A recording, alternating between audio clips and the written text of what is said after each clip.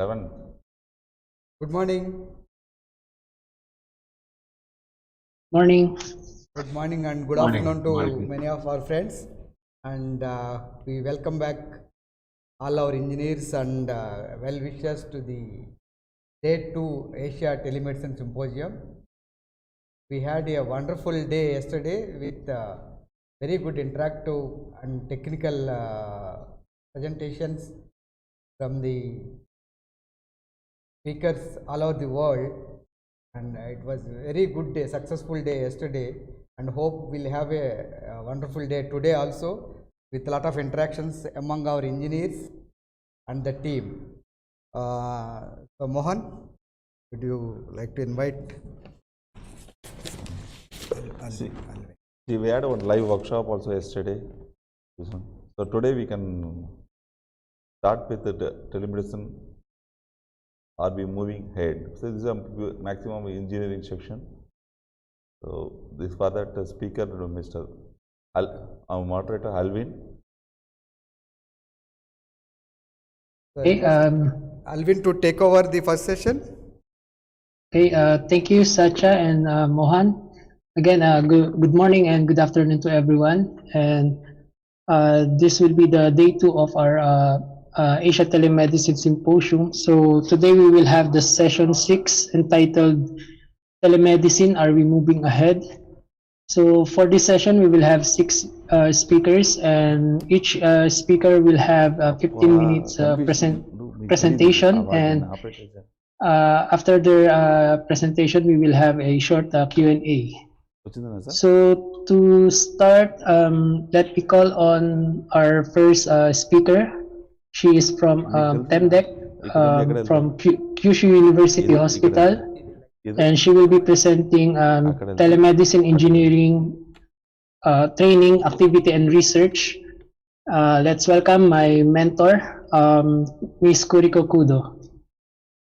Thank you, Chairman.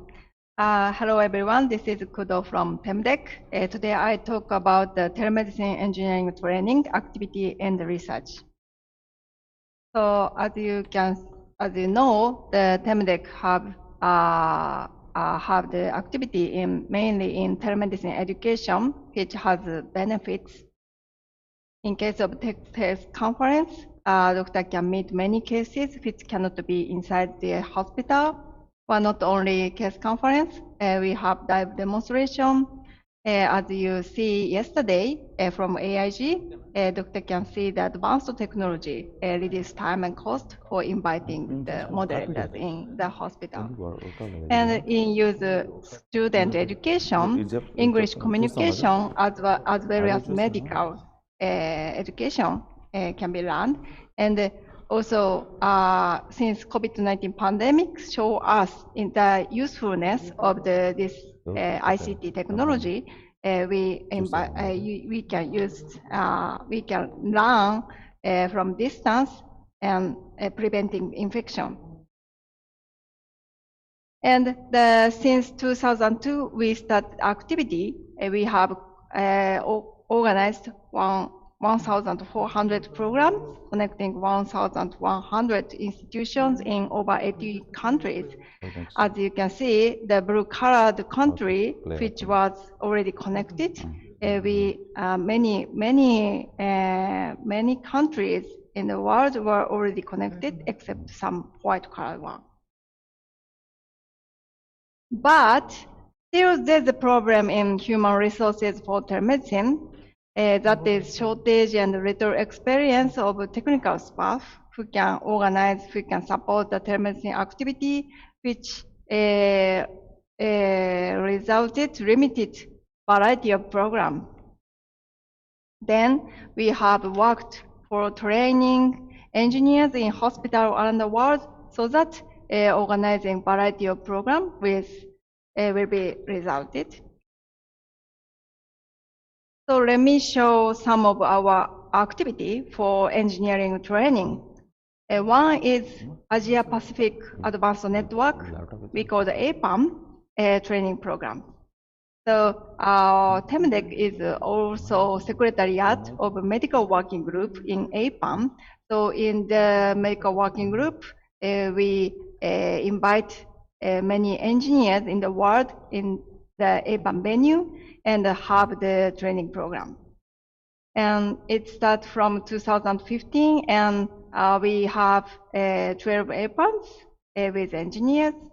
But unfortunately, after 2020 March in Nepal, APAM is changed to be online, so we cannot invite the engineers in venue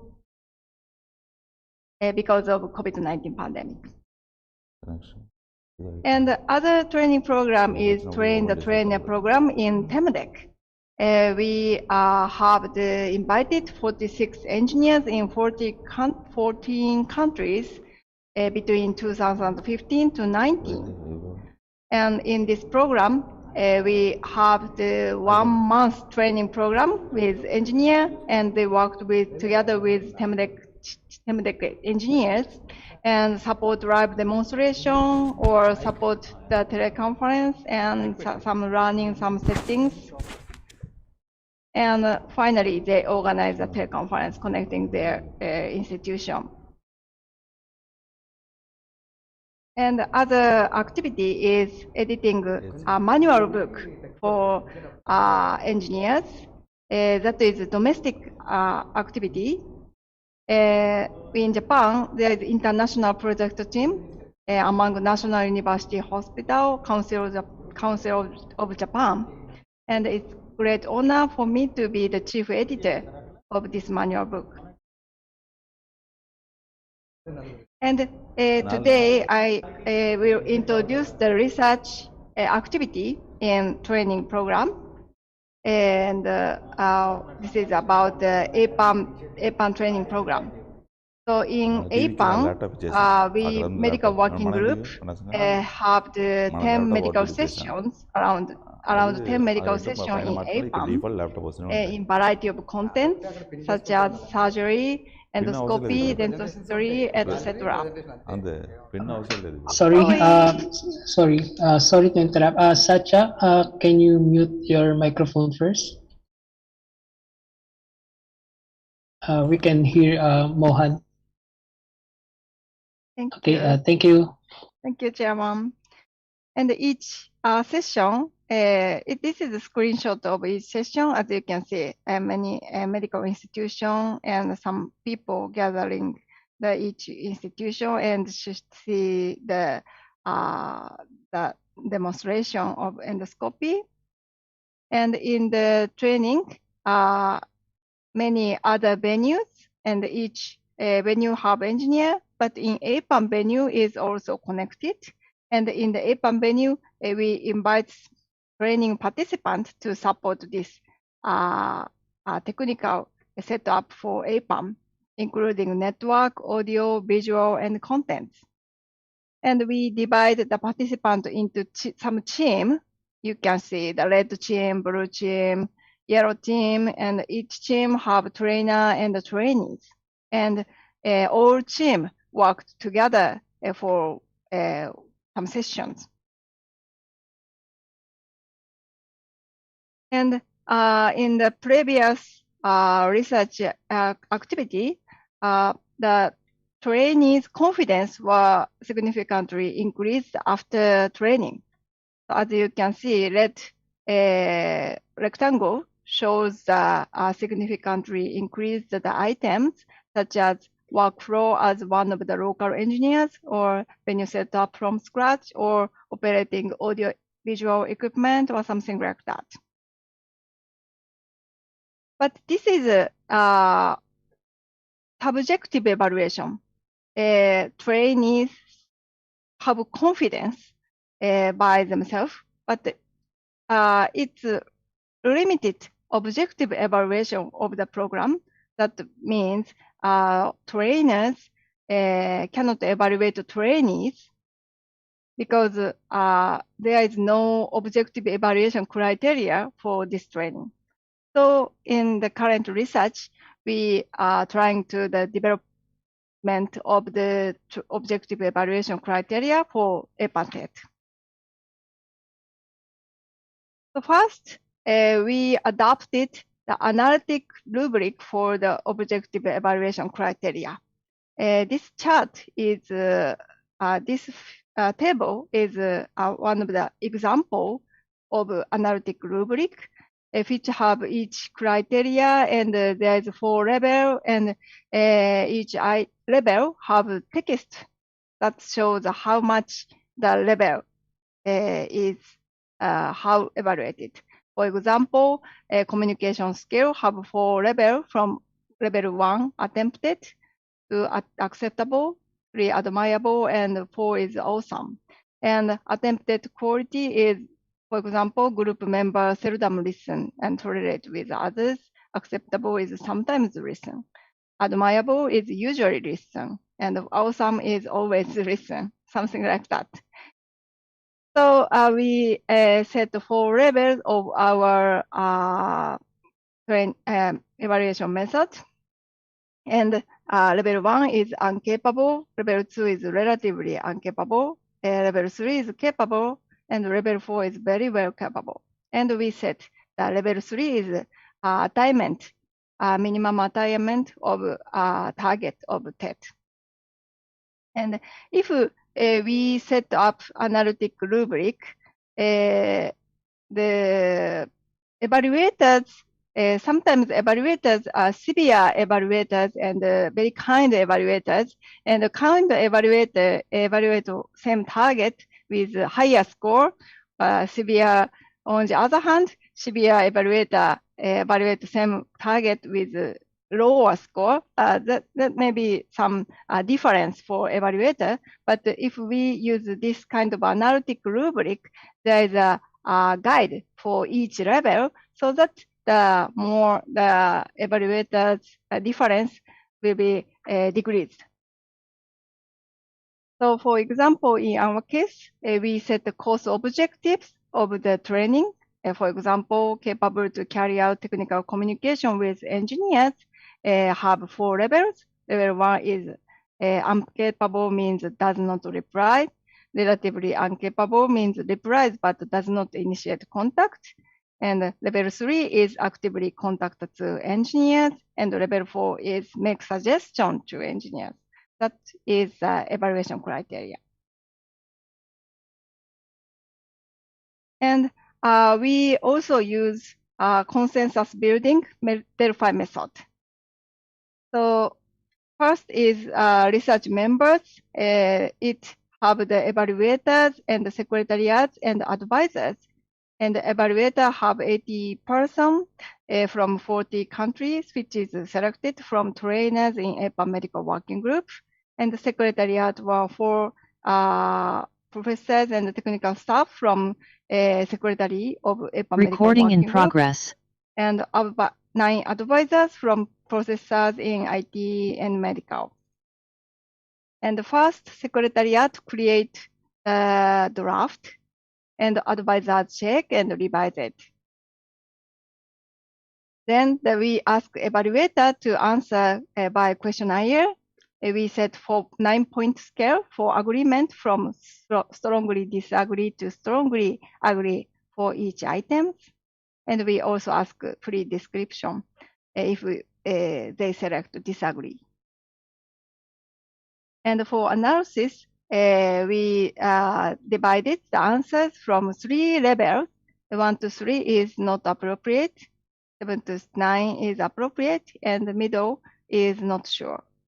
And we treated over 70% answer in each of one of the 3 items that is consensus developed.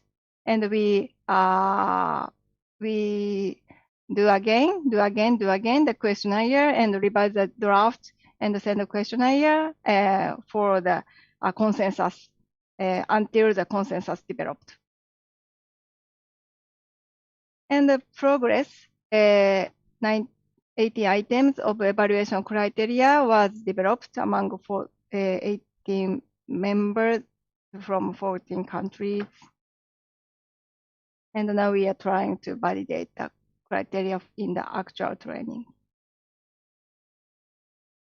And let me show some results.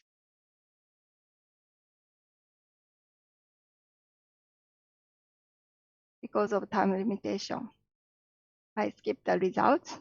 And the future work. In this study, we developed the international telemedicine conference setup from the big venue.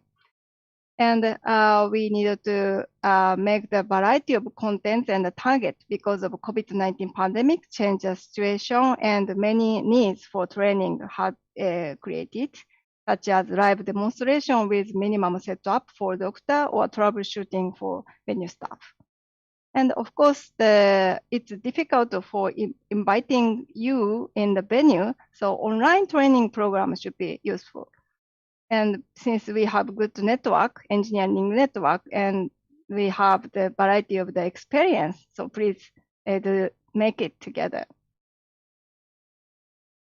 So conclusion, COVID-19 accelerated telemedicine activity program, but shortage, little experience of technical staff is a barrier. We have been working for developing telemedicine training, and we developed the objective evaluation criteria.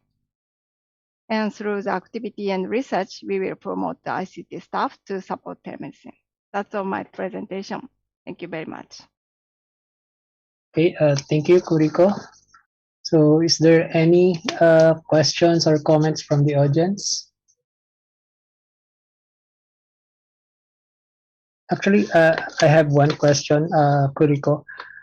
In case a trainee failed the objective evaluation criteria, do TEMDEC have a program for those trainees?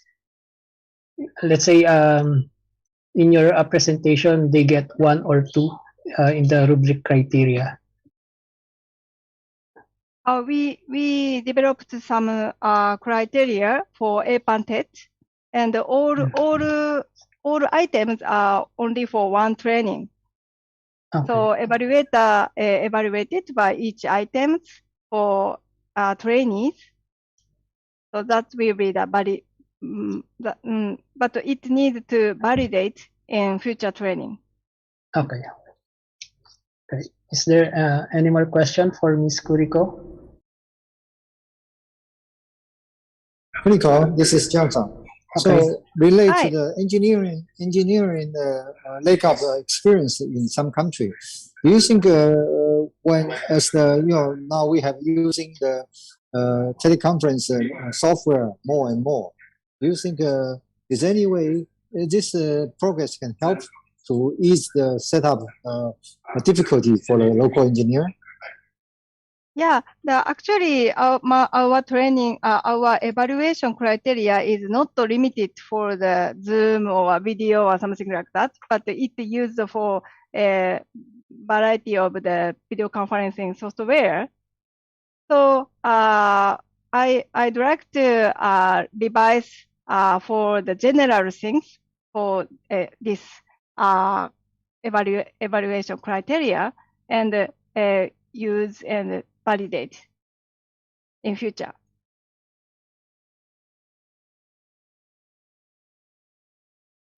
So okay, Sacha, one more question.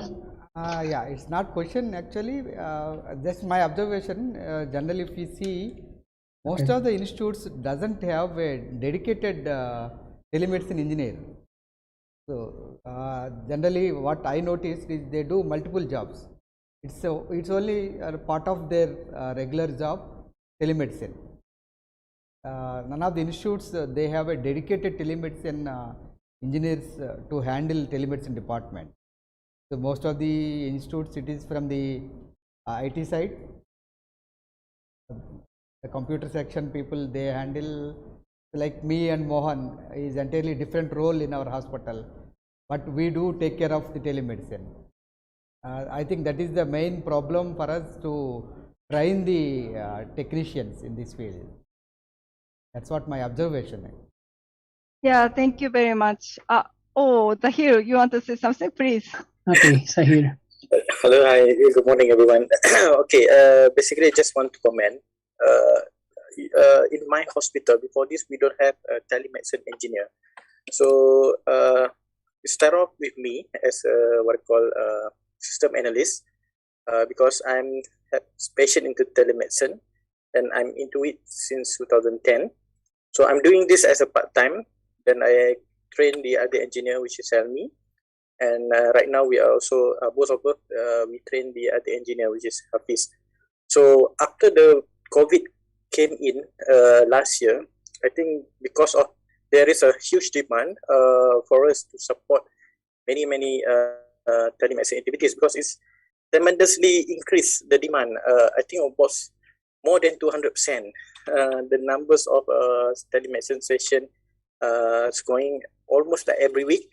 So now I think this year, I think start from June, Helmi and Hafiz become a permanent telemedicine engineer. So their job now being taken care by other application team. So now they are basically focused on the telemedicine because after pandemic came in. Because before this, when I tried to convince to management, so it's kind of difficult to justify because the number of telemedicine session that we handle is not it's not justifiable to have a dedicated. But after pandemic, there is a huge demand, and they agreed basically to have these two become the telemedicine engineer. I'm also supervising them, and now they are doing part time for updating the website and doing some graphic stuff. But their main job is now in telemedicine. That's all my comment. Yeah. Thank you very much, Zahir. I am very surprised that Helmi and Hafiz is dedicated for telemedicine, and that's a great job. And they are still very busy for the activity. That's the great situation. But the difficulty is many hospitals in Asia and maybe in the world or in Japan, it's difficult. Many hospitals doesn't have the dedicated engineer, and some we are also supporting for other institution activity. So we needed to, together with developing the training program, we needed to work for the making some dedicated job staff. So yeah, please be corporate. Thank you. Okay, thank you, Kuriko, for your presentation. So let's move on to the second speaker. He's also from TEMDEC at the Kyushu University Hospital, and he will discuss simple technical skills to have a successful telemedicine event. Let's welcome Shintaro Hueda. Okay, thank you, Alvin. Can you hear me? Yes. Okay, thank you for the nice introduction. And first, I would like to thank AIG for giving me this opportunity to present today. And also much gratitude to all the institutions that support TEMDEC's telemedicine activities. Without your support, it's a piece of a puzzle. Okay, so I would like to get started. And as introduced, I am Shintaro Ueda at Kyushu University Hospital, Telemedicine Development Center of Asia, TEMDEC. And today, I would like to talk about how to improve the quality content shared during telemedicine conferences. When I say content, it may mean medical images or movie clips or what is mentioned in the conference itself. First, a little information on how COVID-19 affected our telemedicine activities. As you all know, there were a lockdown of institutions all over the world, and physicians were busy with taking care of the COVID-19 situation. So, did this stop our activities? Yes, it affected our activities, but no, it did not stop them. So, before COVID-19, our connections were mainly institution to institution, but due to the COVID-19 and the lockdown, the connections changed to individual. Participants connected to the teleconference wherever possible, for example, their homes. The improvement of quality and usability of online conferencing systems such as Zoom and WebEx or Teams did also affect in a good way. After COVID, is there a day that we didn't have at least one online meeting?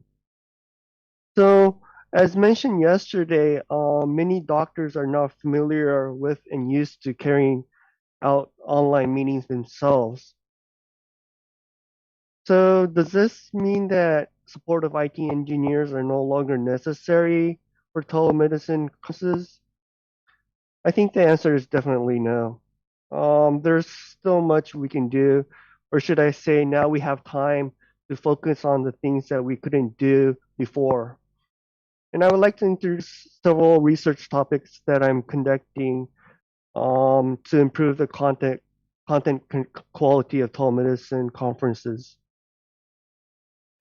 First is on image quality. There's a need for standardization of endoscopic image quality in international telemedicine education for early gastric cancer diagnosis. At TIMDEC, more than 40% of our telemedicine activities are on gastric cancer. So I would like to share some background on gastric cancer. In Japan, gastric cancer is diagnosed in early stages, and thus the mortality rate is low. However, in other countries such as Central Asia, Latin America, and Russia, gastric cancer is diagnosed in advanced stages, and the mortality rate is high.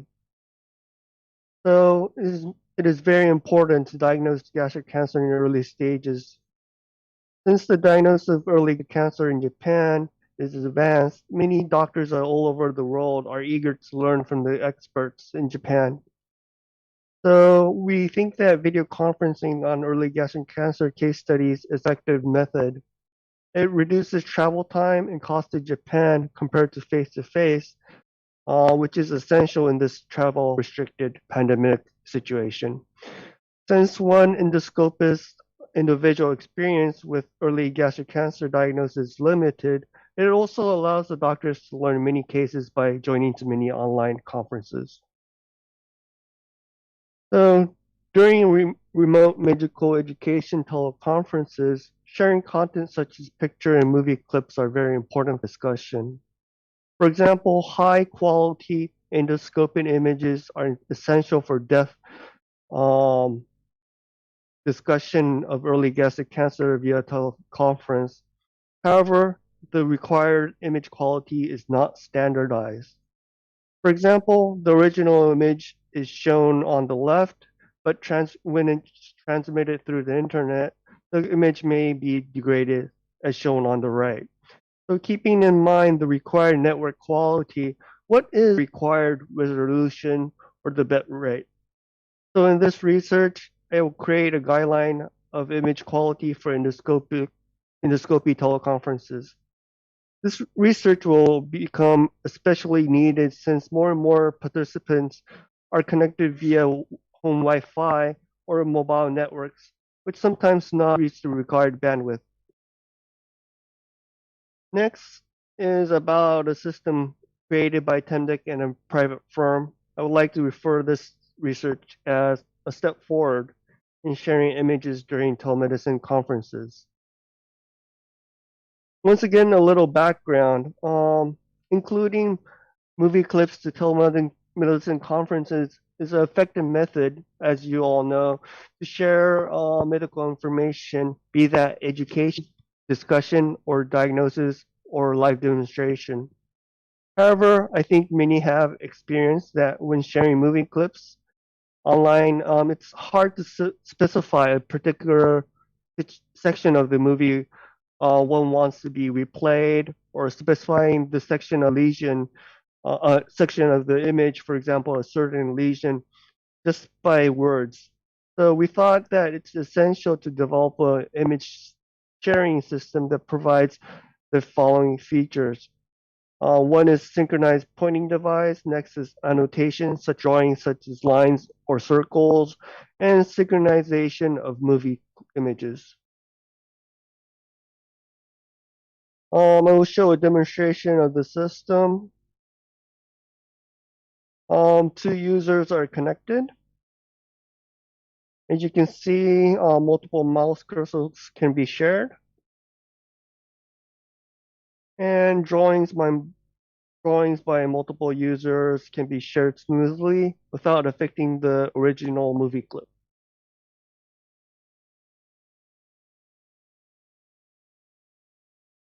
Next, you can stop the movie clip and change to a specified playing section of the movie, and it will be synchronized at all remote sites. Okay, using this system, for example, senior doctors can give suggestions on past surgeries of junior doctors. For example, they can suggest where to hold and pull, which may make the incision of a lesion clearer or easier. In this research, I am collecting data of teleconference that use this system to share movie clips and discuss the procedures of surgery. Key points are the usability of synchronized cursors, annotations, and playing points. Also, I will compare the image quality of this system with other online conferencing systems.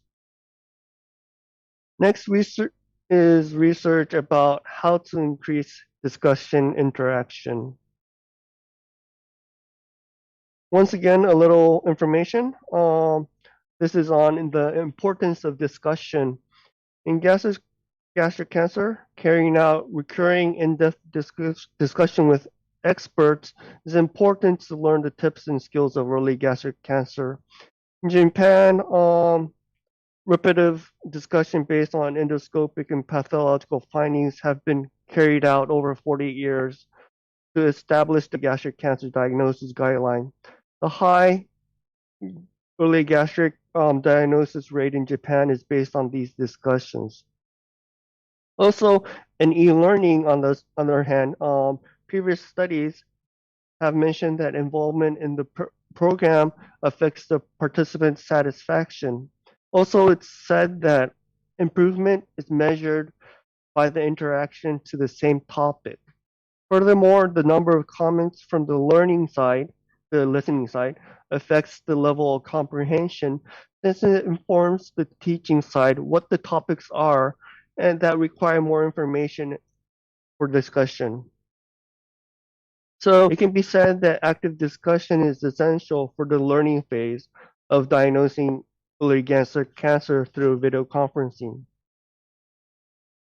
In this study, we focus on the amount of discussion made during each conference at the sq.ft teleconference with Russia. Since the discussion of some cases during the investigated developed conference were not very active, we analyzed what aspects kept participants from joining the discussion and how to activate participants to join the discussion phase. I will show some results of this research since it's hard to explain just with words. This table shows the number of institutions, participants, and the comments made by the experts and participants. Experts were defined as doctors with 15 or more years endoscopy experience in the Russian chair. We can see that most of the comments were made from the experts. So we can say that discussion was only active between the experts, and this is an interesting result since all participants were allowed to make comments at any time. Okay, next it shows the why participants did not ask the questions during the discussion phase. The majority was that they hesitated to ask because the discussion concentrated between the experts. Then we added live polling into the teleconference to activate the discussion, and this figure shows the results. 88% stated the quality of the discussion increased, which is good. 94% found the opinion of the participants other than the experts to be useful, and 94% felt the chair carried out the discussion incorporating the opinions of the participants. So going into the effects of the live polling, these show that live polling is an effective measure to increase participants' interactivity. In our case, although the number of comments made from the other participants did not show direct increase, 88% mentioned that the discussion in quality increased. Also, there was a 53% decrease in percentage of participants with unasked questions after implementing live polling. The reason for this might be that the chair incorporated the participants' needs and opinions into the discussion, and results also show that this was the case where 94% mentioned the chair incorporated their opinions. 71% also mentioned that they were able to learn the other participants' opinions in comprehension level. So feedback is an advantage to participants and chair as well, since the chair can manage the discussion more easily, knowing the verbally silent participants' needs. Okay, to summarize, here are the keywords of my research. First, there's image quality. Without the required image quality, in-depth discussion during remote medical education teleconferences may not be made possible. Then there's image sharing system. Without the needed system or tool, discussion may be hard to carry out. And third, activating discussion. What are the aspects that affect having a diverse discussion, and what are methods to activate it? I think that all these themes are essential to increase the quality of telemedicine. Thank you for your kind attention. Okay, thank you, Shane, for your presentation and for sharing your research to us. So, is there any comments from the audience?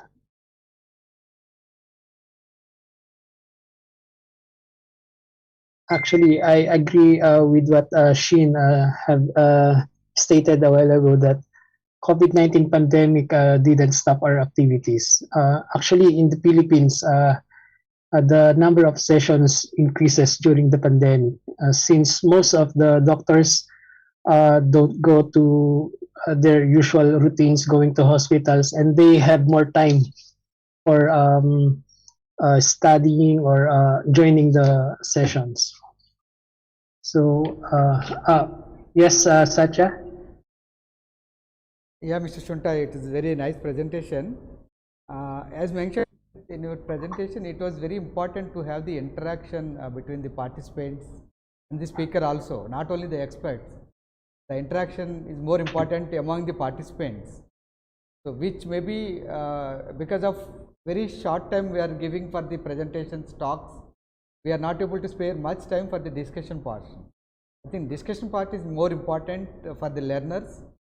I think maybe in future, maybe we have to more focus on this, how to increase in interactive portion, like online voting is one of the option to increase in interaction, so that the involvement of participants is very important, any place for learning. So maybe we have to look into that angle also. Okay, first of all, Alvin, thank you for the additional information. And Mr. Satya, thank you for your opinion on the that discussion part is important. I totally agree with you. I think increasing the discussion improves the understanding of each, for example, case discussion. And so I think it's important. So I totally agree that maybe we should take more time. This is something we have to discuss with the doctors who organize the teleconferences, but we can give our opinions. Thank you.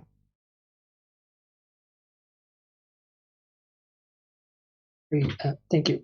Sahir, do you have a comment?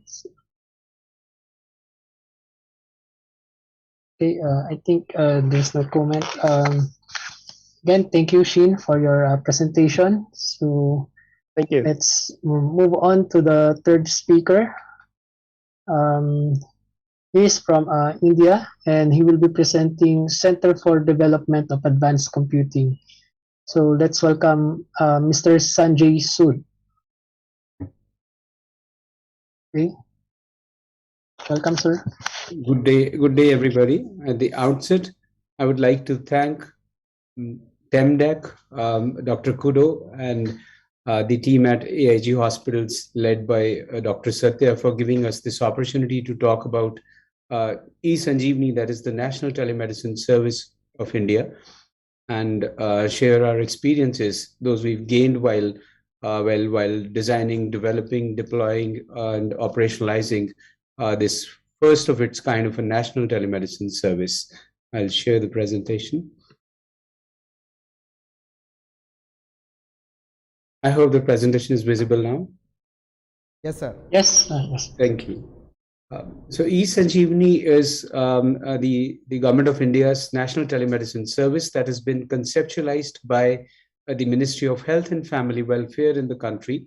And it has been designed, developed, deployed, and is being operationalized and maintained by us at Center for Development of Advanced Computing, which is a premier IT outfit of the Ministry of Electronics and Information Technology at Government of India. This particular real-time, cloud-based, state-of-the-art telemedicine system has already served more than 17 million patients. In other words, we can say that in this pandemic era, we've prevented 17 million patients from visiting hospitals or getting exposed to the hazards of the virus, the pandemic. And eSanjeevani, it is being operationalized, or it is being run in two variants. The first variant is doctor-to-doctor telemedicine platform, which is called eSanjeevani Ayushman Bharat Health and Wellness Centers, which is an integral part of Ayushman Bharat scheme, which is world's largest government-owned health insurance scheme, and which is being managed in the country by Government of India. And on the other hand, the other variant or the other model of eSanjeevani is patient-to-doctor telemedicine platform, which is called eSanjeevani OPD. And this was rolled out soon after the pandemic touched the Indian shores last year in April. As far as the telemedicine service is concerned, we've already done more than, I would say, rather 17 million consultations. As far as doctor-to-doctor telemedicine is concerned, it is prevalent in 27 states, and we have over 66,000 users, which are medical specialists, doctors, and paramedics who are using eSanjeevani to enable the connectivity between the patient and the doctors when the patient in the rural areas or the isolated communities walk into the health centers in their village. And in this particular model, we've already done over 11 million consultations. As far as eSanjeevani OPD is concerned, which is a patient-to-doctor variant, it is being used in all the states or across the country, and we've trained and onboarded over 24,000 doctors who are serving the patients in this patient-to-doctor variant, and we've served over, I would say, close to around 6 million patients in this particular variant. If we look at the statistics or the way telemedicine has been utilized in various states, because health is a state subject or a provincial subject in our country. If we look at the leading states, it is more prevalent or is more aggressively used in the southern part of the country. Of course, we do have certain states in the north as well as in the west and also eastern part of the country. And both the variants are being actively used as far as eSanjeevani doctor-to-doctor telemedicine platform is concerned, and eSanjeevani patient-to-doctor variant is concerned. As I mentioned, eSanjeevani was rolled out, the doctor-to-doctor variant. We had already been working with Ministry of Health and Family Welfare since 2018, and we had designed and developed eSanjeevani for a doctor-to-doctor consultations under Ayushman Bharat scheme, and it was rolled out in November 2019 in the state of Andhra Pradesh, and the uptake was relatively slow. And we were doing in those days 3,000 consultations a month, and then it is only in March, as the pandemic struck, the Ministry of Health and Family Welfare directed us to put together a telemedicine platform which could enable the citizens in the country to avail health services remotely in the confines of their homes. So in April, by around 13th of April, we had put together another version of eSanjeevani, which was a cloud-based telemedicine platform available as a web application as well as mobile applications, the iOS as well as Android, and we rolled it out in the month of April, and it was quickly adopted by the doctors as well as by the citizens. And the first in first 2 weeks itself, we could complete over 8,000 consultations, and since then eSanjeevani has been growing exponentially, and we can see that eSanjeevani grew from 3,000 consultations per month to more than 2 million consultations every month. And currently we're doing over 100,000 consultations every day. And eSanjeevani is a platform that is functional in few states, even on Sundays and national holidays, and it is also functional round the clock, and day in and day out. And as far as I'll now talk about eSanjeevani OPD, the salient features of this particular platform, and then we'll move on to the doctor-to-doctor telemedicine variant. As far as eSanjeevani OPD is concerned, this particular variant, as was guided by the Ministry of Health and Family Welfare, they wanted a citizen-friendly, very intuitive, very simple telemedicine platform which could mimic the traditional OPD system in the hospitals, in the public-owned hospitals. So we put together a very straightforward 4-step telemedicine application, wherein the patients, quite like in the traditional OPDs, would go to the hospital, get the token generated, and then wait for their turn. As their turn comes in, they'll get into the clinic and they'll be in the queue. And as soon as they reach number 1 in the queue, they'll get connected to the doctor. It was a very straightforward and a very simple, intuitive workflow those were designed.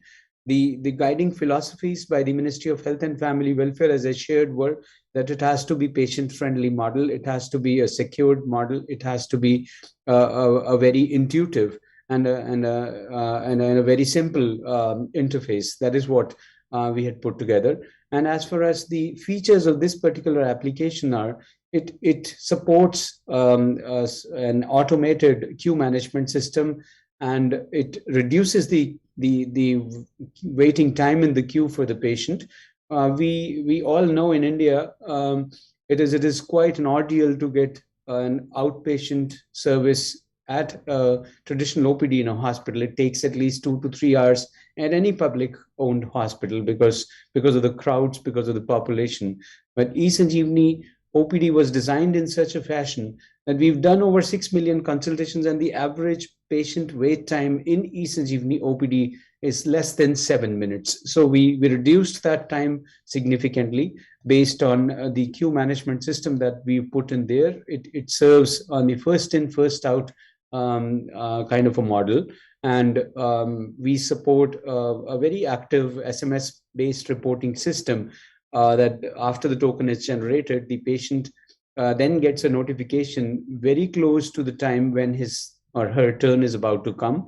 And that is the point when the patient logs into the system, gets into the queue, and there are series of or number of doctors serving in that particular OPD, and that is how the patients keep getting connected to the doctors, and they get to talk to the doctor, consult a doctor, and generate.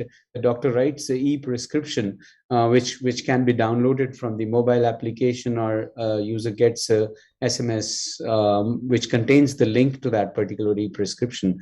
And another good part or very unique aspect of eSanjeevani is that it has been modeled on electronic health record guidelines released by the Government of India, Ministry of Health and Family Welfare, and it supports international standard for nomenclature, that is SNOMED-CT. We can run all analytics and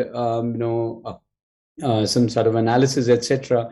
on, could be the medical conditions, could be the the allergies that the patients are having, on the age grouping, etc. So all kind of analytics can be run on the data that gets generated in eSanjeevani.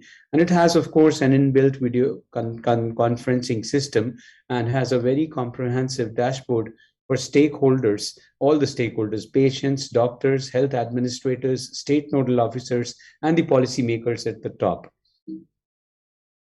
And this is the kind of e-prescription that gets generated out of eSanjeevani at the end of every consultation that a patient goes through. The gray portions here, these two are the sets of information that is fed by the patient at the time of registration. And the second gray section is the information that the doctor seeks from the patient and keys into the system. Then the provisional diagnosis and the medications are keyed in by the doctor. We've ensured that there is minimal typing by the doctor. So most of the information just drops down from the lists, and the doctors just have to select and include in the prescription.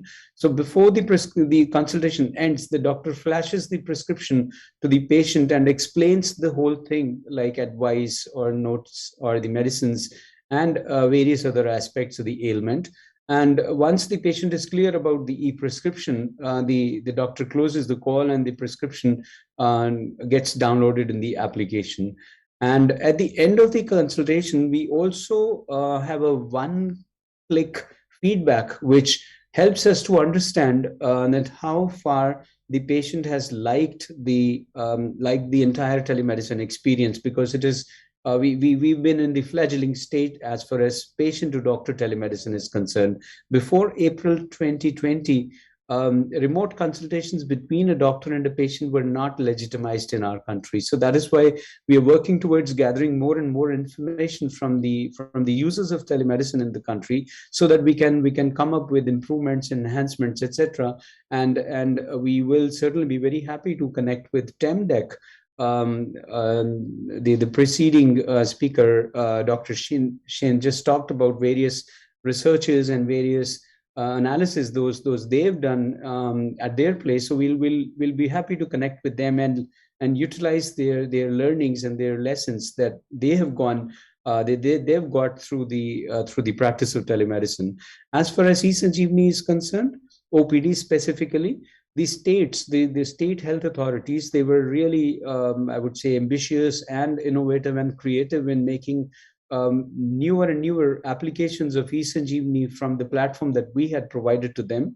eSanjeevani, as of now, is hosting 450 online OPDs in the country. And various states, the states are free to open as many OPDs as they want on eSanjeevani. So few states, they even managed COVID-19 patients on eSanjeevani OPD, wherein they had mandated to all the COVID positive patients who were home quarantined or isolated at home to once have a consultation through eSanjeevani OPD and help them to monitor the COVID-19 patients. And in certain state, final year medical students were deployed on eSanjeevani OPD to manage COVID-19 OPDs for screening patients for the ailments or condition. In few states, we've also put together health HIV/AIDS OPDs for counseling, etc. And there have been numerous cases on eSanjeevani OPD in last 18 months. We've been running it. Few doctors have been able to save lives to the patients, because through eSanjeevani, while talking to the patients, they could identify that the patient was experiencing a life-threatening condition like stroke, etc. So they could get them connected to the nearest hospital and transported them to the ICUs. And few other states, I mean, they have set up eSanjeevani systems in jails and prisons, and extended the service, the health services, outpatient health services, to the inmates in the jails, so they don't have to be transported to the hospitals for their treatment. So that is how eSanjeevani has been used not only in jails and prisons, but also in old age homes and orphanages, to enable the inmates in those institutions get health services without having to move out of their place of residence. And few states are also utilizing eSanjeevani by opening OPDs for district early intervention centers pertaining to the children's growth. So that is how eSanjeevani is being used in very innovatively by various state governments.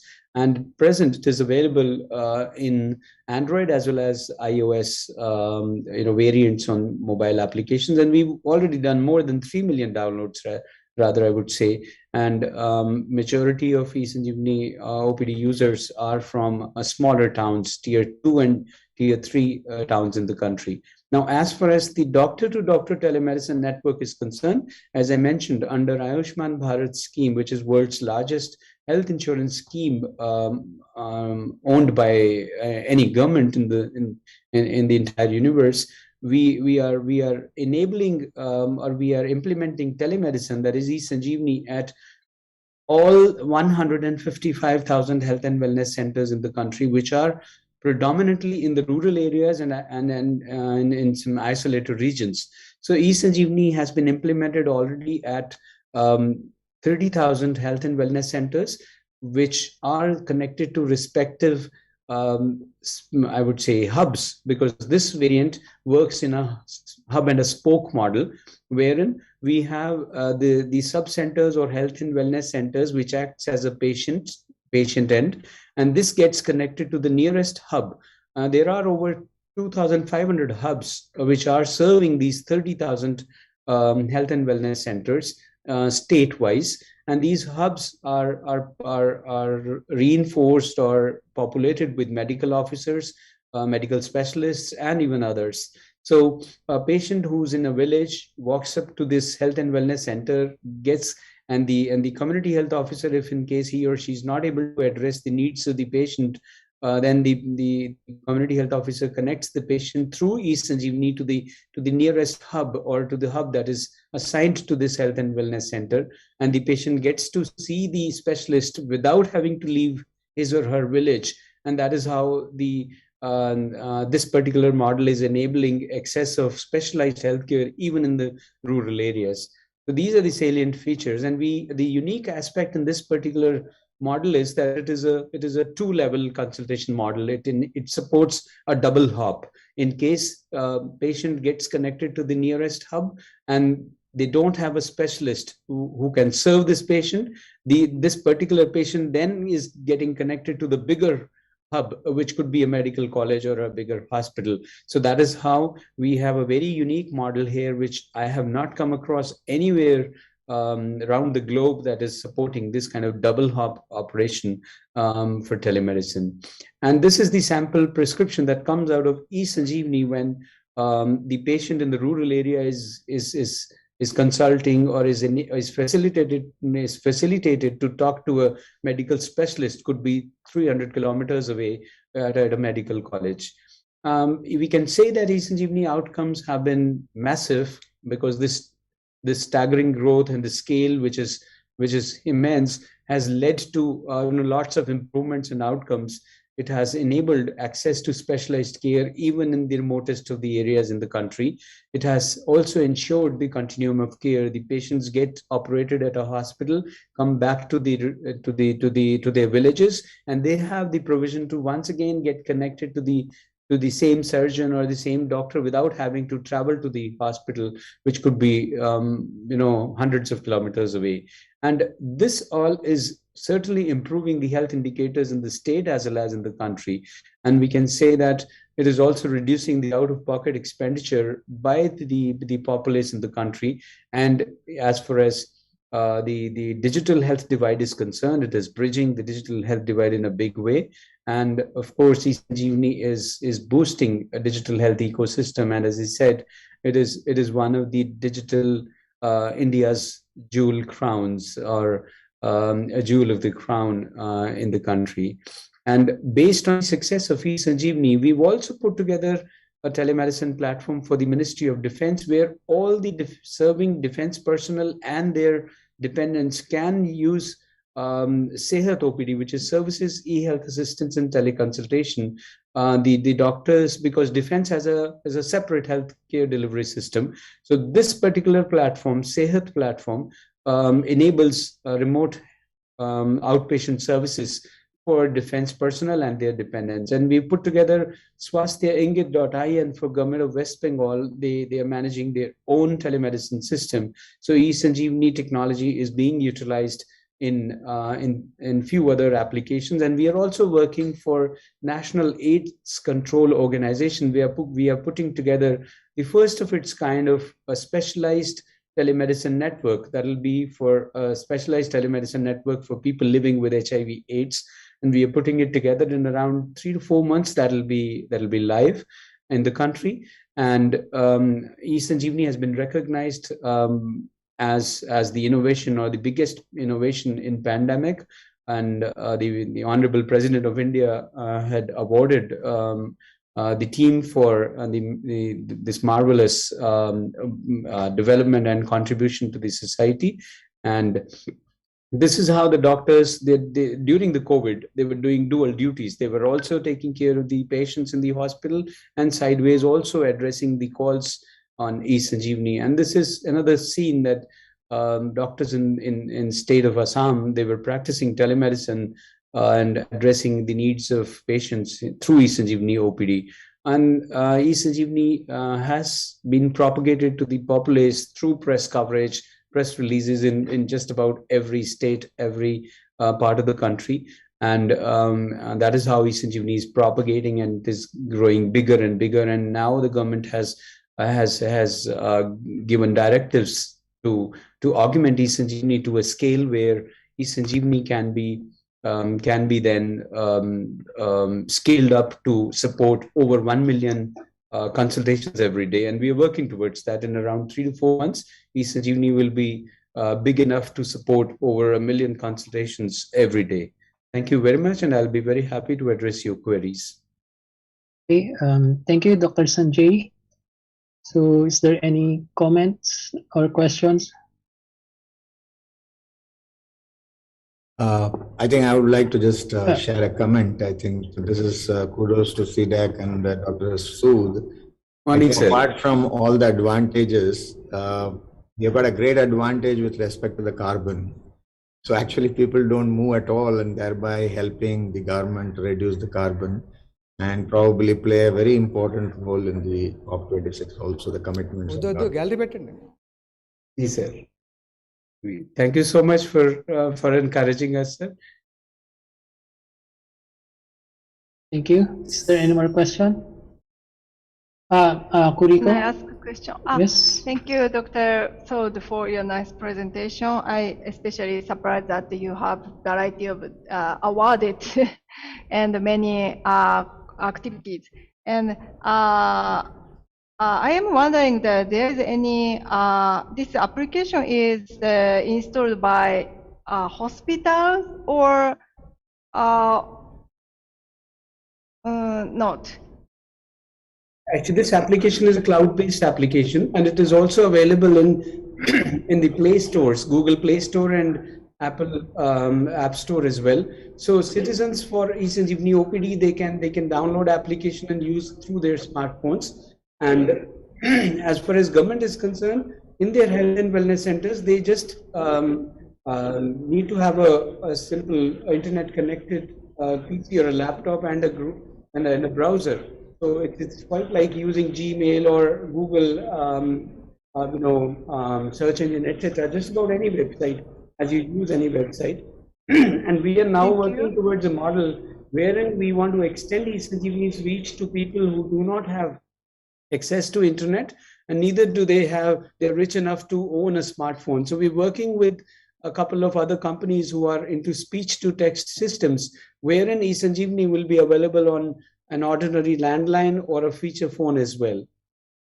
So the hospital can install eSanjeevani, your application, or your application is gathered with some your hospital, only your hospital and the system, or some other hospital can install your system? As of now, the application is being used or is meant for only public-owned hospitals. But maybe in times to come, this entire platform might be made open by the policymakers at the Ministry of Health and Family Welfare. Smaller clinics can also use this platform to treat their patients. These aspects are being explored by the Ministry of Health and Family Welfare. Okay, thank you very much. Welcome, ma'am. Okay, last question for Zahir before we move to the next speaker. Zahir. Dr. Sanjay, very good presentation. I got two questions. My name is Zahir from Kuala Lumpur, Malaysia. First question is regard to the software or what I call the services, telemedicine services being offered in the application. Is it free or do the patient need to pay anything It is. for using the software? It is absolutely free system because it is funded by the Government of India and is being operationalized by the states. So Government of India is paying for the entire expense of the technology, of the maintenance, operationalization, and also the doctors at the state level. So it is an absolutely free service for the citizens. Oh wow, very good. My second question is for the app itself. Does it allow the doctor to share any content to the patient? For example, if doctor want to explain anything on the X-ray images, can doctor share their screen and patient can see whatever when doctor try to explain something? Is that possible? As far as patient to doctor variant is concerned, we do not have that feature yet in this application. But on the other end, which is doctor to doctor variant, in that particular application, we do have a DICOM viewer wherein the doctor can open DICOM based digital radiographs or digital images and show them to the patient on the other end. All right. Thank you so much, Dr. Zahir, for the wonderful slide and presentation. Thank you, Dr. Zahir. Okay, thank you, Zahir and Dr. Sood. If you have still question for Dr. Sood, you may type into the chat box so that we can proceed with our next speaker. So our next speaker is Mr. R.S. Mani, and he will be presenting National Knowledge Network. Good afternoon.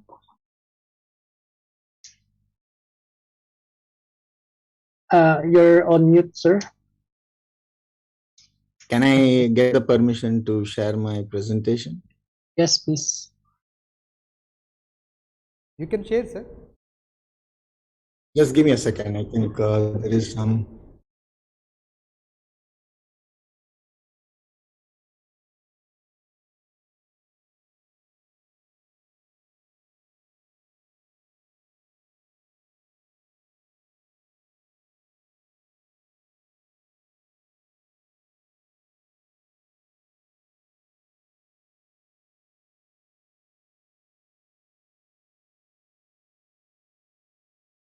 Meanwhile, by the time Manisha is getting ready with the presentation, so thank you very much, Dr. Sanjay Sood, for giving us the wonderful presentation.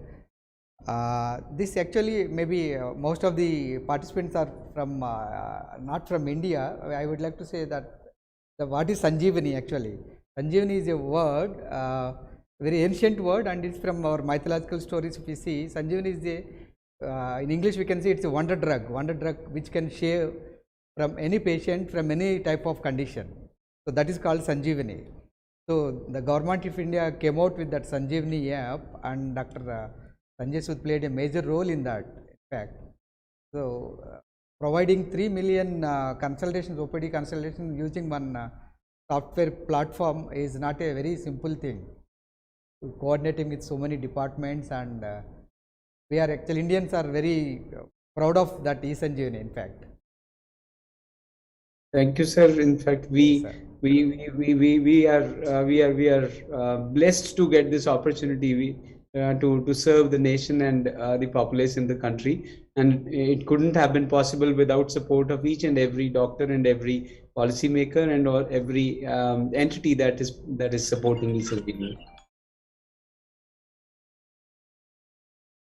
The e-Sanjeevani is the rural area. Apart from the software, any hardware you are going to provide, like a Yes, sir. integration? So we've integrated one set of diagnostic device with e-Sanjeevani doctor-to-doctor variant, and the government has already directed us to integrate just about every diagnostic device that is available in the market, and we have already listed out around a dozen manufacturers in the country who have diagnostic devices, and we'll be integrating them in next 2 months so that the state governments can procure just about any device in the market. It will be seamlessly working with e-Sanjeevani, and they don't have to then manually enter the information. It will be through Bluetooth or Wi-Fi. The test parameters or the information will get into e-Sanjeevani. So we are working on that, sir. Although we have one device that is called Health Cube that is already integrated with e-Sanjeevani. So I think I'm facing some problem in presenting it, but I'll just carry on without the presentation and probably send the presentation to the organizers. Are you not able to share, sir? I'm not able to share that presentation because it's a new one which I'm using, and this has got no permission to share or something like that. So just instead of wasting time further, so I'll just go ahead with probably.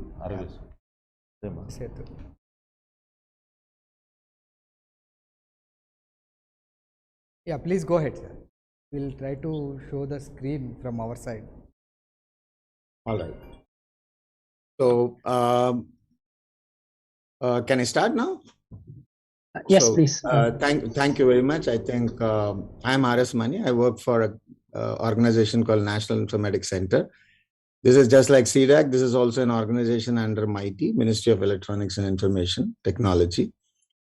And as all of us are aware that, last year the pandemic really caused havoc, and probably India also suffered because of this. And there was a need to immediately recognize this and come out with some solution which could help the Indians fight this pandemic. And that is where within 15 days of time, all over the country, people participated from various private companies and delivered this product called Arogya Setu. And basically, in an Indian term, this Arogya Setu means a bridge to health, good health. So Arogya means good health, and Setu is a bridge. So what it did was, just like many other countries, this app also used the technology based out of Bluetooth and tried to use the Bluetooth to find out if there are patients nearby who have got a similar issues. So fundamentally, this is now used for COVID-19 vaccination. Then it is also now the future health app from the government side. So let's just have a look at what exactly happened. Initially, we wanted that some tool should be available to make sure that the pandemic is addressed properly using the ICT. So the contact tracing methodology was used using the Bluetooth. So for both Android as well as the iOS, the Bluetooth was enabled, the BLE, the lower energy Bluetooth. And then the process was like this: a patient goes to the probably a lab whenever he is having some symptoms or anything, or the government has doing some testing, mass testing. Once the patient is tested, his mobile number is taken. And then initially people had a little bit of prohibitions with respect to, sharing the mobile numbers. And they were a little afraid that there is some amount of stigma associated with this COVID. Then they can't move out of the house and people will look at them in a different way. This was the initial phase of COVID, maybe in April end and May, June. So then NIC also developed an app by which all the labs, they go via the app, and it is compulsory to put the patient's mobile number, and it is validated using the OTP. The reason for this is the whole Arogya Setu works on the principle that if you are having COVID-19 or if someone is infected with COVID-19, the telephone number should be correct so that the labs, when they test, this telephone number goes to our ICMR, which is a medical research, which was in charge of all this. From there, automatically this number, along with the date of COVID positive, comes into the Arogya Setu platform. So there are about 20 crore, which is about 200 million users on Arogya Setu, which is about 20.8 crores today, which is a big number. So it works on all smartphones, whether it is Android or iOS, and Android if it is more than version 6, and iOS any version after 9. So fundamentally, these are basically the number once it comes to the platform of Arogya Setu at the back end. Arogya Setu makes the mobile, which is actually belonging to the infected person. There is a tab there which becomes immediately red. So that means in case if this particular mobile moves around and if there are other people who are coming in close contact, maybe about a meter, meter and a half, maybe 2 meters or 3 meters, and if they are closely standing there with, let's say for a few minutes, then automatically the other person gets a warning and gets an orange or an yellow tab on his Arogya Setu app. And the reason for this is because of the type of disease it is. So it's important that to inform the other person that you are in a zone which requires a little bit of quarantine, or probably you need to go ahead and check up for your health and do a testing there. So if you look at the age distribution, we had about 1 to 30 because these are all self-declared. So I won't say that this is absolutely correct, but of course people won't lie about their age. So if you talk about 9 crore people with the age group between 1 to 30, which 1 and 10 you can just discard. So probably they are between 18 to 30. And the next level is about 30 to 50 is about, again, 60 million, about 6 crores. And greater than 50 is about 2 crores, about 2 million, okay, 20 million. So Arogya Setu, if you look at the gender-wise, whatever we could analyze from the data that is being given to us by the public is about 76% of the male were there on that system in that 20.8 crores, which is 200 million. And 24% was basically the female crowd there. How it works is to keep the anonymity. The Arogya Setu was built up on Bluetooth technology with which provides a DID kind of a thing to the, it keeps on spreading the DID. So when I move with my mobile, it issues a DID, it's a digital ID, which is unique to that particular person. And the mobile number is not displayed, but the DID keeps on scanning. So like that, if I'm an Arogya Setu app guy and you also have an app, and if you move together, if I'm infected, my DID will immediately detect your DID and inform the backend server that there was a guy who was close to me. And in the same way, the other fellow's machine also would inform the central place saying that I had come across a DID and that DID could be a positive guy. So looking at that, the backend ML algorithm decides whether, depending on the strength of the Bluetooth connection, depending on the energy of the Bluetooth connection, it finds out how close he could be and then tries to go through the ML, complete ML, and then try and tell that this guy could have COVID very soon. And this is done with the help of taking self-assessment. So there is a self-assessment feature in this. And the self-assessment, fundamentally, what it does is it just asks you various questions and you keep answering them on a daily basis. So it knows about your health. And then when you come across anyone who is having COVID positive, you will immediately see that if you're close to him and if you have a little bit of sore throat or any other kind of symptoms, it will immediately tell you to go and test yourself after 3 or 4 days. And then if the thing continues, if it doesn't, then automatically after 14 days, the orange will go off and then come back to whatever state it is. So the self-assessment helped, along with the Bluetooth, helped us to find out what could be the problem of that particular guy. So there is after about 10 days or so, we introduced a feature called recent contacts. So a user can go from his mobile, he uploads all the contacts that he had. When I say contact, I mean the Bluetooth detection, whatever the Bluetooth tried to find out. It uploaded all of them into the into the screen. And then that guy goes to the algorithm at the back and finds out whom all has he met. So let's say I've met some 4 or 5 people who were COVID positive and they were close to me. So this recent one will immediately throw up a beautiful screen which talks about whether I was close to people who were non-COVID or whether was I close to people who were in orange or in yellow or in red. So based on that, the user can then be taking certain calls on how he should be, taking care of himself, or maybe take a telemedicine or go into Sanjeevani and consult a doctor and things like that. So that was about the recent context. Plus, to keep the enthusiasm of users, what we did was, when the lockdown was on, what we did was we had a thing called nearby. So that means every user on his app can see within 500 meters, within 1 kilometer, within 5 kilometers, how many COVID patients are there. So we detect that, okay, if I'm in Delhi state, let's say in one of the province called South Delhi, so near me within 500 meters, how many COVID patients are there? Let's say in my colony, I'm sitting at my home, and how many people in 500 meters radius have got COVID? Because based on that information, you would move out or probably venture out or do talk to someone or may not, or stick around in the house in case the numbers are very high.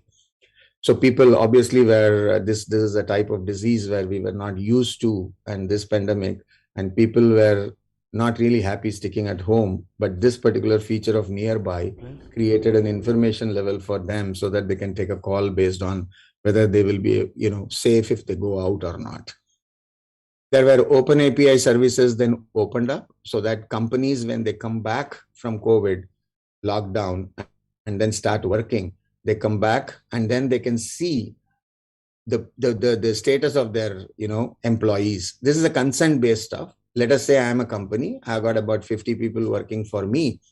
So I can hook on to the open API of Arogya Setu, get the details about all the 50, provided these 50 people have given a consent that my organization head can take my status. So once he can take the status, so it will tell him whether it's green, orange, yellow, or probably red. So based on whether it is green or yellow, he might allow the person to come to the office. But if it is orange and red, he can take a call that they can't come to the office and work for us. So that's how it helped many big companies like TCS, DHL, ICICI Securities, many others, Metro, Cochin Metro, etc., so that they can start coming back to work after the lockdown and be safe also. There were dashboards given to all the state health departments so that they can look at their state, their district, and see how many people are COVID positive, and based on that, take a call. Plus, there was a QR code which got generated on each one of the person's app. So you can look at the QR code and there is a QR scanner. Like, for example, after the lockdown, if you go and take a cab or Ola or Uber or anything, they have a scanner, so they can just look at your app and then see whether you are COVID positive, not positive, whether your health is in a proper state or not. And that QR code is generated by the end user. Let's say if I'm an end user of the app, I'll just generate the QR code and show it to you. And you can then scan and see that, okay, this guy is in a good health. And then again, this is based on the consent only because it's a user who is actually showing it. So we make sure that the user gives consent for various activities that he has.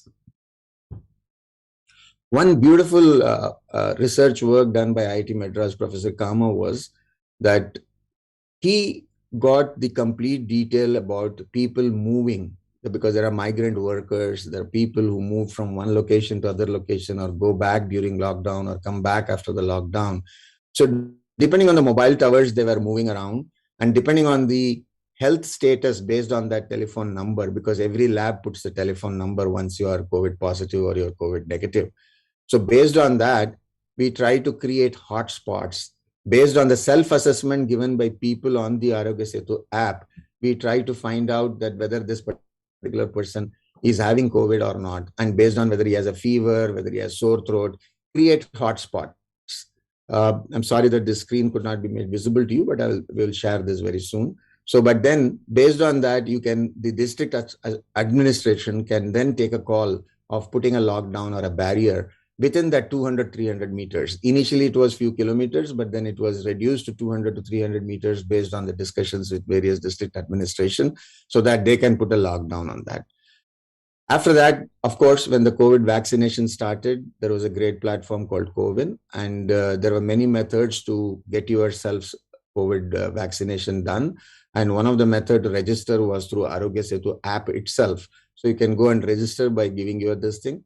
And once you take both the COVID vaccine, the Arogya Setu banner, instead of initially it was red, green, yellow, blue, now it is blue color.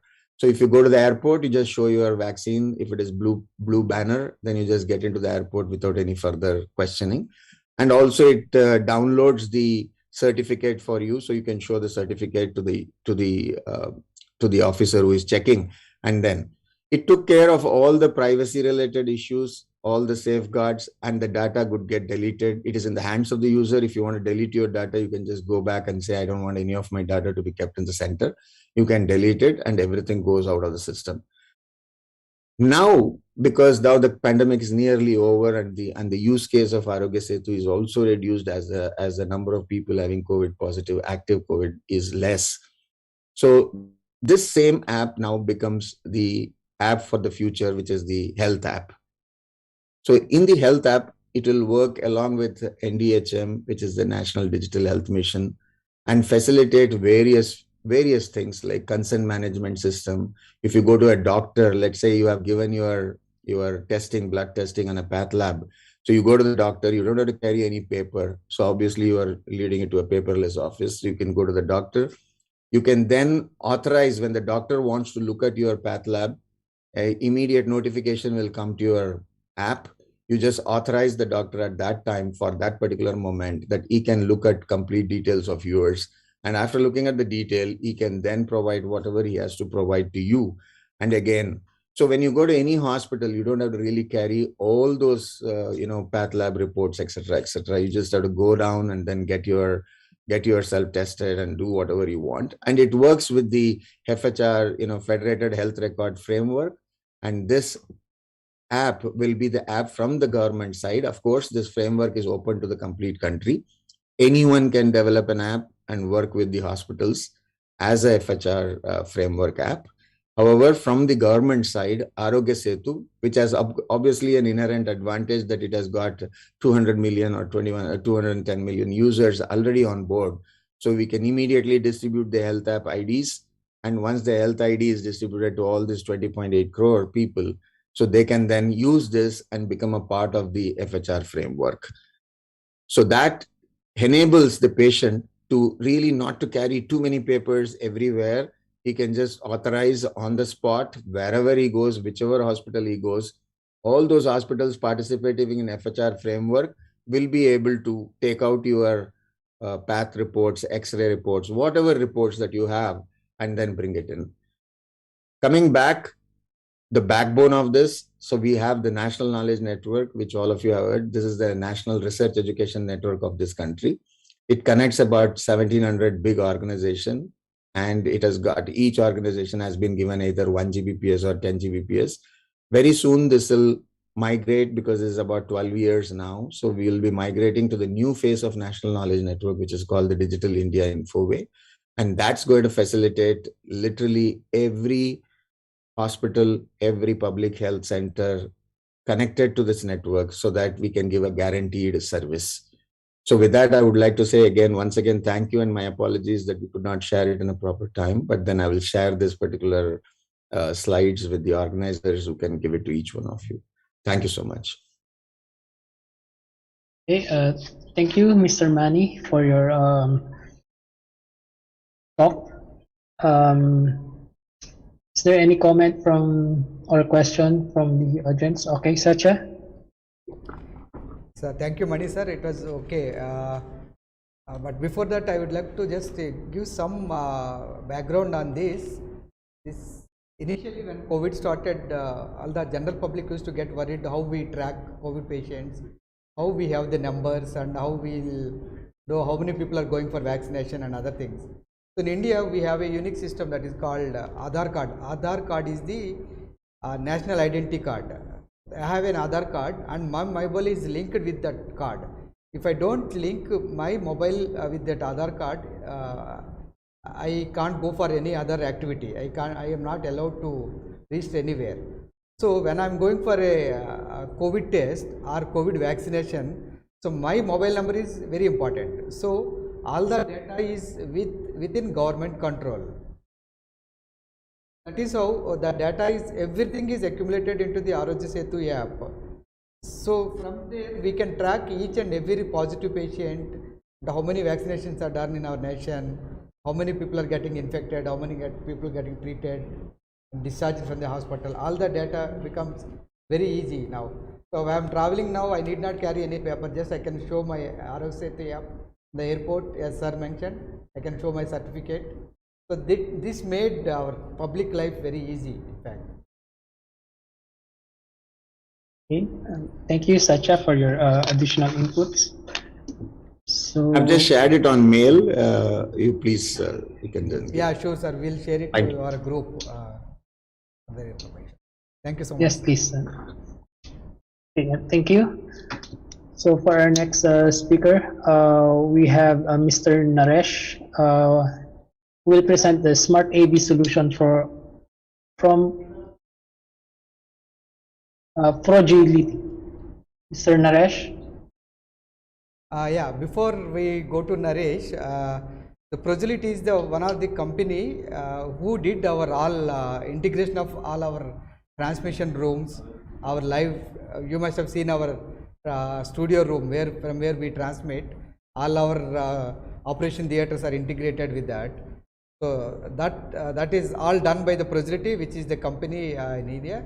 And I have Mr. Shahnaz M. Khan. He is the branch head from our state. We will have few words from Mr. Shahnaz, and then we'll move on to the technical presentation. Mr. Shahnaz. Sure. First Okay. of all, thank you very much. Thank you. Thank you very much. I'd like to first of all thank Dr. Nageshwar Reddy, Dr. Satya, and Mr. Mohan for organizing such a lovely event and making this live possibly. Without them it was not possible. So now coming back to Progility Technologies, we come back with a history of achieving targets. We are a self integrated company. So I'll just walk you through a quick presentation of where Progility comes in and what are our expertise in terms of technology and how we have supported hospitals like AIG in terms of smart AV solutions. Let's go with the presentation.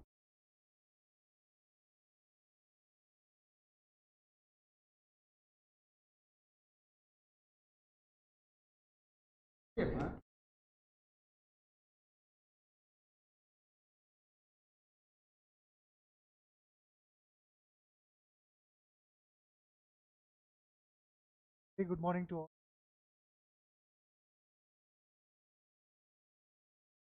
Was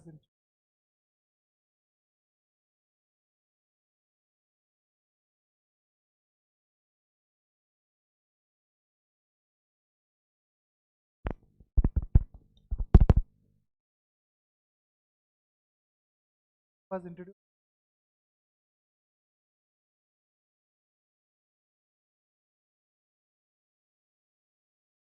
What about our company? As Shiva said, we are a world-based. Are located in which is India, and this is a brief about our company. From there we started with the Deltel systems, facility technology,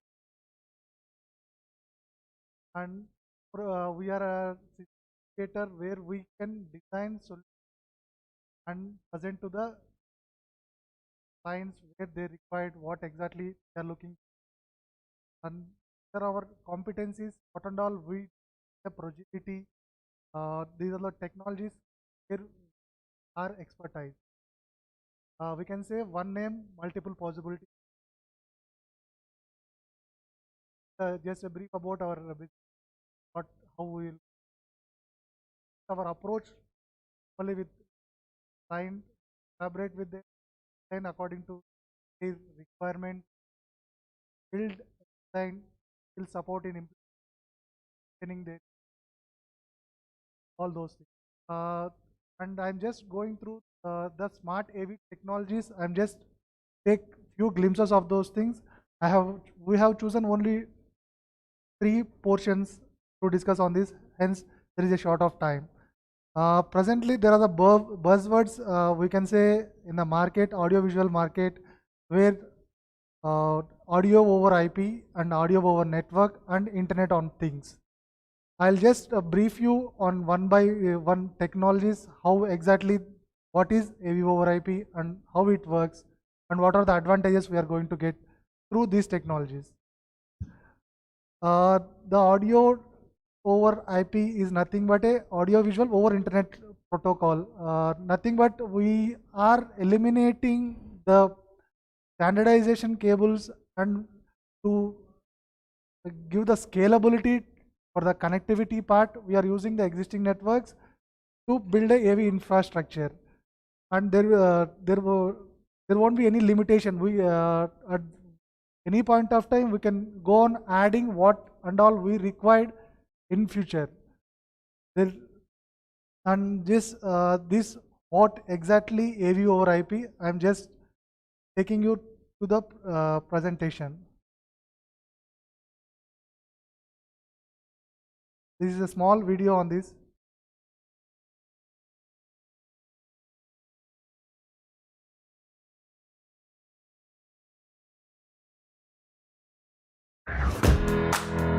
Introducing the next revolution in audio and video over IP. Dante AV. Dante AV delivers perfectly synchronized audio and video streams on a 1 gig network. No more distracting timing errors. Video now works like Dante Audio, easy to use with automatic discovery and one-click connections. Route audio and video streams independently using Dante Controller. No more costly matrix switches. Dante AV gives you 8 channels of Dante Audio for seamless connectivity to over 1,600 Dante Audio products. Use your existing codec, or use the Dante AV Product Design Suite for a complete turnkey solution. The Dante AV Product Design Suite provides high performance and seamless interoperability between products. Protected HDCP content is seamlessly handled by the network. Transport audio and video over your network with the ease of use, performance, and security of Dante. Whether you are an audio manufacturer wanting to add video to your products, or video manufacturer looking to expand audio connectivity to the world's most popular audio over IP ecosystem, Dante AV is the one solution for your network audio and video products. Dante Audio and Video, together at last.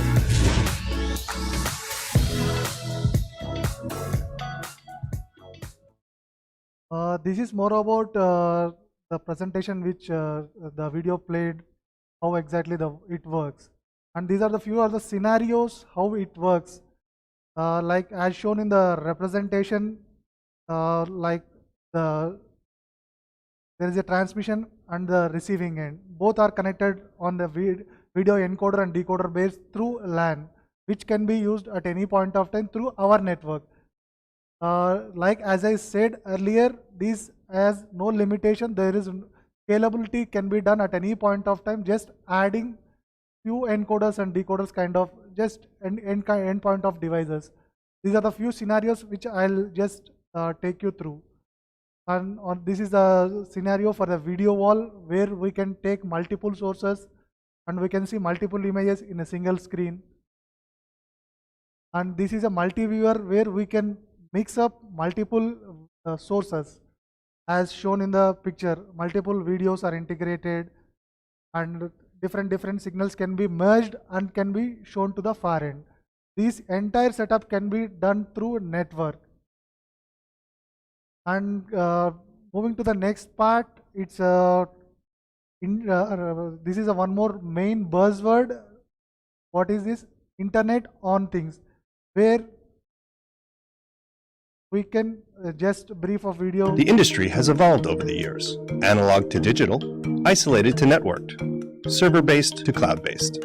But fundamental pains still persist. Rolling out hundreds of rooms quickly and reliably is difficult, time-consuming, and expensive.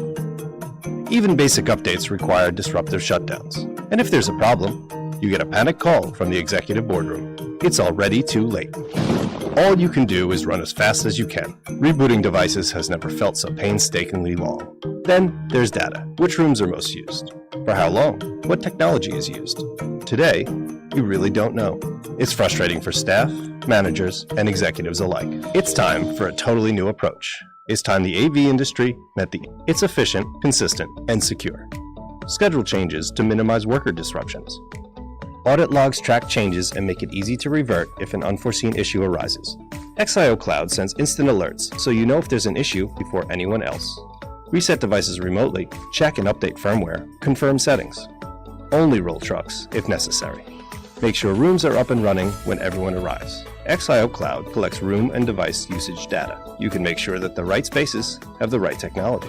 You know each room works, how people naturally work. XIO Cloud is built on Microsoft Azure, the same secure cloud environment that global organizations already trust for Office 365.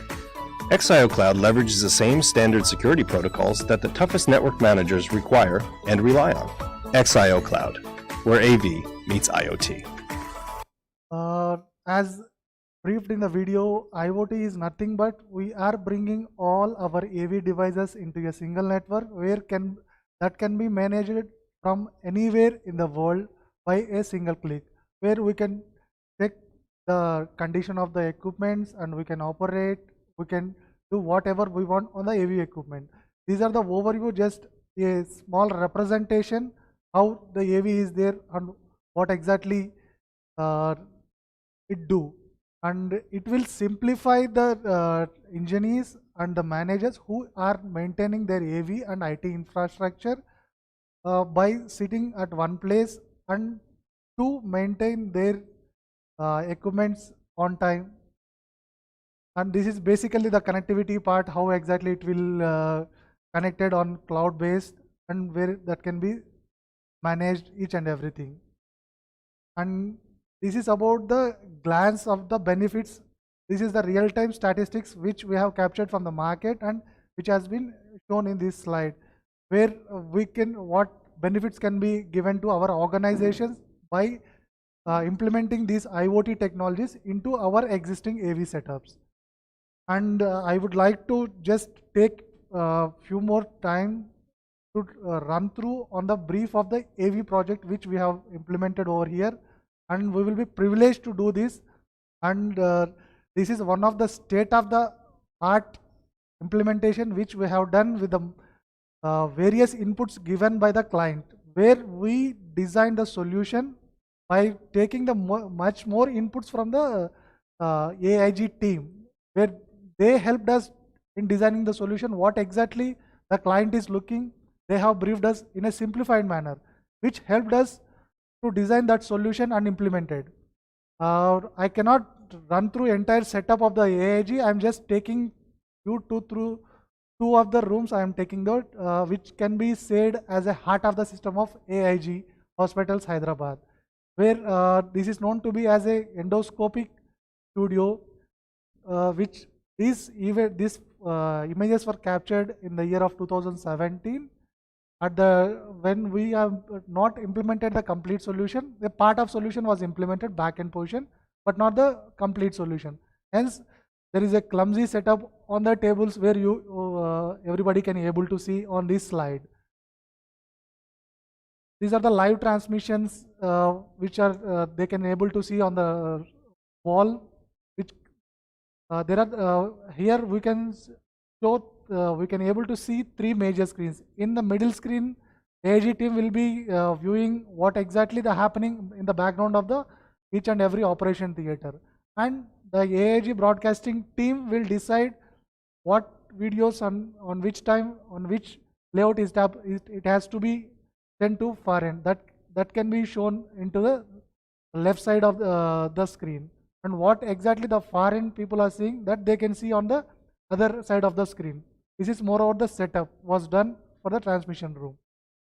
And these entire each and every operation theater, boardroom, auditorium or back end connected to each and every room. One can monitor anything and they can communicate to any of the operation theater, meeting room and auditorium at any point of time.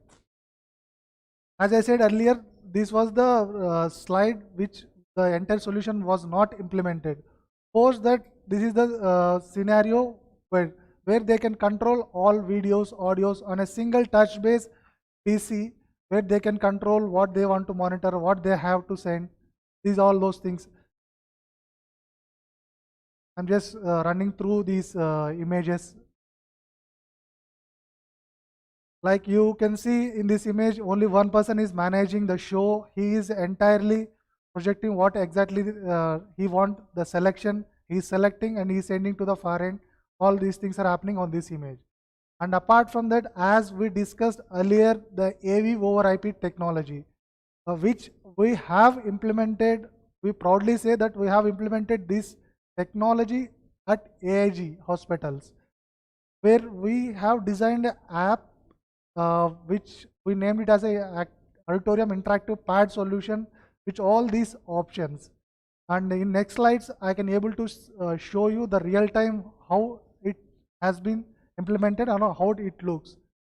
Like in this slide, this is the app which has been developed and implemented in the pads. The auditorium, AIG auditorium is having a 386 seater auditorium, which each and every seat has been provided a interactive pad. In interactive pad, we have developed a app and incorporated with the AV system, where you on the right side, left hand side, you can see there are multiple options available, where at any point of time a participant audience can select what they want to see. As I shown in the first presentation, it's a presentation. Whenever presentation clicks, what is happening on the main screen, they can able to see on this pad. And the second slide, you can see the presenter. Who is presenting, they can able to see what is happening there. And next slide, you can able to see the quiz option. How this is the quiz option. And these are the real-time pictures when the conference was happening, how audience can able to see what is happening on the screen by clicking on their iPads. And this is the auditorium AV room, from where the heart of auditorium, where they can publish what they want, what exactly run through back end of the system. And this is a moreover brief about the fragility and the smart AV technologies available on the market. Thank you all the organizing committee for providing us a time, and would like to take any questions with regards to the presentation on the AV technologies. Okay, thank you. I just have one question about the video over the network. Does it has a limitation on the distance between two points or two nodes? Like, sorry, I didn't get you. For the video over the network, okay, do you have any limitation of the distance or the cables?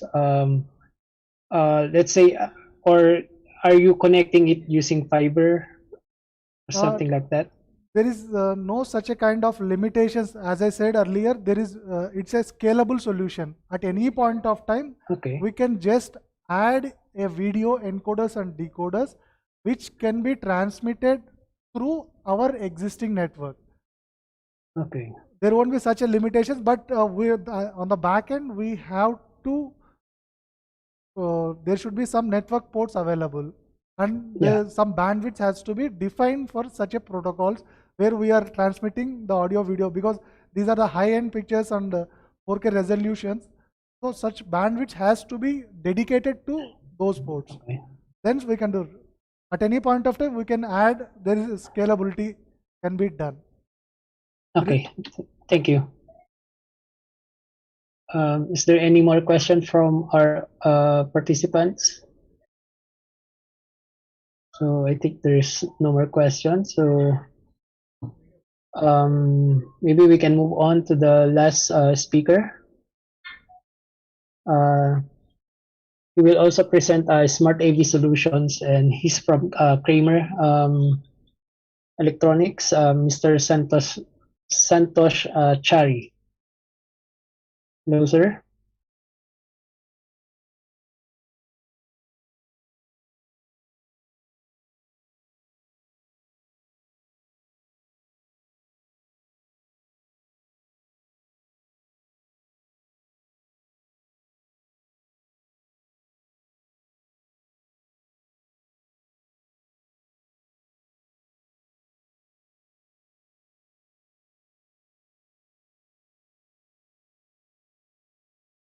Okay. You have no audio, sir. Oh, oh, it's a pre-recorded. Okay.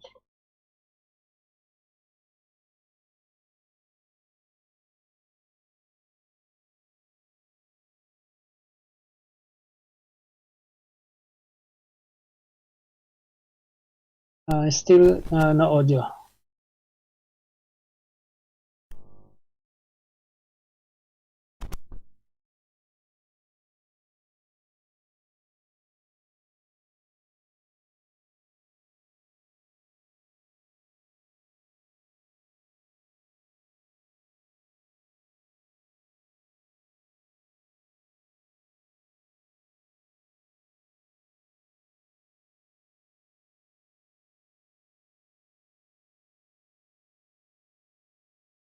Okay, Alvin, anyway, we are running short of time. I think we'll move on to the next session.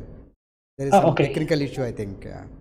Okay, okay. So again, thank you to all our speakers for sharing your experience and the technology and applications that can help our community, especially during these pandemic times. And again, don't forget to check the chat box.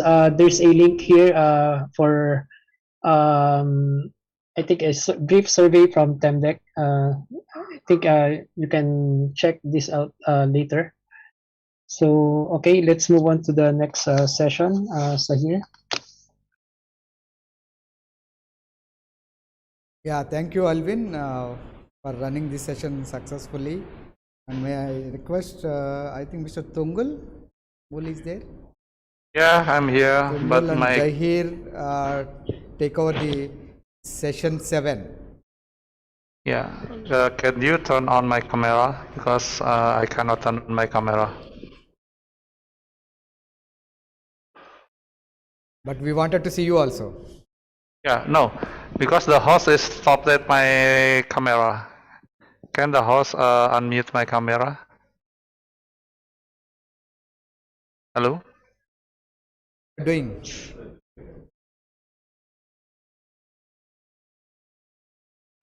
In my Zoom that you cannot start your video because the has stopped it. So probably can the host unmute my camera? Start my video. Okay, thank you so much.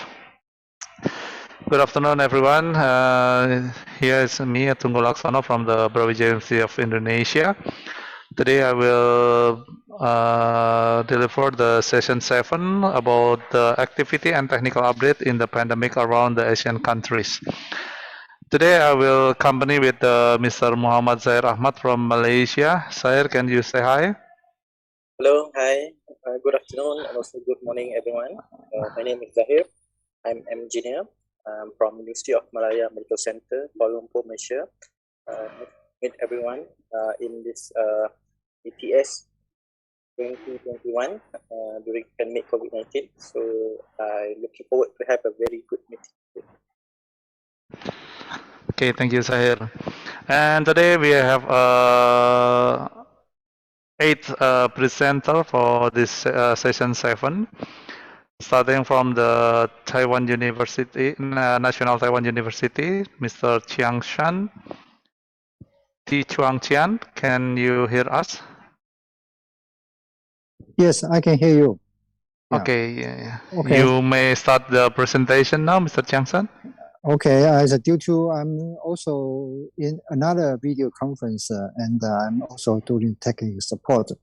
Unfortunately, I cannot go use my PC, so I have to use my notebook. Use my iPhone, so that you can see my presentation. Okay? Did you see my presentation? See my phone? Still, yeah, I can see your iPhone. Okay, okay, great. So cool. So I will use this for emergency. I'm sorry for this. It's okay. Also, my ear also listen to the.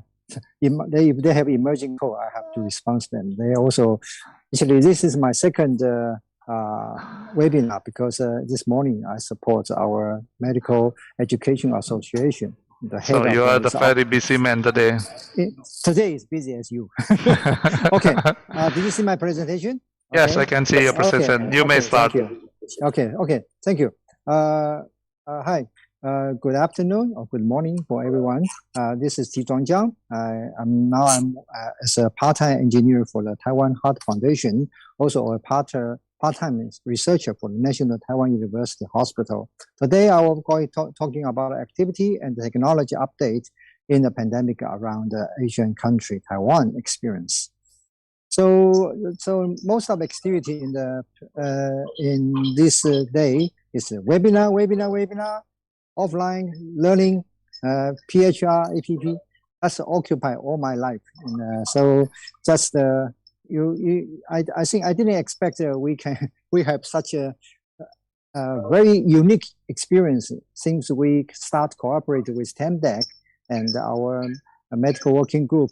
We learned some experience, and in this period of time, we really find we can help a lot.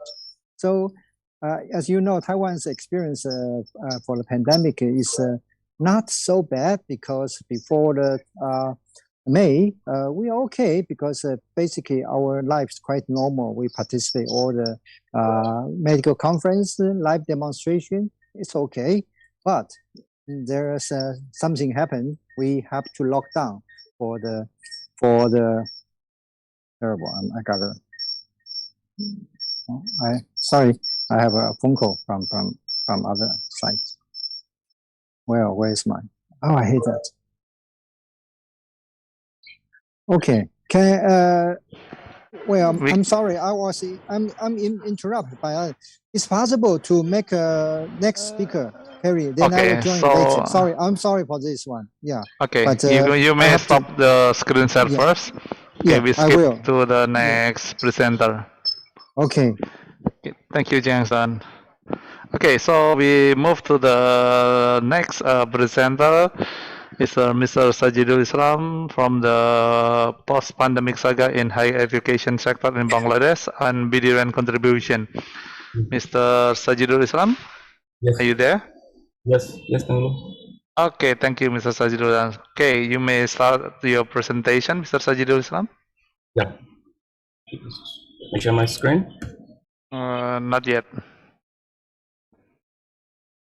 Okay, start it. But okay, you may start. Okay. Thank you.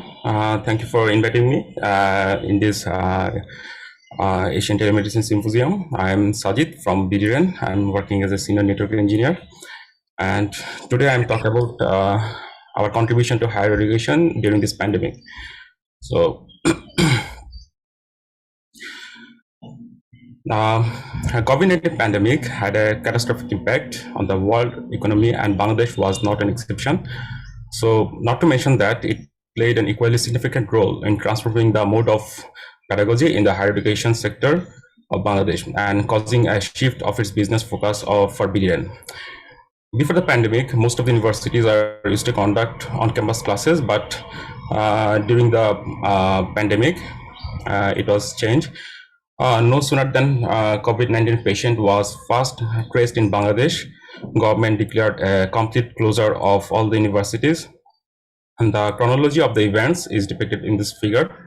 It is observed that on March 8, the first COVID-affected patient was detected in Bangladesh, and on March 16, the education institutes were closed. With the apprehension of the pandemics not letting up in near future, University Grants Commission of Bangladesh approved conducting online classes on March 19, and from March 23, Biduran started his activity. So in this figure, we can see that the closure of resulted in a huge drop of both internet and research traffic. The plummeting of traffic came as an initial threat of losing the bandwidth demand and thereby losing the revenue as a fallout. However, as soon as government approved the online classes, Biduran unfolded its repository containing 5,000 Zoom license, which was obtained from Asia Connect project jointly owned by Biduran and Nordunet. Biduran came up with the offer that it can distribute all license among the faculty members free of cost to conduct online classes. UGC immediately took the offer as a solution to be extended to the universities, which were badly needed such boost.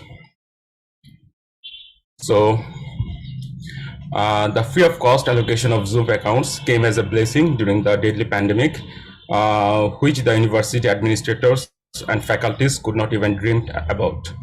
The faculties grabbed the opportunities with the open heart, and within 30 days of introduction of the service, the total Zoom account, user reached almost 40%, almost 40 times. You can see the exponential growth of the Zoom accounts in figure. The popularity was so enormous that the first couple of months, the number of accounts almost doubled than the previous month, and it became a stable only around in July 2020, when Biduran was compelled to introduce another alternative solution to mitigate the unbridled demand. So also this figure displays a similar trend of exponential surge of number of classes, which is around 130 million. So the number of members also increased. On June 19, our member was only 67, but nowadays we have around 190 members. So it is a big achievement for Biduran. So figure shows that out of 150 universities in Bangladesh, 68 universities came forward to use Zoom application provided by Biduran. Altogether, we have 15,000 faculty members joined with the initiatives extended by Biduran. The highest member of faculty was from the Dhaka University, which is around 1,600 faculty joined uses our Zoom account. As mentioned, the request started rushing Biduran knock to enable the Zoom account. We have around 150 universities, 50 of them public and 100 of them private. In addition, such facilities were extended partially to the medical colleges and other institutions. Altogether, we have around 35 faculty members. Even if 50% of them decided to come in Biduran Zoom platform, the Biduran capacity would be overflown because we have only 5,000 licenses. So normally Zoom account is given to a faculty against their email address. The account is used only while the faculty members schedule his meeting, and rest of the time the account remain unused. Hence we found that this traditional solution inefficient. Such scenario is shown in this figure. In this scenario, we required as many faculties as many Zoom accounts. So the moment we had reached very limit of our licenses capacity, so we had to invent some alternatives. Certainly necessity is the mother of invention, and Biduran came up with the innovative idea. So we are trying to use this adaptive uses of Zoom license. We are thinking that if account could be made portable, if the faculty was only given a particular slot against the account, the efficiency of use could be maximized. And this idea brought Biduran the solution, and as per our thought, we have started to develop a V-session portal, which is actually a scheduler. Here, each faculty members will log into the V-session portal for schedule his class. The V-session scheduler will use the Zoom account from the backend to create the class on behalf of the faculty member. We design algorithm in such a way that if another faculty member wants to schedule his class at different time, the same Zoom account may be used. Only in case another faculty member wants to create his class at the same time, the scheduler will use the next available Zoom account from the account pool. And by using the same account to serve multiple of faculty members at distributed time period, the efficiency of a Zoom account could be increased to a theoretical level of 100%. And that's the algorithm which helped BDRN to solve the licenses limitation during the period of crisis. In this example, for example, here is 100 faculty members, but we assign only 30 Zoom account, which will be used by these 100 faculties. This is the dashboard of our session portal. Here you can see the Adamji Cantonment College. Total registered user is 111, but we have assigned only 11 Zoom account because they have concurrent 11 classes in a peak hour. And same as the Astonul University, they have 444 faculties, but we have assigned only 102 Zoom account. So this is how we are actually solving our licensing crisis. This is our dashboard of V-session portal. You can see we have 16,000 verified users, and we have assigned only 3,335 Zoom accounts. So challenges was there. Immediately after the BDRN started offering a service in production mode, Noronet started raising its voice by saying that traffic from all such events was overpowering its data center. Hence, Noronet came down on us that if we could not address this, they are going to withdraw our licenses. So in fact, Noronet was quite right in saying so. In line with the licensing offer from the Noronet, BDRN was not allowed to use the license in production mode. To break the impasse, Sri Lanka Research Education Network, which was also a beneficiary country under the project, came up with a discovery known as the on-prem licensing solution, which was allowed the Zoom or zone controller and multimedia router software to be installed locally so that the class could be created in a local data center and the traffic would be remain within the country, thereby releasing the global data center. Following the footstep of LEARN, BDRN also did the same, which stopped the overflow the traffic of Noronet Global Data Center. And Noronet was so cordial and pleased that it extended BDRN licenses from 5,000 to 700, 500. And within 4 months, within 2 months, we have deployed 130 Zoom MMR in our data center. And other challenges is the huge amount of classes choking our BDRN data center.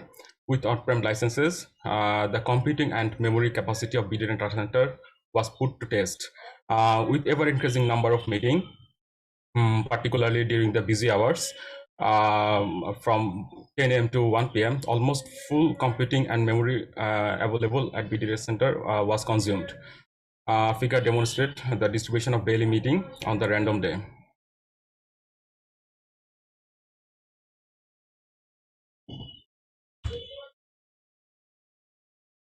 Oh, sorry. Although there was a request to the community to be little sagacious in avoiding scheduled class during the peak hours and distribute the class consistently over the period of 9 a.m. to 5 p.m., the request fell into the deaf ears. Then as a solution, we have changed our virtualization software from VMware to open source Proxmox, which worked like a magic. In 20-core server, 96 GB RAM, we could create only 12 MMRs with the underlying platform being VMware. the same server with Proxmox platform replacing the VMware, the capacity almost doubled. And this came as a fruitful and viable solution for us. And finally, we also procured a couple of blade servers by December 2020. And we had total 240 MMRs by January 2021. So another challenges was there. We are surging our ISP traffic.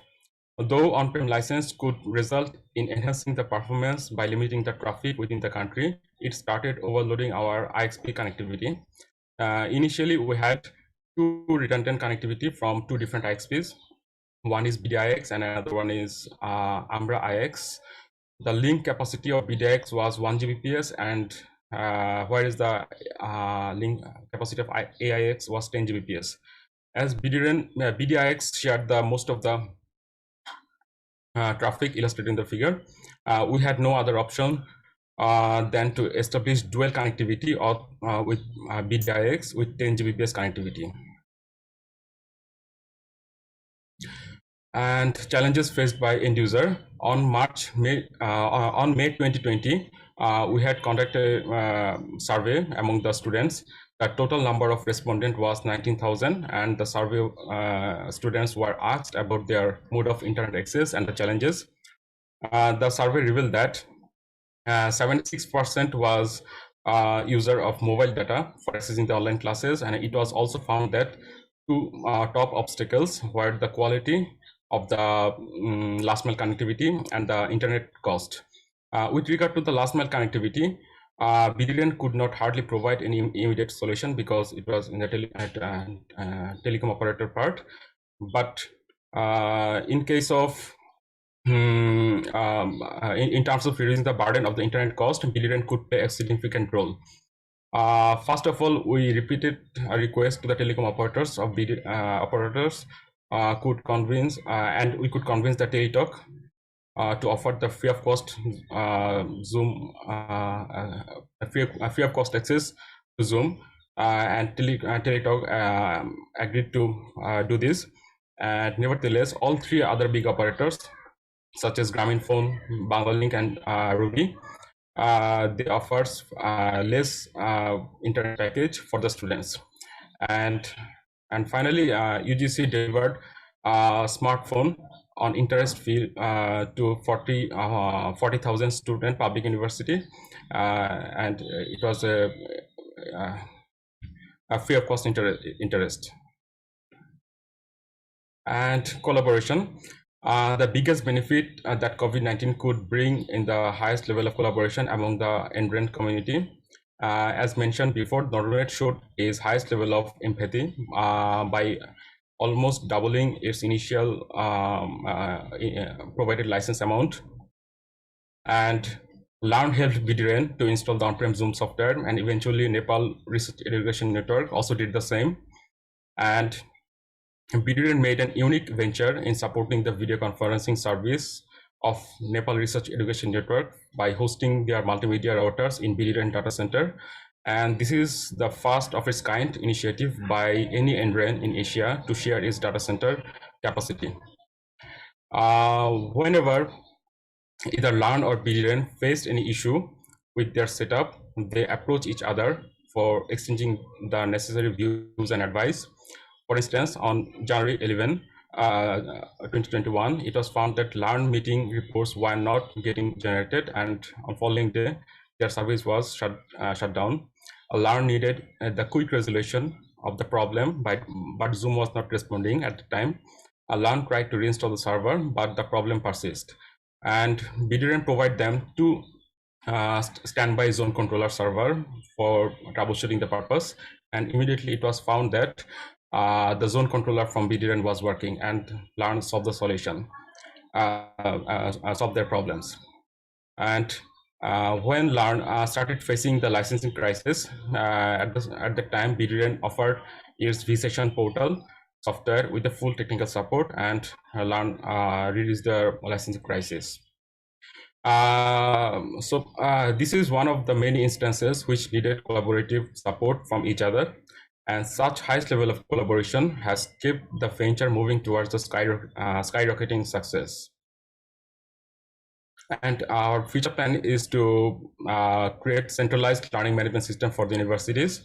And for the asynchronous mode of delivery, BDRN is planning to create storage for saving the Zoom recording for the faculty, so that they can share their recording easily.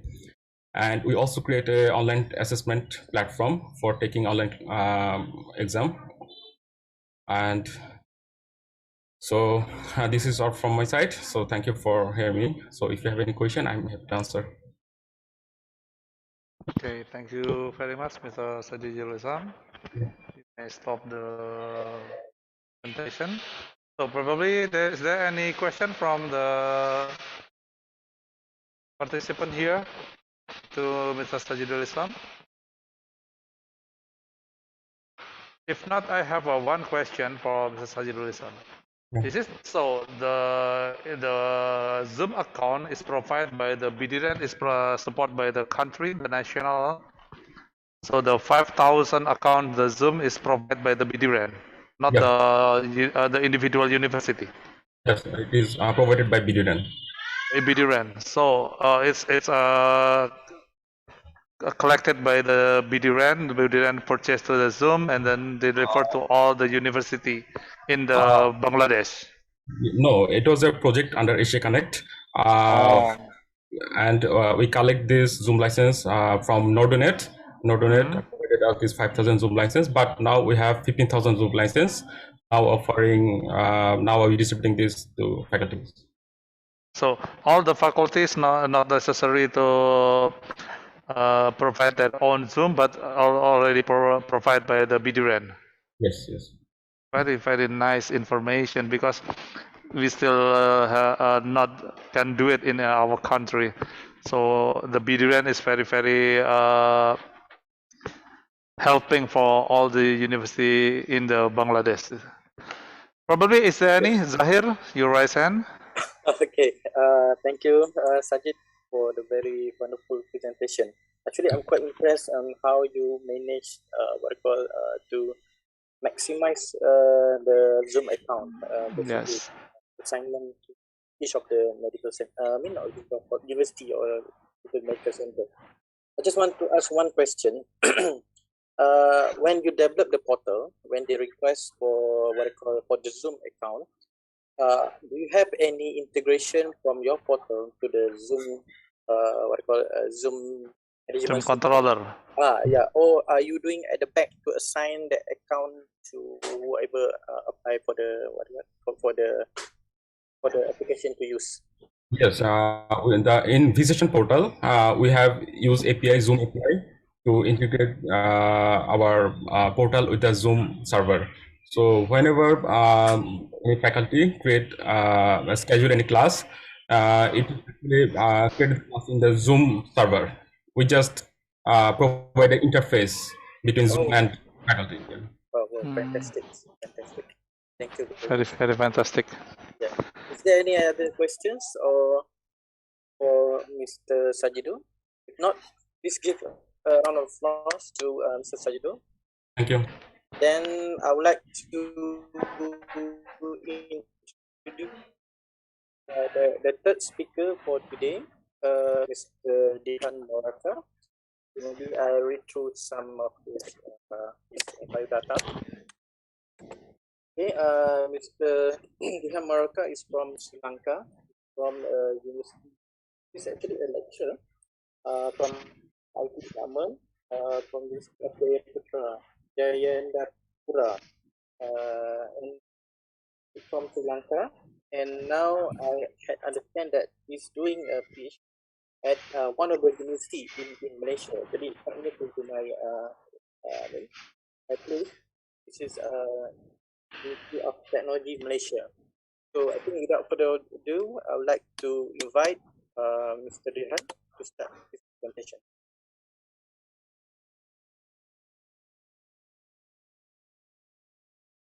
Hey, can you hear me? Yes, I can hear you. Yeah. But, can you run the slideshow? already I run the slideshow. We now seen in editing mode. It okay now? Not yet. All right. Okay, thank you very much. Giving me the opportunity. Can you share the entire screen because we cannot see your slideshow? Sorry. Can you share the entire screen because we cannot see?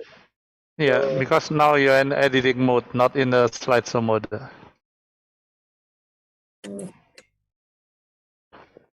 Probably you can reshare, stop share, and then start again.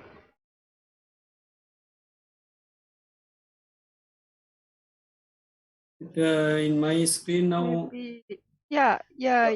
Please stop sharing Zoom. Okay. And then share again. And when you share again, please select the display.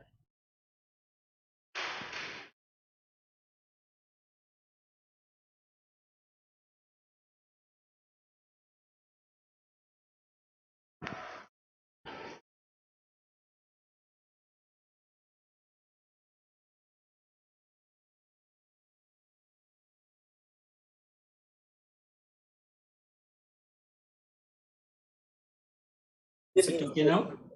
Still in editing mode. Editing, sorry.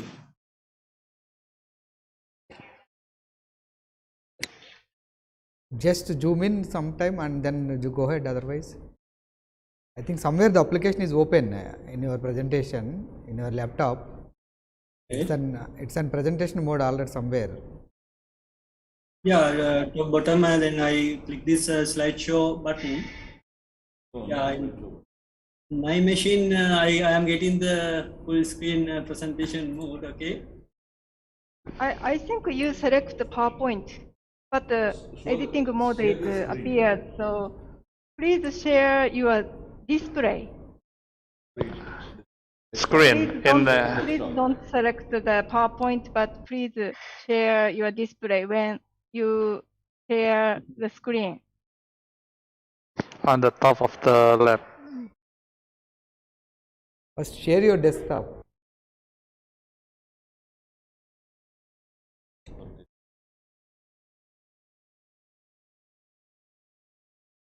It's okay now? Yes. Yeah, it's okay. Okay, very sorry. Yeah. Right. I am Dihan Maraka from Faculty of Medical Sciences, University of Sri Sri Lanka. So currently, I am in Malaysia.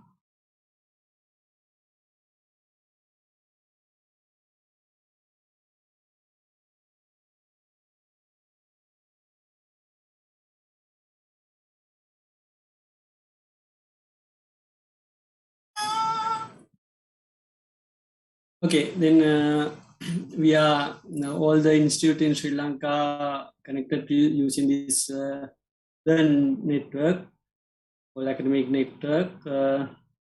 Then almost all the institutes connected with fiber with this network. Can you hear me all? Okay. Yes.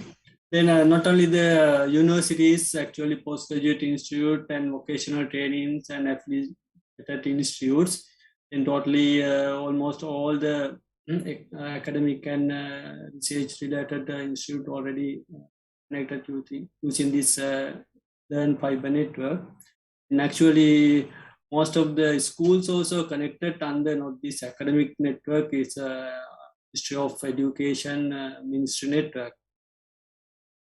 Then in this Learn providing all the institutes for this Zoom facility using this learn.zoom.website, and it's also free of system also installed. Then if any academic member wants to do any online session, then we can early book the session, and each and every academic member can get access for unlimited for this Zoom account from this Learn system.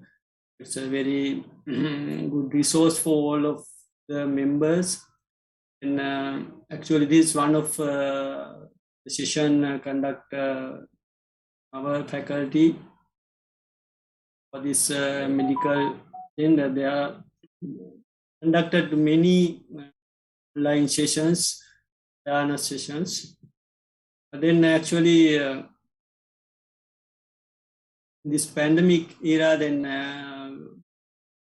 during the timeline initially, then before the Sri Lanka infected this, get the first this infected patient reported in January, but before that, actually, government started with the academic staff and all the expertise for how to overcome these things.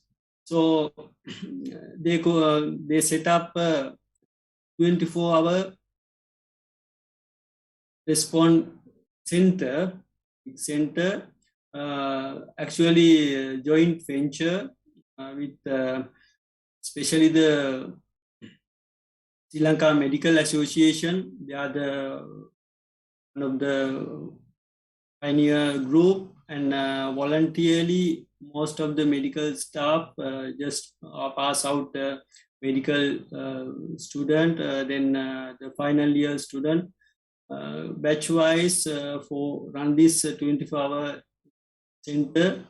Voluntarily they support, especially most of the university medical faculty members and the students.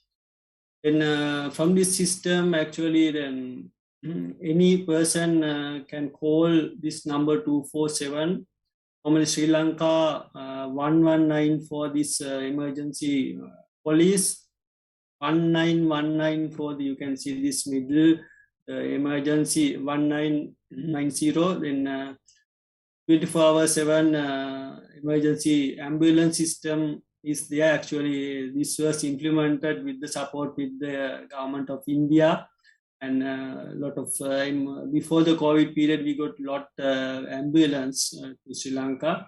Then not only this SMS system 1904, then any person can contact, and according to the, they are directly connected to this center. Then these are the some statistical and plotting around this geographically according to the, now especially we are having Sinhala, Tamil and other communities, Sinhala, according to their respond language, then we have plot, then lot of feedbacks we got, and we could support a lot of patients because there are some panic and some need some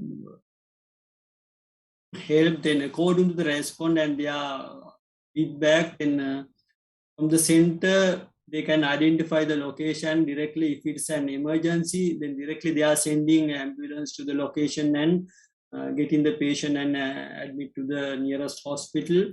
Then those management part is done by this technology and this medical system. And these are the some articles which published in the newspapers in our country. And this is one of our student and one of our staff members who midnight who came for the contribution. Then one of this Facebook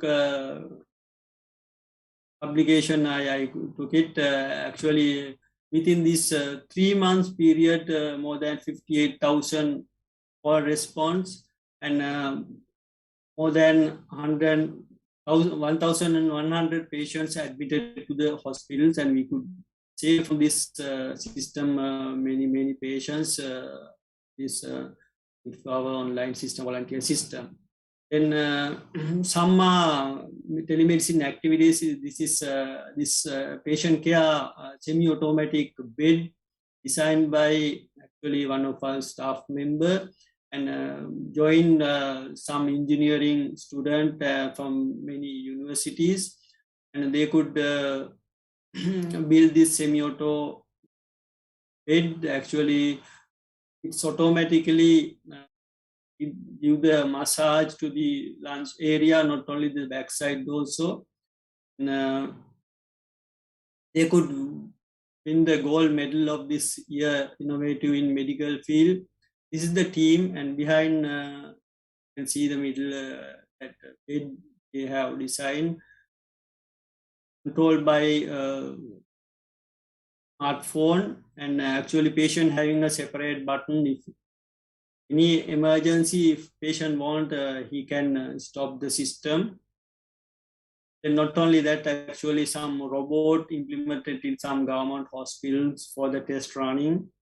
This is one example for the delivery, especially for this Homogama based hospital, one of our teaching hospital. And actually it was dedicated for this COVID patients, then for the reduce the risk, then for this all the testing and the required medications sent through this robot, the camera remotely monitoring system. That is a brief introduction and presentation. Currently, actually, honestly, I haven't involved any of these things because now I am in Malaysia. One of my doctor is Dr. Sajid, and he was willing to do it. And another one, Dr. Pramod from the Sudan. Currently, they are busy. Thank you very much. Any question?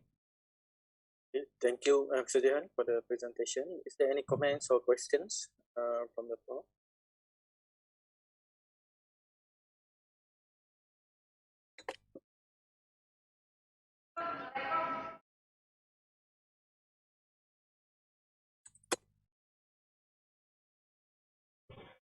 Okay, is there any question from the participant here?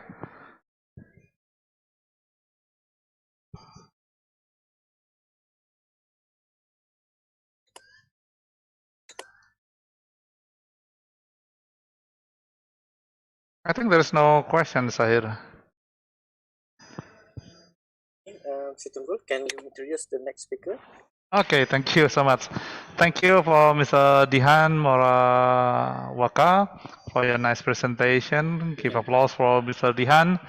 Thank you so much. And now we are moved to the next presenter.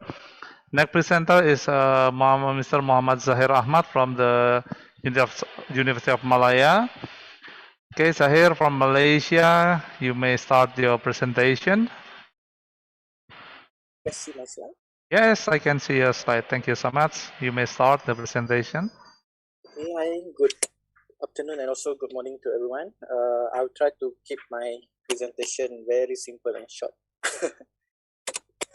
So basically, I will share about COVID-19 in Malaysia experience, but particularly based on my hospital, whatever that we had done it in my hospital. So about myself, so I'm working with University of Malaya Medical Center for almost 20 years. I actively involved in telemedicine since 2010, and chief engineer and also the trainer for the new engineer. I'm the IT manager from 2014 till now, and currently I'm the deputy president of Malaysian Telemedicine Special Interest Group from 2012 until now, and also deputy director of engineering team in medical working group. So about my hospital, medical center, we are the first teaching hospital in Malaysia, established in August 1968 for healthcare services, healthcare education, and also research. And we are the first teaching hospital with 1,600 beds, and with 5,000 outpatient and 300 patient daily, admission daily. Okay, about some information about the COVID situation in Malaysia. We have altogether 4 we call FF wave. Wave is about the what called infection happening in Malaysia. So the first wave started somewhere February last year until May 20. First detected somewhere middle of February. So this is the first wave. Second wave coming on somewhere in July last year until September. Okay, and the third wave is the longest wave. It started off October 20 until October this year, which is last month. So it ended last month. And fourth wave is coming right now with the new variant. So actually the third wave is the bad what I call situation in Malaysia, because the infection rate for daily new cases is over 20,000 for new case, and the government has to implement a lockdown basically. And however, the vaccination started off February 21st for the frontliner or healthcare medical worker, and it goes to the whole population. And as to date, I think about 98% all Malaysian, including foreigner, who stay in Malaysia is already vaccinated. Okay, these are the challenges, as I mentioned, effect from COVID-19, the movement control order, or we call as a lockdown in Malaysia. So actually, most people cannot travel, including the staff, student, patient also, and they cannot come to the hospital. And we also cannot go to outside the country or cross interstate of interstate in the country. There is no mass gathering can happen, no conference, no classroom teaching, and business also closed down except some essential services. And also there is a strict SOP. Almost you can see all this happening around the country. So to combat that challenge, basically we are using telemedicine solution. So there are a few that we are using here.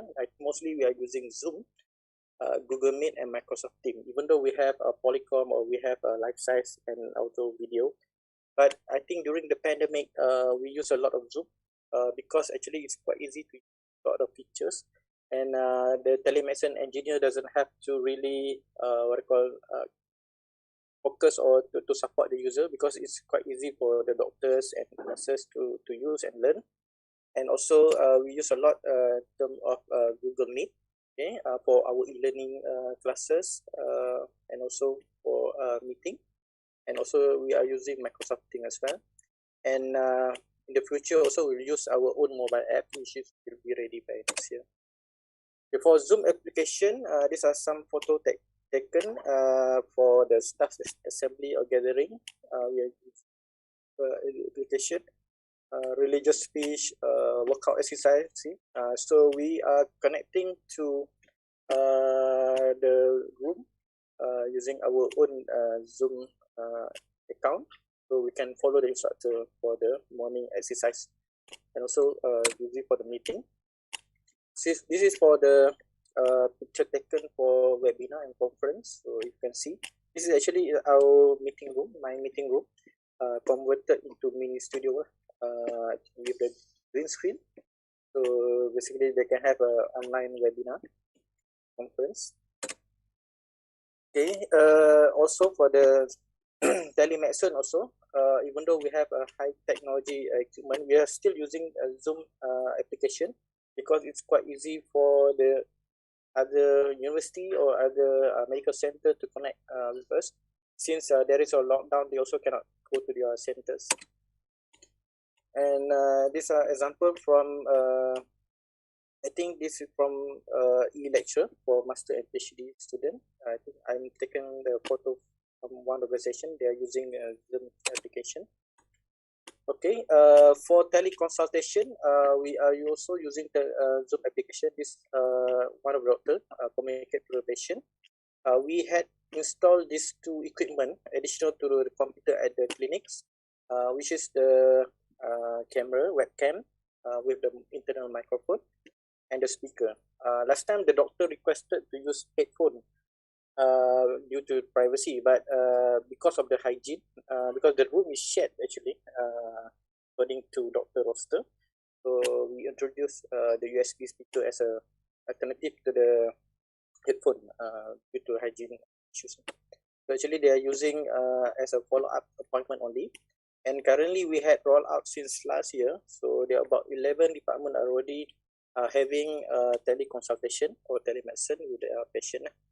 Okay, and we had turned off the recording function in Zoom application because it is comply with the privacy of the patient and the doctor. And however, doctor have to still come to the hospital because we have a very strict EMR policy, so they cannot handling the telemedicine activity from their home or from their home office because of the EMR policy decision. Okay, these are the portal for the patient. So when there is a clinic, so they log into the portal when there are a clinic session. So they can see there is a button here that they can click and it will open the Zoom application. Okay, and also we are using a Zoom application for research activity. During the pandemic, the sponsors actually for the research cannot come. Usually they will audit the research project done by our researcher. So because they cannot come, so we are using Zoom application basically for them to audit the what I call the researcher activity using our EMR.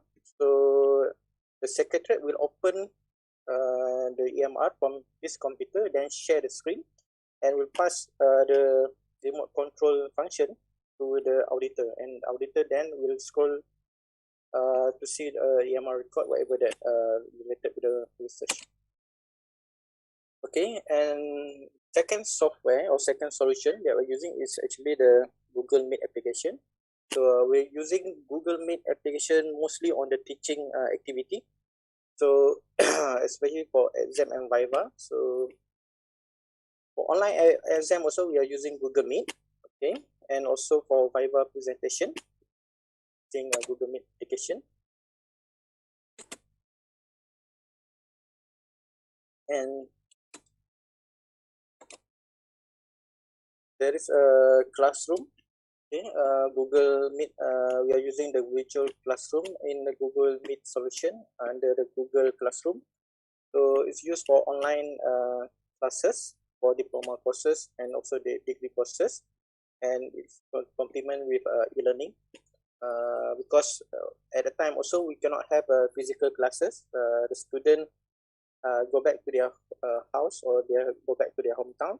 So they connect from their house, and also the doctor connect from their home, so they don't have to come to the office for the teaching purposes. Okay, this is an example of the Google Meet solution using Google Classroom.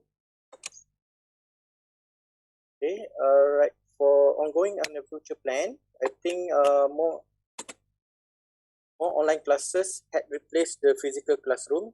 And physical classroom right now, even though we are in the fourth wave, the physical classroom only will be available whenever there is really required.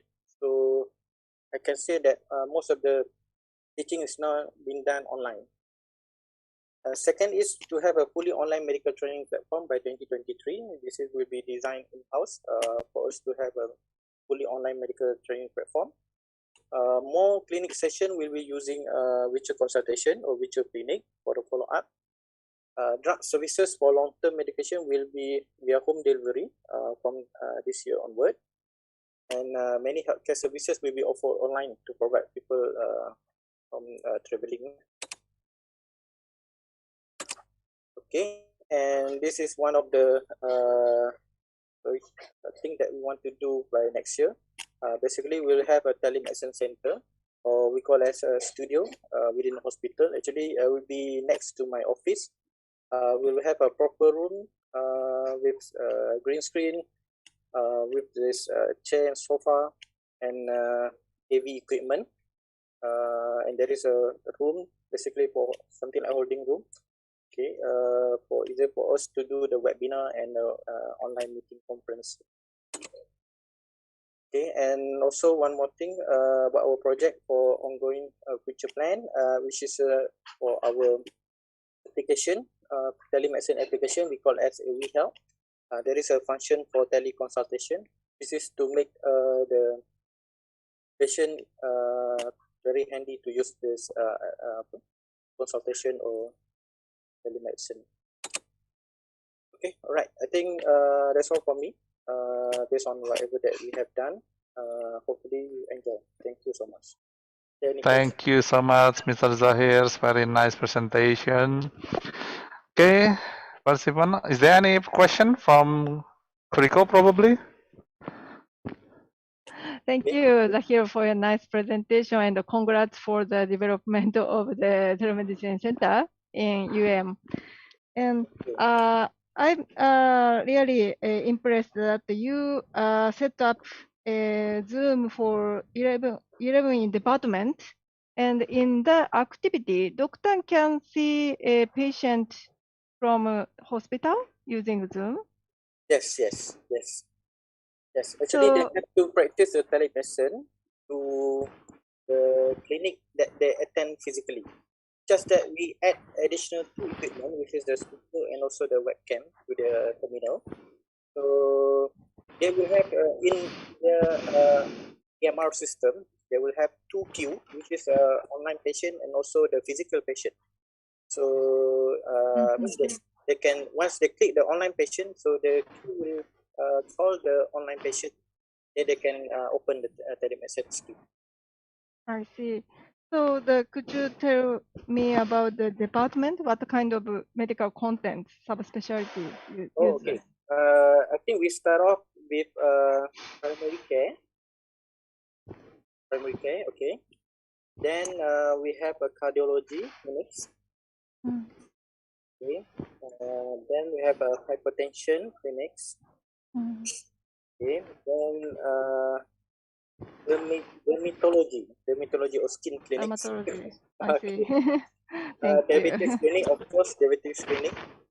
I think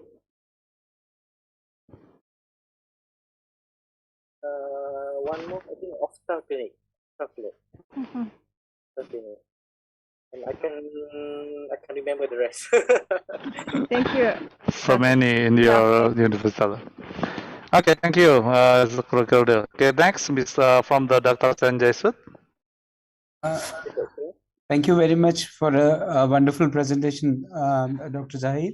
My query is about the video conferencing licenses, those you're using for Google Meet and other similar applications. Is there any cost associated with these licenses? Okay, for this Google Meet, actually no license or no cost to us. But however, for Zoom account, I think we have to pay annually. Sorry, we pay the license. We have to pay the license. I think each license costs us about $15 per year. Per year? Yeah, per year. Per user? Yeah, per account actually, per account. Per account means every user has one account. We have done something like our previous presenter done, which is Sajidul. So we had created something like a portal. Then we integrate Zoom application. Okay. So based on the session for the telemedicine, so it automatically call the Zoom server basically to allocate license. So we don't have to allocate to each of the doctors or to each of the clinic. So it's something like a pool. And it is unlimited usage. Any number of minutes, you just have to pay $15. Yes. Unlimited number of number of minutes. Yeah. And what is the lowest bandwidth at which this Zoom license is working, or the Zoom application is working? I think it's 2 megabyte. 2 megabyte. Fine. Yeah. Thank you very much, Dr. Zahir. Okay, thank you, Mr. Sanjay Sud. Is there any other question for Mr. Zahir from the UM Medical Center? Can I have a brief question? Yes. This is Moriyama.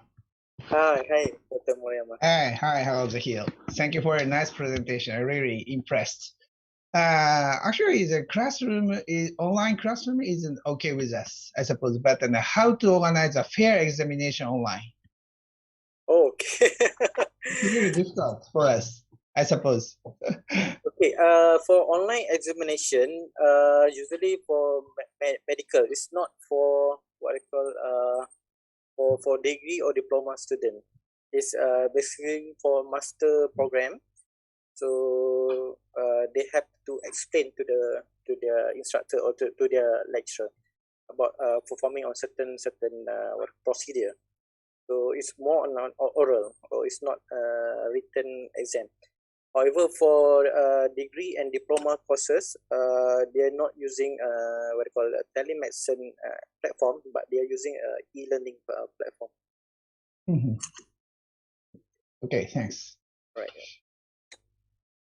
Okay, thank you, Mr. Tomiko Maruyama. Is there any question more for Mr. Zahir? Okay, I think it's enough.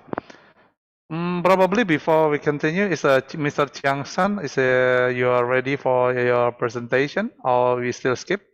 Okay, if you give me 10 minutes, I can finish. Thank you. Okay. I'm going to apologize. Really, it's a busy day. Okay, thank you so much. Everything is mixed up. All right. Okay, Okay, so I'm sharing my screen, so you can see my screen, and I'm going to show my present. Yeah, I have to use my mobile phone. So really, it's pretty. Okay, let me carry on. So we certainly the pandemic didn't forget Taiwan also needs to affect. So we become a lockdown for a few months, and everything back to webinar. So many associations, they didn't ready for that. So in such a very short time, I have to support them to doing all the webinar. But luckily, really, we are thanks for all the technique. Really, some webinar we can almost within few days we can launch and to support them.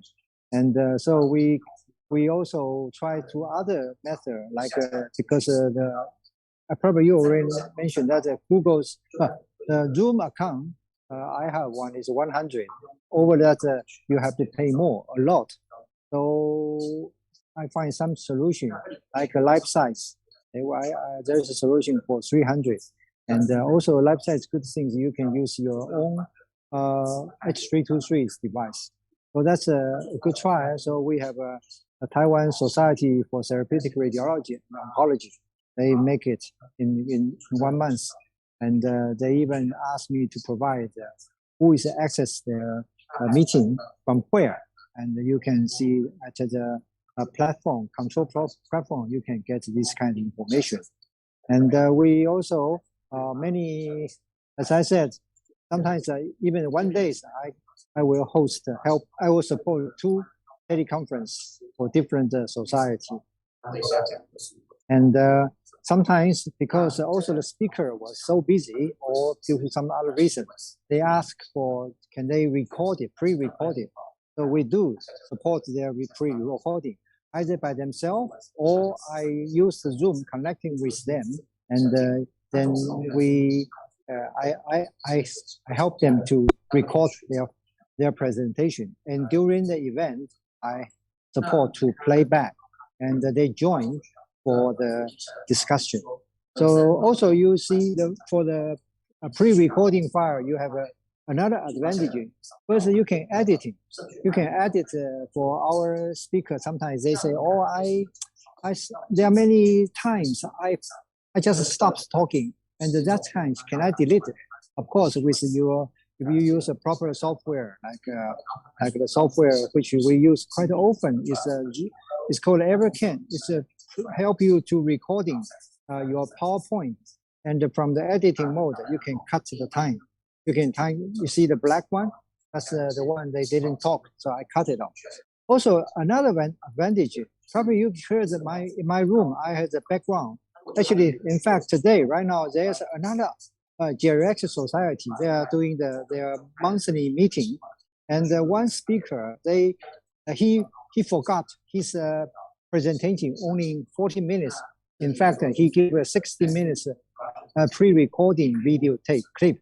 So I right now actually I'm playback that video clip, and I use 1.5 speed, which means faster. You still can understand, but to make the whole presentation within the time slot. So that's another advantage. So also we support some society like APSG is the Asian Pacific Society of Cardiology. Since 2 years we start cooperate with them. They also most of the key persons they joined our medical working group, cardiology SIG group. So they are interesting to do that. So since then they learn how to do that. They already perform almost once a week for the case conference, education, CME. And that's really amazing. They even just right now, they also having another conference. And in the meantime, they use the Facebook and the YouTube to stream it out. Their format is all the speaker was within the Zoom conference, not audience. And audience only can watch from YouTube or FaceTime. And so you can see so many webinar has been happened in that past. They also support from one country, it's Mongolia Cardiology Society. They last year about the same time they asked our support because they also facing the challenge how to host the annual meeting, and we try to contact them, try to help them. We find that there's difficulty. Their engineering cannot speak English. How do we communicate with them? Their doctor not familiar with technically. Luckily, we find Taiwan. There's an overseas Mongolian student in my university. So we invite him to interpret, and we ask him to help them to how to use the system. So within 1 day they finish the education, the learning, and since then they are very happy to use the webinar to carry on all the conference. So that's a very good example, which sometimes we don't, with the new technology, we really don't need on-site. Sometimes remotely we still can support them. So we with all the challenge, and we find there's many interesting applications like we have a WebEx account which can cope 1,000 participants. That's a lot.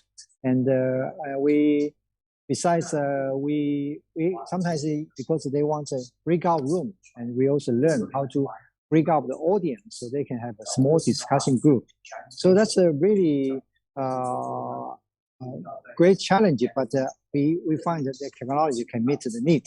Of course, the offline learning, like a pre-recording presentation or offline learning through some education platform, like this APSC e-learning platform, you can put your video clip in YouTube, but sometimes you need some kind of organized course so that somebody wants to study a serious course, and also they can have some peer to discuss with each other. That's help the learning. We also try to maintain some platform.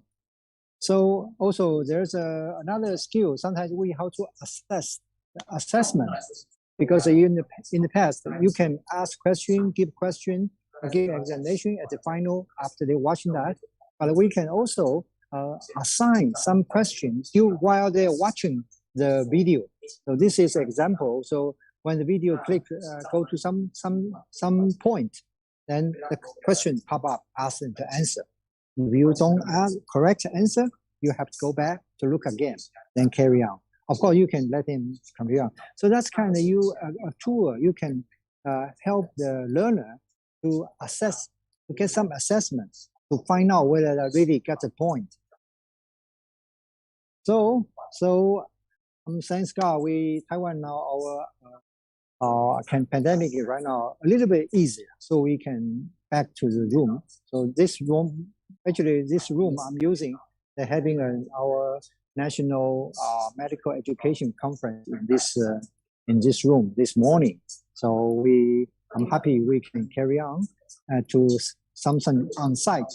But this after the lockdown, everybody get some experience for the webinar. So since now you can open, will you want to come to on-site? So many society like try to because in the past you can have a parallel session for 8 rooms, and they also provide 8 room video conference connection, and that's really a bigger challenge because you have to use very good equipment, all the networking in one big venue, have 8 separate rooms, and they provide, you see the blue one, that's the link. People can join by themselves, see which session they are interested in. They just click that one. Immediately they join the meeting. So that's quite interesting. Of course, it's cost because all the engineering you hire for cameramen, for all the video mixture, the bandwidth, so it's cost. But it's good because they find that even this costs more, but save the speakers traveling cost and accommodation cost. That's still break even. So also we have some PHR app like support how to educate the people, how to do some learning, some practice, and they can send their video back to the service provider to give them a good instruction. We also have some kind of thermal app. Actually, in fact, this is my wife's skin. Her face have something she noticed. And I haven't known this company called AI app. So I took a photo and sent to them. The reply is, okay, not serious, not really needs to worry about. My wife, she just worried too much. She insists to go to hospital and they see the doctor and doctors do the operation, confirm she is right. The AI was wrong. So anyway, AI needs to learn. So I told the company, say, my wife's case, you need to take care of it because seems AI got something to learn. Okay, that's sorry. I'm in a quick, such a quick presentation. So any question, please. Okay, thank you, Jiang Sang, for your nice presentation and very quick with your mobile phones. Probably I will ask for the first for you. Okay, because usually when we are connecting with the National Taiwan University, there are so many universities in Thailand. Taiwan doesn't want using the Taiwan University doesn't want using Zoom. But now I surprised that you say that you have 100 account of Zoom. Is there any reason why the National Taiwan University doesn't want to use the Zoom at the first time? No, they don't. They still don't use Zoom. Oh, I use until Zoom. today. I don't care. I use Zoom. But some company, I don't know. That's very strange. Many hospital or government agents, they don't use Zoom. So anyway, I don't care if they want to use Zoom. Okay, if they don't. Of course, Zoom is my personal. I think is my favorite. It's very easy to handle.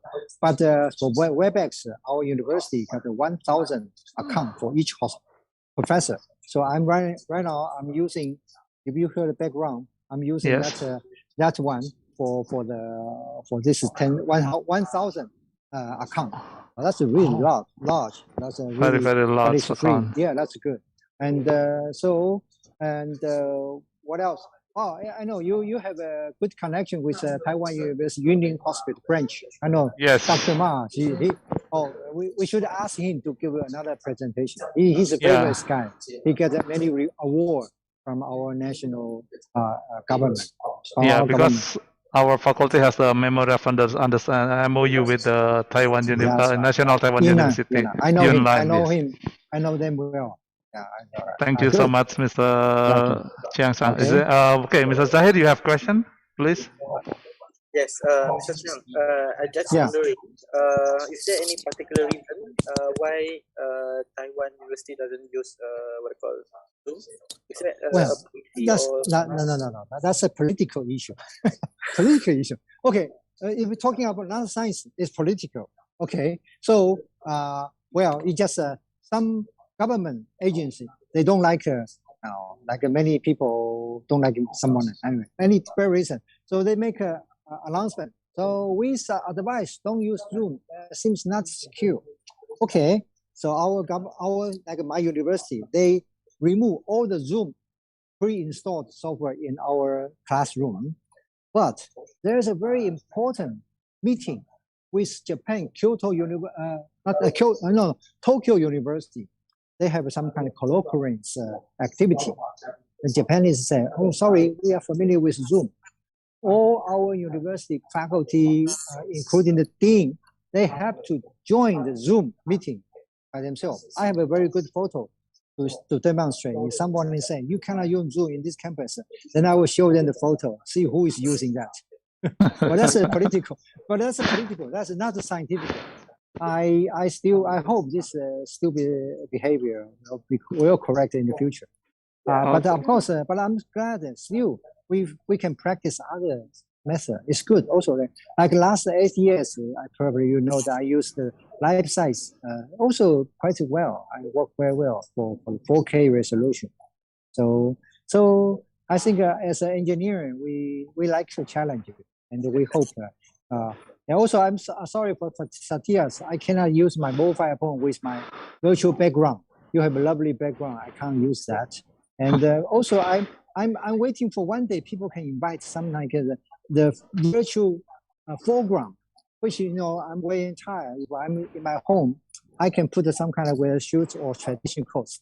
That's some invention we need in the future. Yeah, we hope so. Yeah. The reason I asked is basically because we had the same issue also last year. I think somewhere May, where the government doesn't allow us to use Zoom.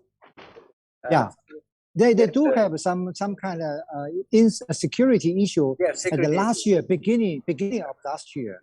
But I follow the company as all the email because they say we admit that's a terrible situation. So they hire the world best security expertise to help them to improve. So you see many improvement. They have this company. I feel they face the challenge and they try to improve. So that's a crisis, but this crisis becomes their liability because not their become their assets because they find a way and hire the expertise to improve the software. So now you can really see many. Sometimes I feel too secure. Like now you enter the room, you see there is a recording announcement, so you have to agree. Correct. Okay, to me, I say, who cares? Okay. Sorry, I have to leave. I have some another problem. Okay. Bye. Sorry. Thank you so much. Big hand to Mr. Chiang. See you, Mr. Chiang. Very nice presentation from Mr. Chiang-san. Okay, let's start with the next presenter, Mr. Zahir. Okay, allow me to introduce the next speaker or the fifth speaker. Actually, it's my co-chair, Mr. Tunggul. So I think I don't have to introduce him anymore. So, Mr. Tunggul, I think you may start the presentation. Okay, thank you. You can see my presentation. So here I'm not presenting as me as myself because I presented as a ID telemedicine activity. So this one combining activity in Indonesia for all engineers from other institution. So everyone facing the same issue in this our engineers. So all activity limited. Everything become online, so from online lecture, online exam, and work from home for all engineers. So on the first time, we are facing a very hard situation. We have to start online activity. So we do the training for all lecturers, administration. We have to introduce what is telemedicine.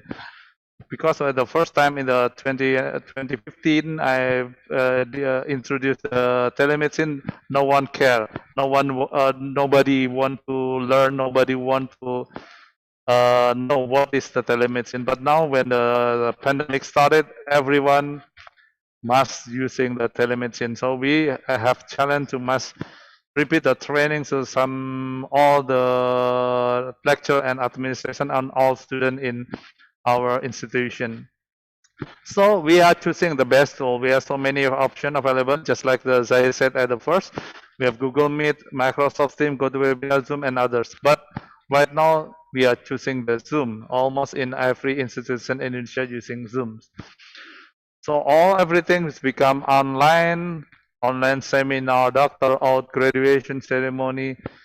online seminar, online examination. So I will introduce, this is the ID Telemedicine team location in Indonesia.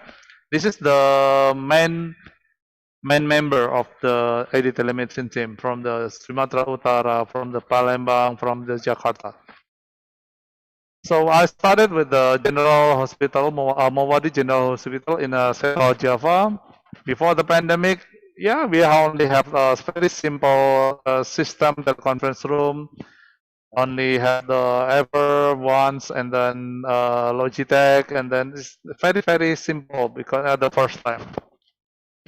But when the pandemic started, we provide all the training for all member of the university, all member of our institution, how to use Zoom, how to use the telemedicine. So we must recognize this activity. We must learning. We are teach all the member of the institution to use the telemedicine. In time of pandemic, yeah, before the pandemic, teleconference only monthly once, or but right now all using the telemedicine and all the institutions. So we are scheduling, we are subscribing the Zoom education to gain more participant and more account to use in our institution. This is from the Mowadi General Hospital. So I next move to the University of Indonesia. They are focusing on the virtual graduation ceremony. They're only using the one PC with the OBS, the Zoom account, and then they use virtual camera, YouTube streaming, they using the camera, the thread for the streaming to YouTube. This is their laptop to set up the online graduation ceremony. This is the mapping from the connecting all the devices to connect the Zoom so they can stream, provide the Zoom graduation ceremony and then a live stream directly to the YouTube. This is Mr. Nopa and the team from the University of Indonesia conducting the virtual ceremony graduation. This is almost the tradition in every university that we have done it almost 4 or 6 times per year for the graduations. This is a picture. There are so many pictures in my presentation. There's a picture that during the ceremony, virtual ceremony. This is the best part of the team that the rector graduation the student in the faculty using the Zoom. So I moved to the University of Sriwijaya. They're focusing on online exam monitoring. So everyone is using the mobile devices as a CCTV for the lecture. So everyone using the computer, using the VLM, virtual learning management. We are using almost using the Moodles for the examination, and then we are using the student mobile phone to monitor the student during their examinations. We are using Zoom, so we can manage. We can monitor all students that use examination in their home. And then we get the Sumatera Utara University. They are focusing on skill examination. This is the offline skill examination during before the pandemic. Everyone must facing all the examination offline, but right now we are using Zoom to replace the examination in the examination rooms. So the examiner is in the different room with the students. And then we have a host lecture during the pandemic also. We have this one is a national seminar. And then this one is another dental conference. They also, this is from the dental faculty of Sumatera Utara. Almost all of this have the national graduation, then this oath taking ceremony, and then this one is pharmacist oath events. There is so many oaths in our institution in Indonesia. This is the online, so everything become online, then everything become Zoom almost in our Indonesia.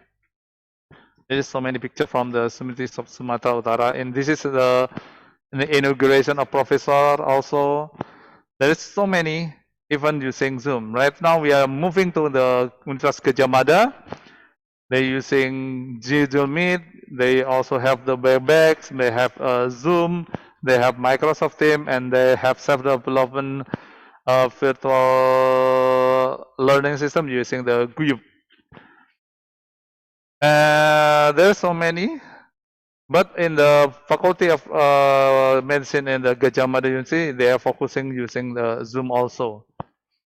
This is for the kind of activity. They are lecturing for almost all the faculty.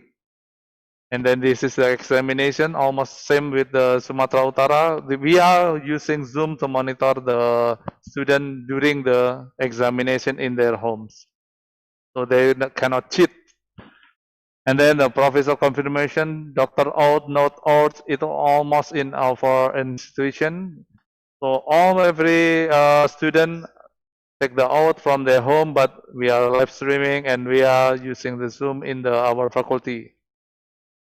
And then they have some book launching in the University of Gadjah Mada.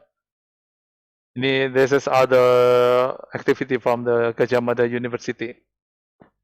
Now, this is one, the signing a MOU using a Zoom annotation feature, but this is only for the ceremonial event, not the real document that using the annotation feature.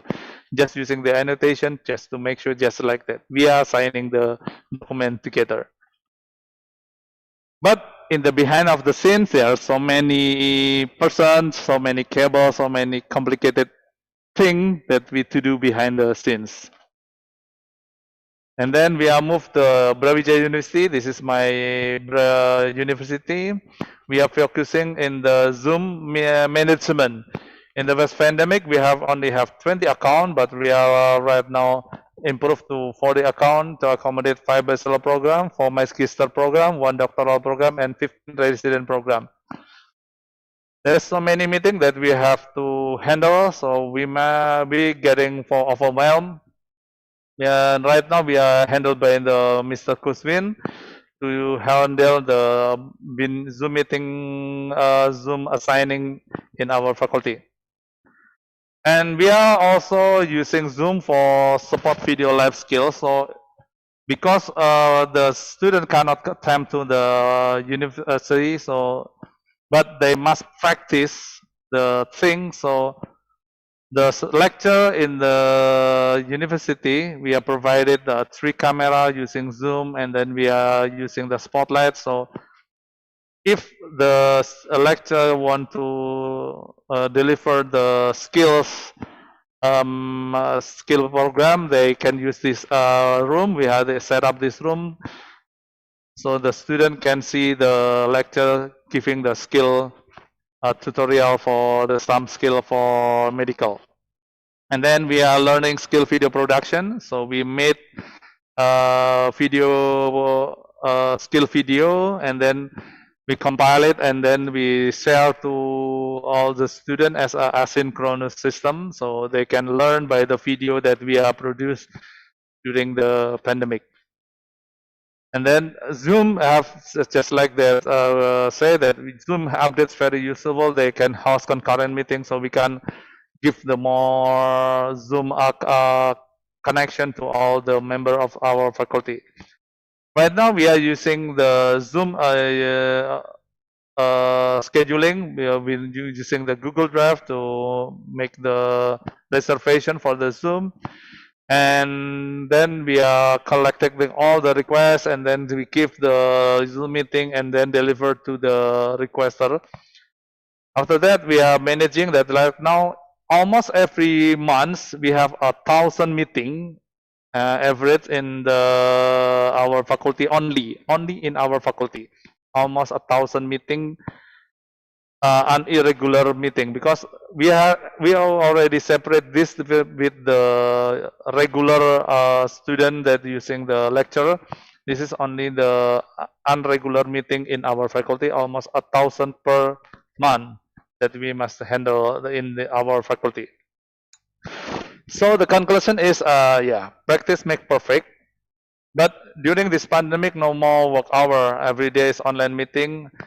Not even the Saturday or Sunday, just like today. No more there. But the benefit is the IT staff become the most important important person in our faculty.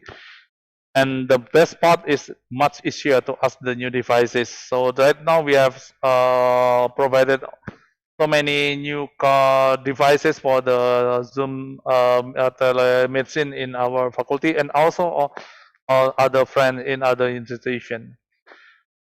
Thank you so much. I hope I can deliver this. This is Indonesia's situation during the pandemic. Thank you.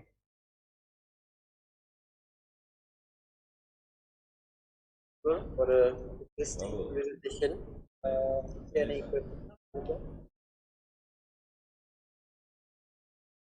any comments or questions to Mr. Sundar?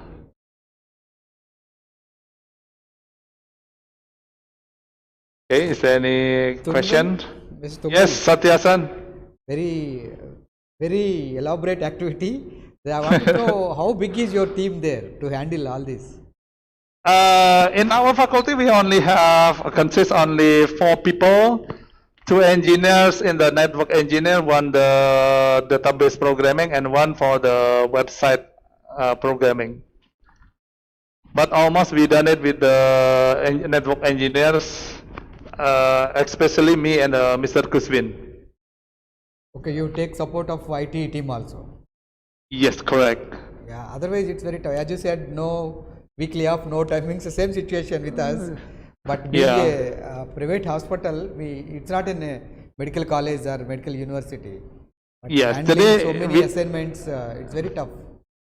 Yeah, right now also I'm conducting in the next room near me, we are conducting the national examination for pediatrician at the same time today. Okay. As everybody knows that Indonesia is an island, a lot of islands. Yes, correct. We are giving support to other, because even though the people are there, they say that it's a AV problems. Yeah, today in this years we are just invited by the ID RAN, the Indonesia RAN. They told us that they will support all our ID telemedicine activity. They will much support again. And then for this years we have the new progress that we are using. They will deliver the RAN network to the academic hospital. Yeah, so academic hospital will be delivered also the ID RAN in our future, in the next year, I hope. Better can use some remote desktop operation to control the system. Not yet. So many of them they will not properly check the mic or speaker, everything. Even though it's a Zoom, the chance to miss, they reduce the volume and all. You can use that remote system or something to handle. Yes, there are so many. We have to remotely. And then in this year also, I just got the information from IDRAN that we are still building the new Arena Pack. The Arena Pack is the backbone from the Indonesia directly to Japan until 100 gigabit per second in this next years, I hope. Okay, thank you, Mr. Tunggul. Is there any question? Oh, okay, Rico, please. Thank you. Congrats, Tunggul, for your nice presentation. Not only University of Brawijaya, but yes, including Indonesian university. And do you have venue, because you have many activity? So do you have a teleconferencing room or some auditorium connecting to the Zoom? Yeah, we already set up only one, but almost the event changing place because we have so many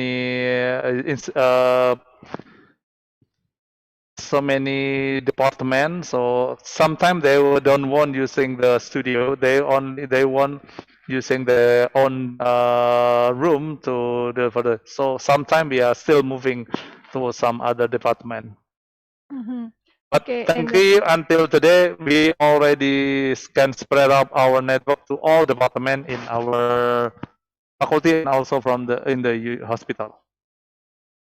okay, and another question. We also have support for many staff in our university hospital, and in our case, the user also relatively familiar with organizing teleconference. Sometimes some of them are controlling the camera and connect from the computer. So how about yours? Yes. You need to stay together, or you can support when demand. Right now, we are not supporting by side of them, so we can do the remotely, and then they can do all the activity by themselves. But at the first time, in the first year of pandemic, we must assist and accompany them in every meeting. But right now, almost all the member of in our faculty already is familiar to do the Zoom meeting, and then they can provide by themselves. They can host it on Zoom. Yeah, that's just like in my first presentation from the Mr. Pogi, that we always spread this knowledge.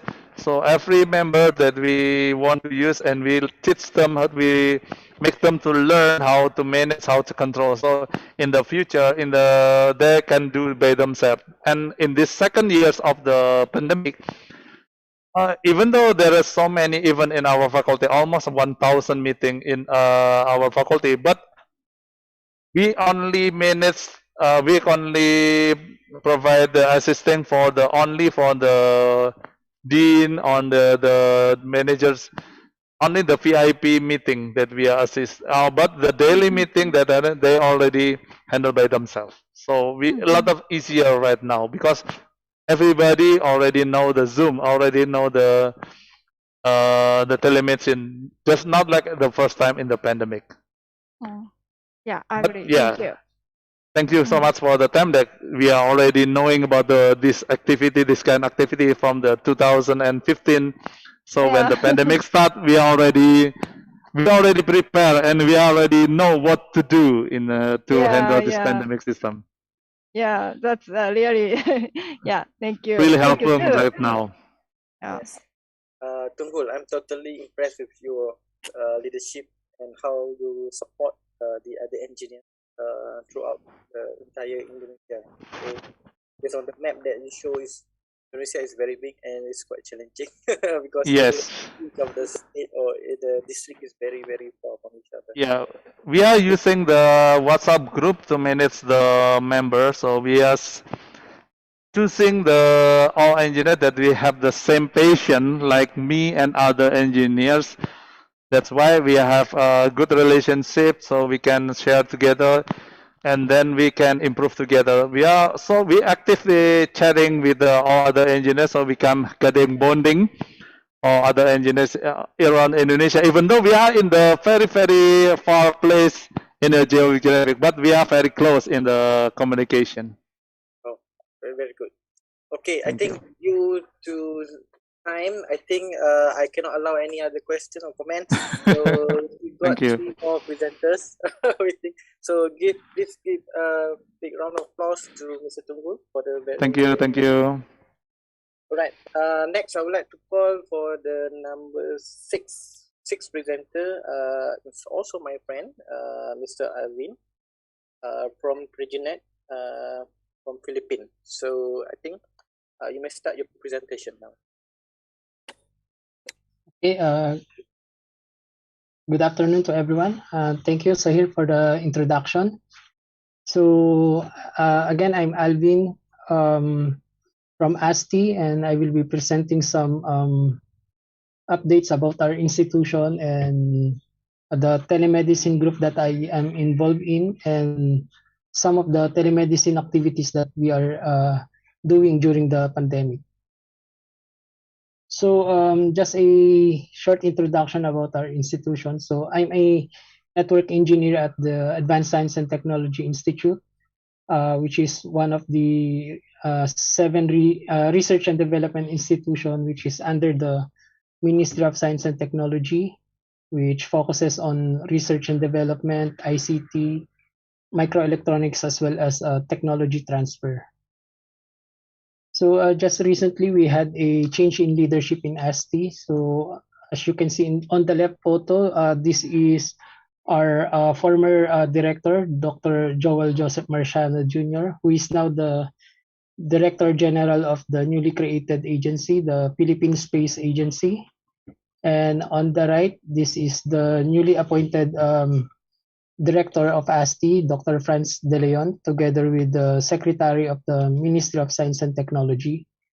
So before Dr. Franz De Leon appointed as Director of ASTI, he is an Associate Professor and part of the faculty of the University of the Philippines Electrical and Electronics Engineering Institute.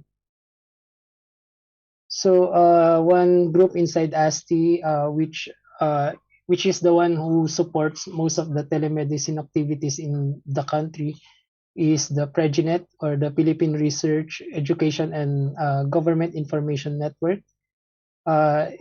It is the only NREN in the Philippines which interconnects government institutions, research institutions, and private and public hospitals, as well as universities. So this feature is our current network connections. So for our commercial internet, we have a total of 20 gig, and also 20 gig for the government network. And on the upper part, these are the links going outside the Philippines. So we have a link going to Singapore, to Hong Kong, and one in Japan. And the last one is the link going to USA, which is still under negotiation. So ASTI had been supporting this kind of activities for more than a decade now, but in the early stage, we're not that consistent in participating, since ASTI is not a hospital or a medical institution. So during that time, we basically depends on the doctors. If there is a doctor that needs to participate or join a telemedicine session. So what we did in 2016 when we hosted the APAN 41, we invited several doctors and engineers and to have a meeting and discuss these kind of activities that we are doing, and also to introduce them to TEMDEC, which is on the venue during that time.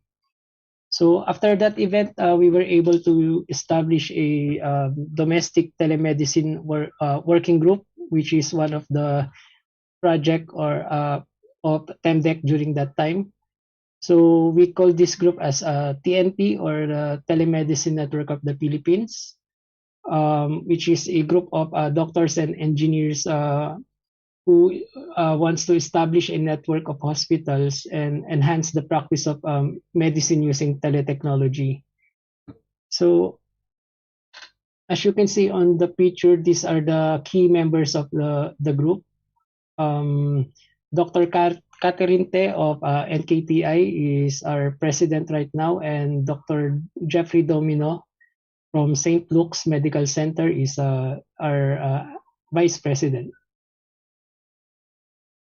So as a group, and of course with the usual support from TEMDEC, we were able to conduct 3 domestic telemedicine workshop, wherein doctors and engineers from different hospitals, local hospitals in the Philippines, gathered, and we asked them to share some their experiences about telemedicine and their current setup in their respective hospitals.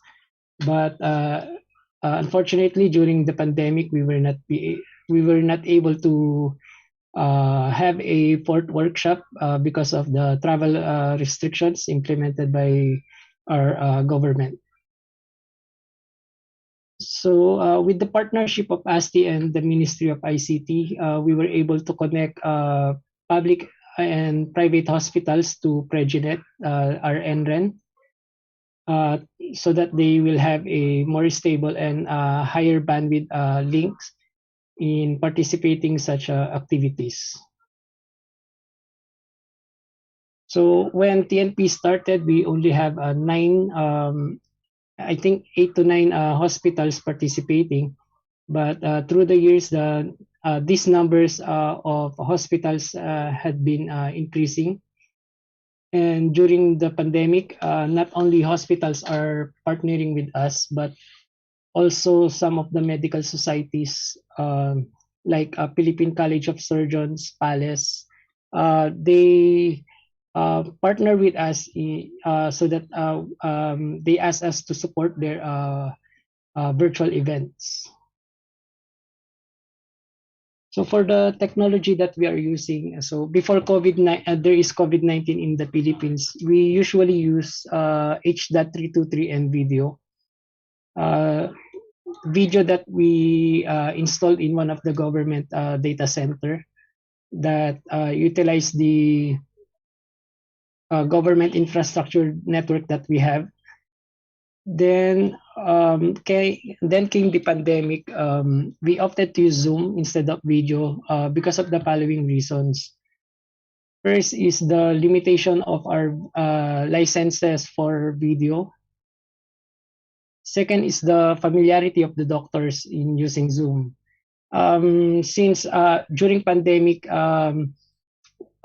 most of the cities are in lockdown, so most of the doctors are connecting from their home and they have limited technical assistance. So we choose Zoom because most of them have already used it, or at least they try it once. And for those who doesn't use Zoom before, we can easily provide assistance remotely.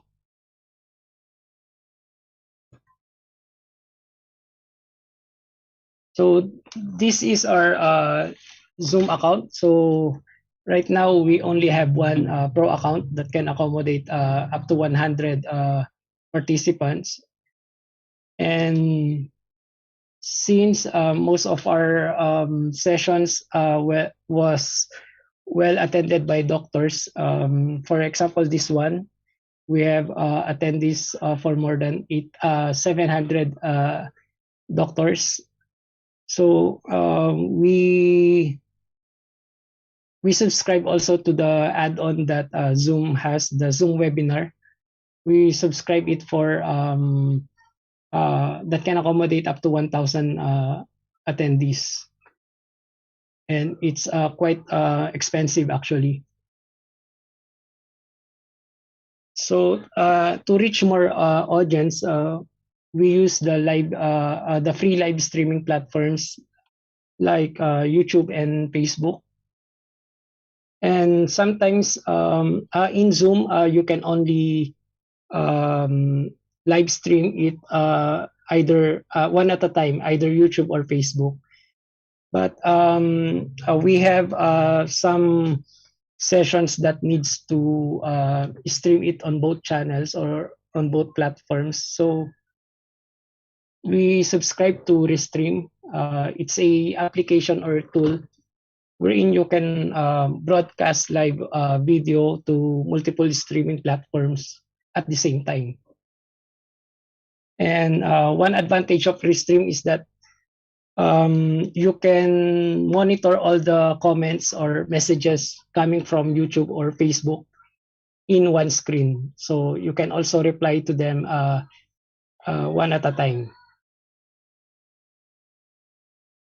So to be more interactive, since most of our meetings are done virtually, so to be more interactive, we use some tools already provided by Zoom, like chat, the Q&A box, the live polling and annotation tool. Then we sometimes use the Mentimeter.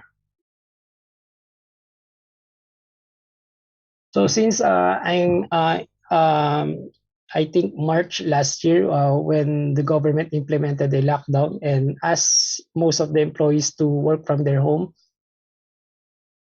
so I need to bring some of the equipments that I have in ASTI to my home. So this is my current work from home setup. So I usually use two laptops. One for controlling the slides, which is also connected to a monitor for easy navigation within the slides. And the other one is for moderating and controlling the session. And in this PC, I also have the backup communication channel to the organizers. Excuse me. So these are some of the problems that I've encountered during an event. So first one is the power interruption. So basically, when you are working from home, you don't have UPS or backup generator. Unlike when you are in the office, power is not a problem since they have a backup generator. So what I do is before the session starts, I'll make sure that the organizer has also the materials that I have, so that in case when I'm disconnected, they can proceed with the session. So another issue is the network connectivity. So during the early stage of pandemic in the Philippines, I'm just using a 4G network or mobile data, which is not enough, especially if you are controlling the slides. Sometimes the slides has a movie clip, so it's not the quality is not good on the participant side. So what I did is I subscribed to a fiber connection for I think 25 Mbps, and I just bought a small switch so that I can use the wired connection during the session. And another issue is the simultaneous session. So basically, it's a lack of manpower. Sometimes, since we're supporting medical societies, sometimes they have same schedule of event. So what we did is Dr. Domino asked me to teach him how to support such activities. So we have a series of one-on-one tutorial. So on the picture, this is his work from home setup. So he also has two computers, and I think he also has an iPad for monitoring the session. So for our telemedicine activities, mostly our activities was webinar types, wherein doctors learn from other doctors. And we also have case presentation. And for the live demonstration, I only supported once, I think July last year. Actually, it's quite difficult because I wasn't able to go to the hospital to check everything, the setup. Because actually, I'm also afraid entering a hospital during that time because COVID-19 cases keeps on increasing. So luckily, they have resident doctors who knows a lot about multimedia equipment. So we just have a testing, I think for 3 days, so that I can guide him on how to connect everything to a mixer or to audio equipment. And also some of our activities with the collaboration of the Philippine College of Surgeons. So basically our sessions last year are mostly related to COVID. So in these slides, some doctors giving some guidelines on how to use personal equipment by a surgeon, and we also have lay webinars wherein they teach a household or a family member how to monitor or um, how to take care of a COVID patient, moderate COVID case patient who is quarantined in their home. So these are the list of activities that I supported last year. I think it's around 50 or 60 sessions. These are only the ones that I supported, since I already taught Dr. Domino. Sometimes he don't ask me to support some activities. The doctors, since he was joining that session, he will be the one who supports the event. And this one is for 2021 activities. So I think I have still 10 events from this day to December. So like what Tunggul said, there's no overtime or break or weekend for us during this pandemic. So then the Philippine College of Surgeons awarded this presidential award to TNP for the valuable support, technical support in their virtual events during the pandemic. So I think that is my last slide. So thank you for listening, and I'm very happy to answer your question. Thank you.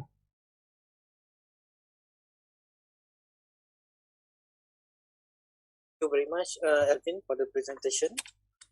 Is there any questions or comments? Kuriko, please.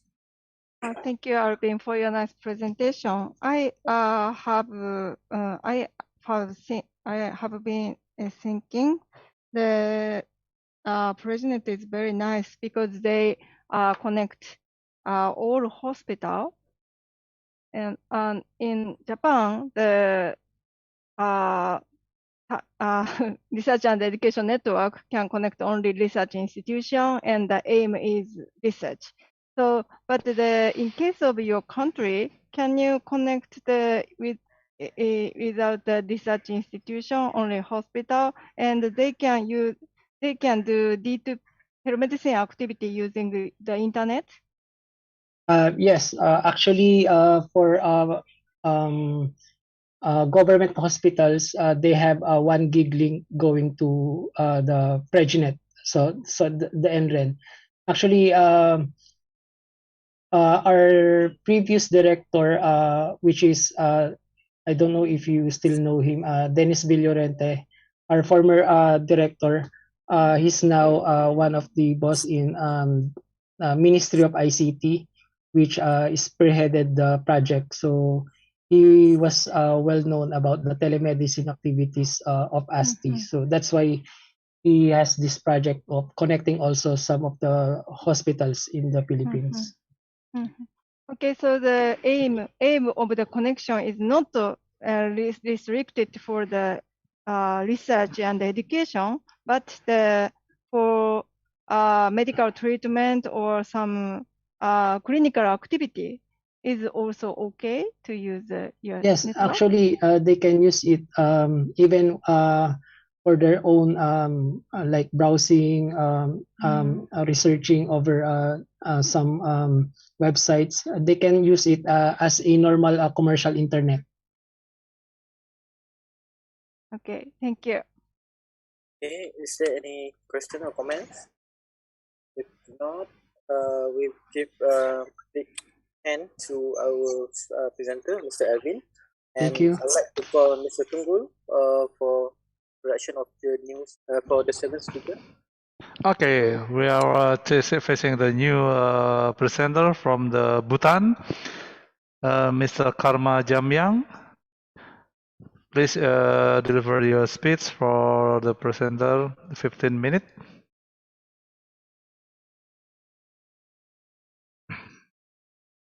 Okay, you may start. We can see your slide.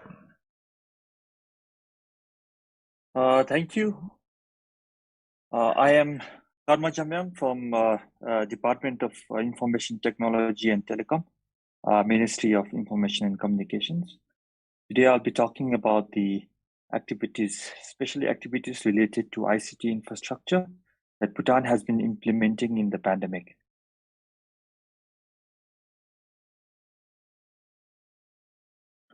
So this is the outline of my presentation. I will highlight the ICT activities implemented by my organization in the pandemic.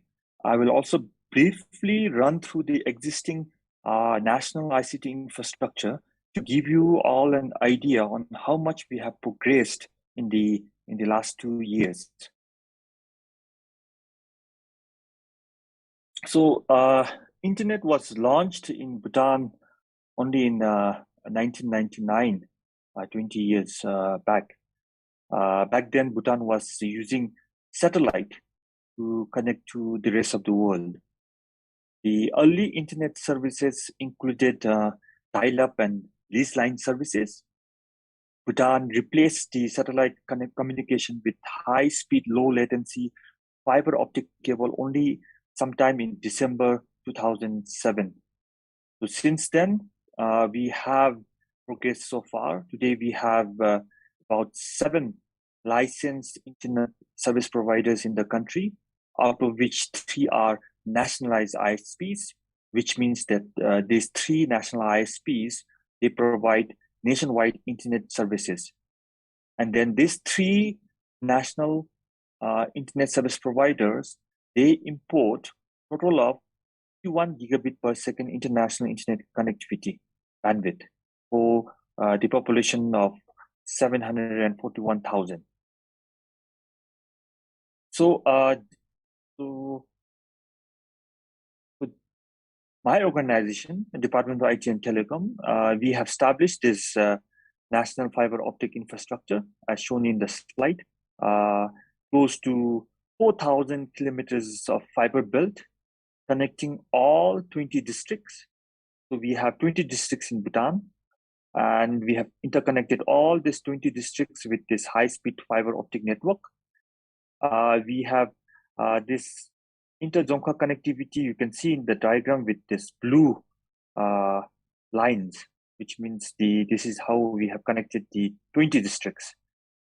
You can also see the red lines, which means these are the ADSS, typical all dielectric type of fiber that connects the blocks of villages, about 203 blocks of villages in the country.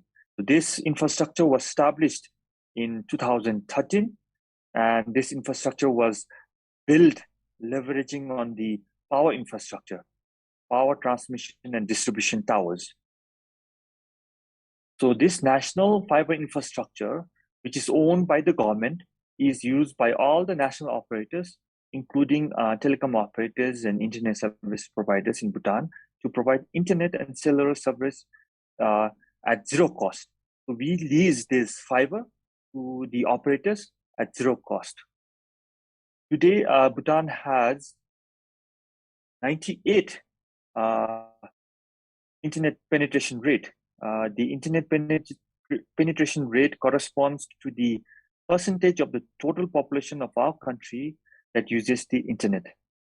However, besides mobile and fixed broadband technology, 98% internet penetration rate includes usage of mobile internet technologies such as GPRS and AIG technology. As you can see in the slide, there is about 92.04% of the population of the country uses broadband technology to access the internet. Out of 92.04, 92% of the population uses broadband mobile technologies such as 3G, 4G, and LTE, and only about 0.4% uses of the total population uses this fixed broadband technologies such as internet lease line using ADSL copper technology as well as fiber to access the internet. So it was very clear that we did not have adequate fixed broadband infrastructure, especially the last mile connectivity. While we have invested and built the national fiber infrastructure, we did not have adequate last mile fiber infrastructure in the country to that connected our community to the internet. So we didn't have high-speed internet access for our research and education community, including the research and education, high research and education institutions, the hospitals, the research and education institutes, the schools. So last mile connectivity was identified as the key issue in the internet development. So therefore, so in 2015, we established this high-speed dedicated research and education network for our RNA community, which is known as the DRUCRAN, Druk Research and Education Network. The DRUCRAN is a multiple 10 gigabit per second network built using national fiber infrastructure to provide high-speed dedicated internet connectivity for the closed user group. The closed user group here is the research and education community in Bhutan. So by 2017, we had connected 10 out of 20 districts. So we established about 11 POPs in the country, 11 DRUCRAN POPs, and we interconnected, as of today, 28 research and education institutes. So, and further, in 2019, we established connectivity to the rest of the world. DRUCRAN connected to National Knowledge Network with 1 gigabit per second, and also to Global Research and Education Network using the same NKN circuit of 1 gigabit per second. So this is how in 2017, 2019, we connected to the Global Research and Education Network.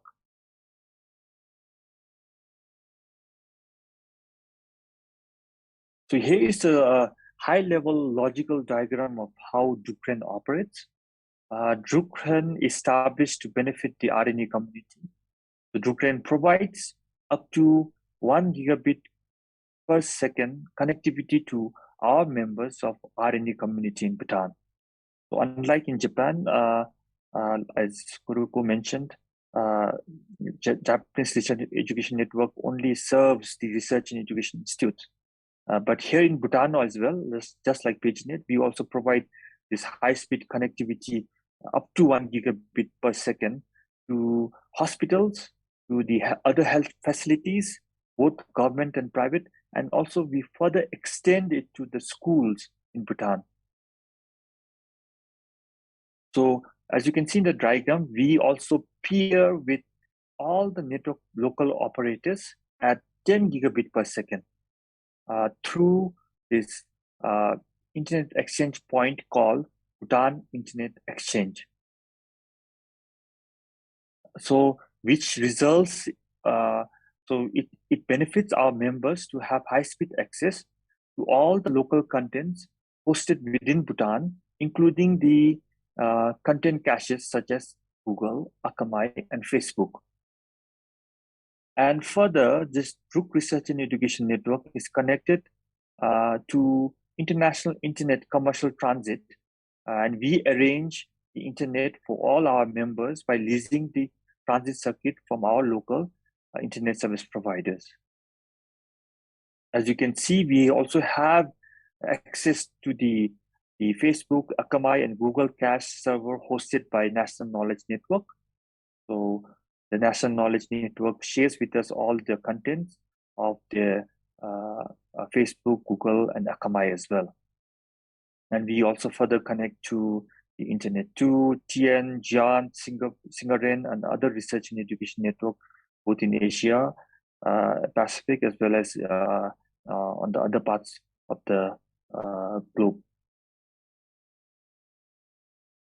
Besides the high-speed network services that we provide, we also provide DRUCRAN Zoom service to our members.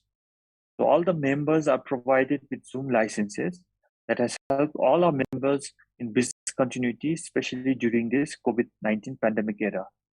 Dukrent Zoom license has also helped government agencies, R&D institutions, the hospitals to organize meetings, seminars, training, workshops very seamlessly.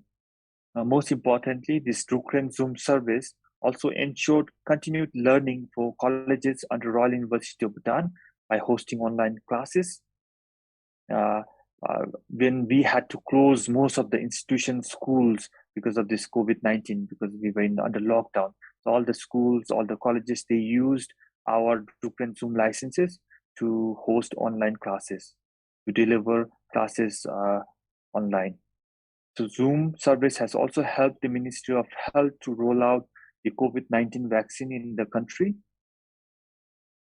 Additionally, we also organize technical conference and workshops to build capacity of network engineers, our members. So now to the ICT activities that we have implemented during the COVID-19 era. So this Department of Information Technology and Telecom, my organization, is implementing this Government Initiative Network, a GENE project with a budget of around $12 million to expand the group research and education network footprint in all 20 districts and extend high-speed connectivity to 280 plus research and education institutes, which includes the schools and hospitals. We have now commissioned this Dukrent point of presence in all 20 districts this year in October 2021 recently. So now we are present in the 20 districts. We have expanded our number of POPs from 11 to almost 26. In addition, we are also establishing high-speed government network called GovNet to interconnect all the government agencies with high-speed connectivity. So the Dukrent core network has been upgraded to meet the demand for almost 400 and plus research and education institutes in the country. There are around 500 public schools in Bhutan. Currently, the schools have subscribed to approximately 5.4 gigabit of internet connection from one of the local service providers. We also have the hospitals connecting to the internet. But what Dukrent will do is Dukrent will provide a very high-speed connectivity. As you can see in this slide, we have been able to, through the same Government Initiative Network project, we have connected 559 agencies in the last 2 years with the fiber. So out of 559 connected agencies with fiber, we have connected 179 schools with fiber and also about 85 health facilities with fiber in the last 2 years. So we will be commissioning all this internet connectivity and fiber connectivity to all the hospitals, the health facilities, and also the schools and other government agencies. So in total, the project has basically identified about 850 plus agencies to be connected with the last mile fiber technology.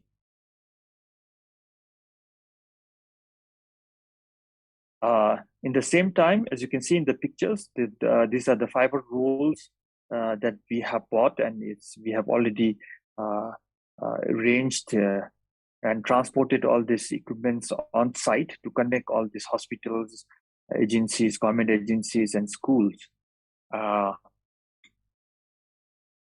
Subsequently, we have also deployed about 240 routers to connect the hospitals, schools, and all our other members.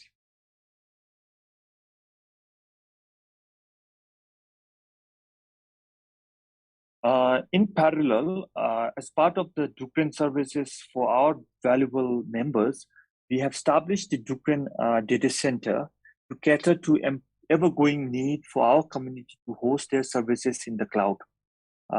We are now providing infrastructure as a service to our members, the cloud service to our members. Some of the members have already initiated migration to move their ICT application and data to our Dukran Data Center. Most importantly, we have also deployed Dukran Zoom on-premise meeting connector and its instances in our data center. This is going to immensely benefit all our members connected to Dukran to avail the Zoom at very high speed, at the speed 1 Gbps. All the hospitals that would be connected to Dukran will be able to carry out teleconsultation, meetings, trainings, conferences, workshop using this Dukran Zoom on-premise system. So we have recently commissioned this Dukran data center this month only in November 2021. I will also quickly run through the other ICT activities that we are implementing. One of the key challenges in the uptake of the ICT services is the internet service cost. The internet service cost here, I mean the international transit internet bandwidth. So the traffic going outside Bhutan.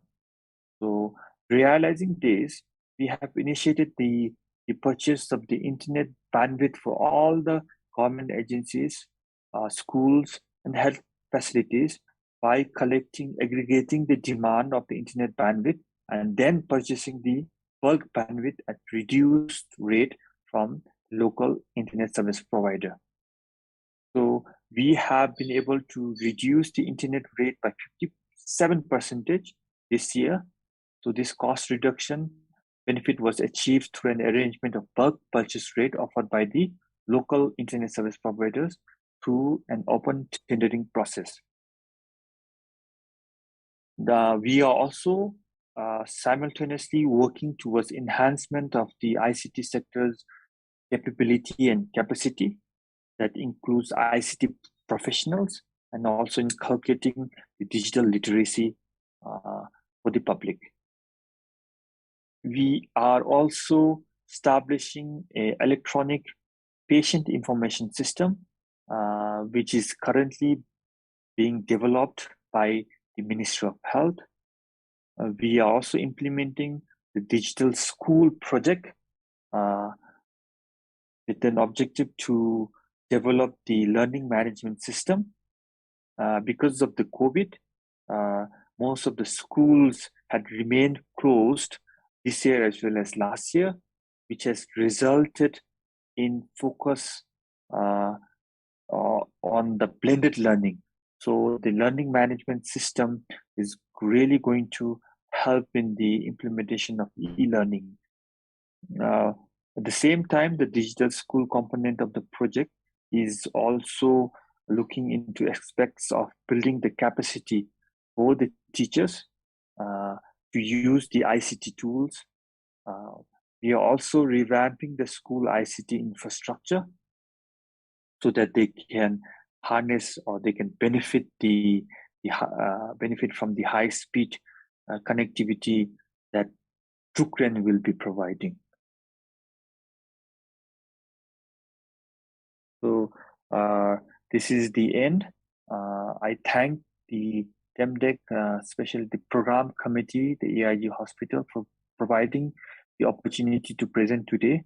You may please follow us on Facebook and Twitter for updates on Dukran. You can find us by Dukran at the rate Dukran. Thank all for your kind attention. I will take questions if there are any. Thank you. Okay, thank you. Rekan macam yang stop there. Okay, is there any question for Mr. Kama Jamyang? From Kuriko or anyone else, or from Sintaro, probably. I'd like to hear your voice, Sintaro. Is there any? Can I ask a question? Yes, please. Thank you, Karma-san, for your nice presentation. And I understand the internet in Bhutan and some the digital activity. And my question is, hospitals connecting internet to hospitals. How much percent of how many hospitals are connected to research and education network? Thank you, Kuruko-san, for the question. So before we connect the hospitals to the Druk Research and Education Network, we are using through this government-initiated network project, we are connecting them with fiber infrastructure because most of the hospitals and health facilities currently are connected to internet, but they are connected using mobile broadband technologies such as 4G and LTE. So all the doctors, the health professionals, they connect to internet, but they have a very limited speed. So Drukren has come in and connected till now about 12 hospitals, and we are in the process of connecting 18 more hospitals. There are about 30 hospitals, and the other smaller health facilities are the basic health units, which will also be connected to the internet, but not through Drukren. Only the district level, high level hospitals, the regional hospitals, the national referral hospitals will be connected to Drukren. But to answer to your question, we have only connected right now 12 hospitals, and we are in the process of connecting 18 more. And hopefully, we have a very tight deadline, which is the end of December.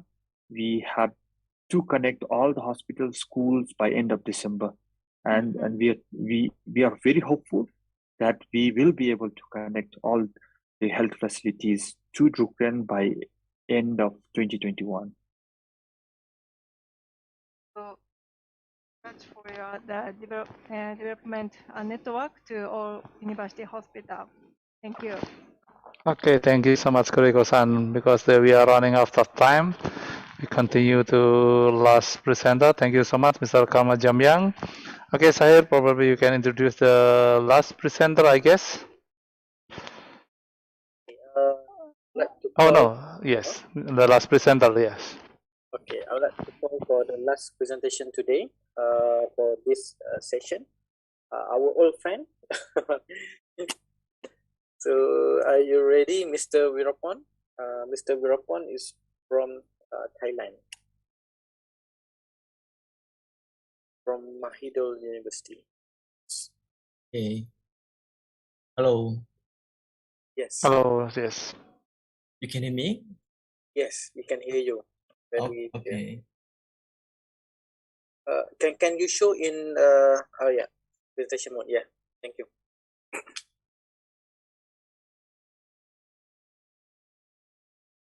Hello, everyone. My name is Virapon Manat Alina. I'm engineer at the Faculty of Medicine Surgeries Hospital at Mahidol University. Today, I'm going to elaborate about the activity and technical update of Faculty of Medicine Surgeries Hospital. So this is our today agenda. Our report will cover these following topics. Firstly, the brief introduction of our Dean of Faculty of Medicine Surgeries Hospital, Mahidol University. Secondly, the situation before to COVID-19 pandemic. Thirdly, the condition during COVID-19 and aspect that we need to adapt. Lastly, the new normal.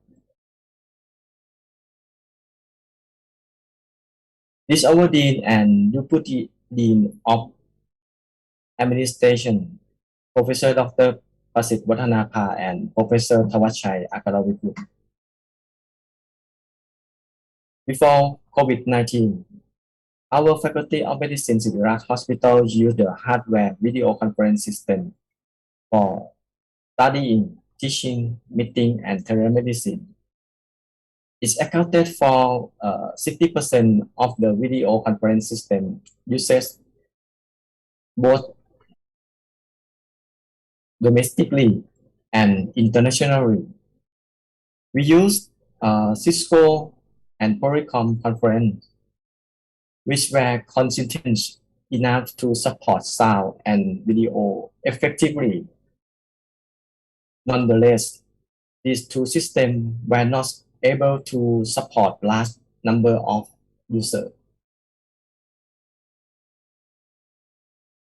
The fourth, our faculty needs to find a better video conference system to adapt to COVID-19 circumstances in teaching and studying, telemedicine, and academic meeting.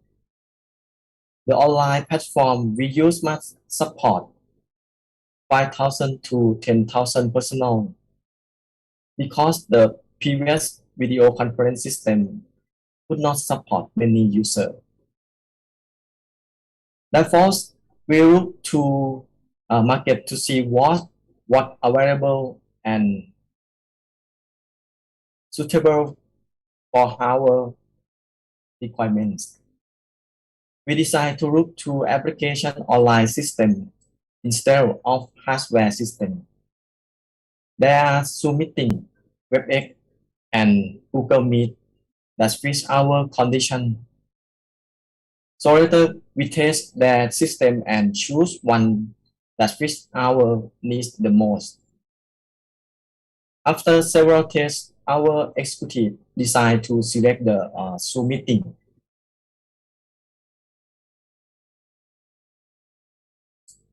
As a result, we can see from statistics that the number of Zoom usage in our faculty are continuously increasing.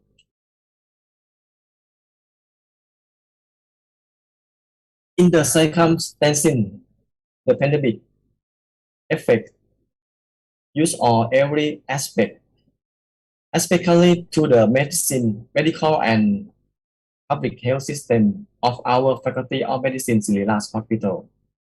In addition to providing service to patients suspect of COVID-19 infection, Siriraj Hospital also provides service to patients who have regular doctor appointments,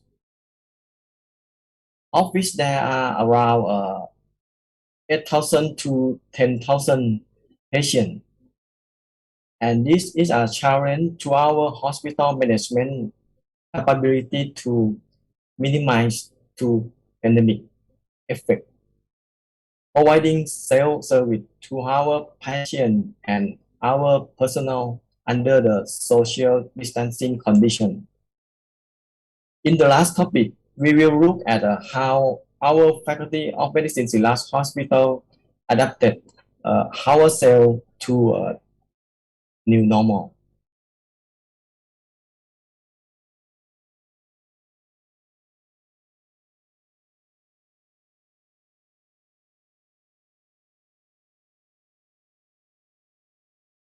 And our faculty has developed two applications in response to the new normal. The first application is Siriraj Connect, which is an application for servicing telemedicine, and another application is SIV Works. This application is designed for our personnel to support them to communicate effectively in our organization.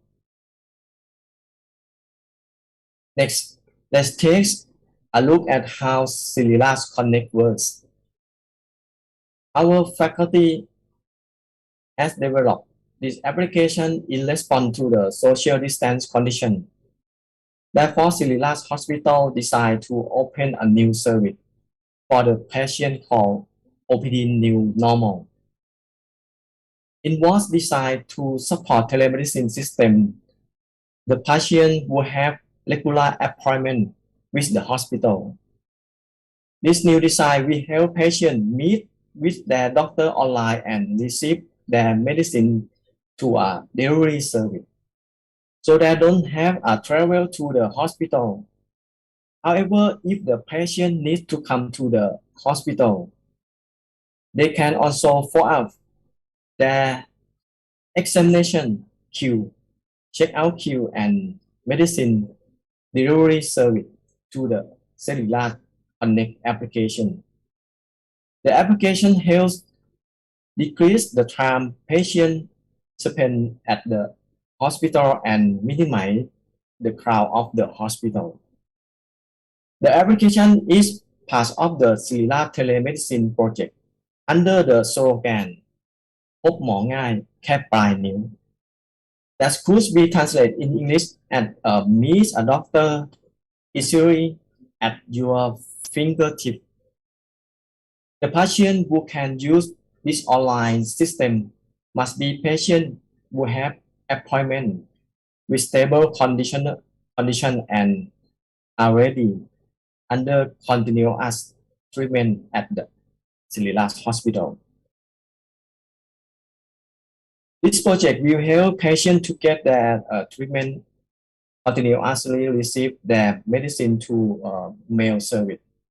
The problem of traveling to the hospital and risk the begin infection are no longer concerned.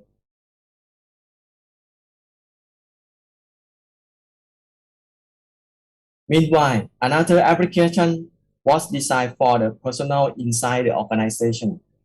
In Thailand, the communication application that we use the most is Line.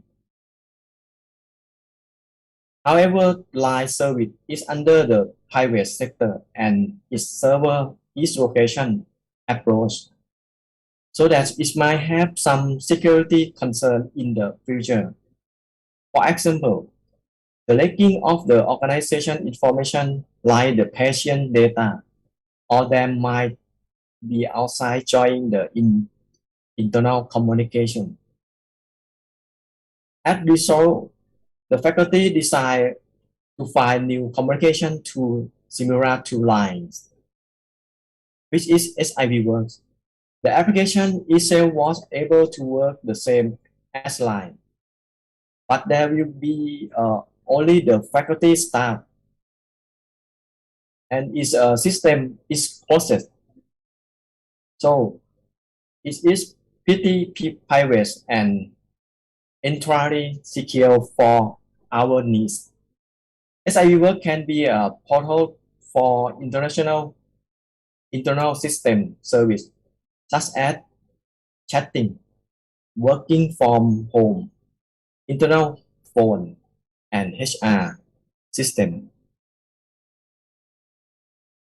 In conclusion, COVID-19 has emerged and influenced our right into various aspects of the new normal, such as the new technology of working from home, video conference, telemedicine, as etc. We believe that the pandemic is a factor that simulates the changing trend of the long-term structure in which we are aware of this trend. Thank you very much. Thank you, Mr. Verpon, for the presentation. Is there any comments or questions from the floor?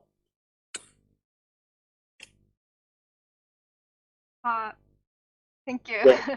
Yes, Thank you, you, Virafon, for your nice presentation. I want to know about the Cellular Connect app.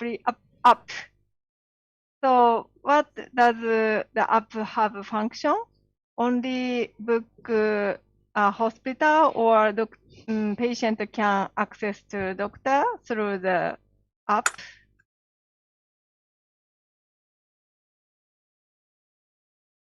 Silas connect up to the doctor, up to the patient. So they can talk through the app, or doctor can see patients through the app. Yes.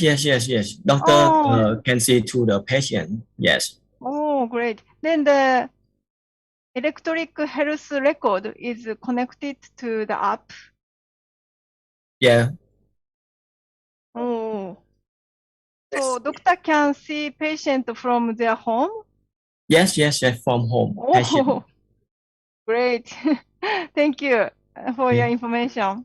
Thank you. Thank you, Kuriko. Yes, I think it's so fantastic to have the application where they can conduct telemedicine from almost everywhere. Any other question or comments to Mr. Virapon for the very interesting presentation with the apps? Okay, if not, please give big applause to Mr. Virapon for the very interesting presentation. And also quite surprised to see Mr. Virapon today with the short hairstyle. Okay. Yeah, so, the new haircut. Okay, so our session come to the end. So I hope you had a very good time during this session. We had learned a lot actually from our colleague, from our friend, for all the presenters. Not just for this session, probably from yesterday until now. So I hope you have a good time and enjoy your weekend. Okay, and I would like to thank everyone, especially all the presenters, the organizers, TEMDEC, AIG, my co-chair, Mr. Tunggul, and for everyone who are watching from YouTube streaming. So I hope you have a good time, and see you again next time. Thank you, and bye-bye. Okay, bye-bye. Thank you. We are back to Satya. Back to Kuriko-san. Okay. Thank you everyone for your participating ATS from yesterday. Yesterday is mainly the historical presentation or keynote lecture or some big project one. And today is almost engineering part, but we enjoy very particular practical information. That's fantastic. So let's start to conclude this. Let's conclude this symposium.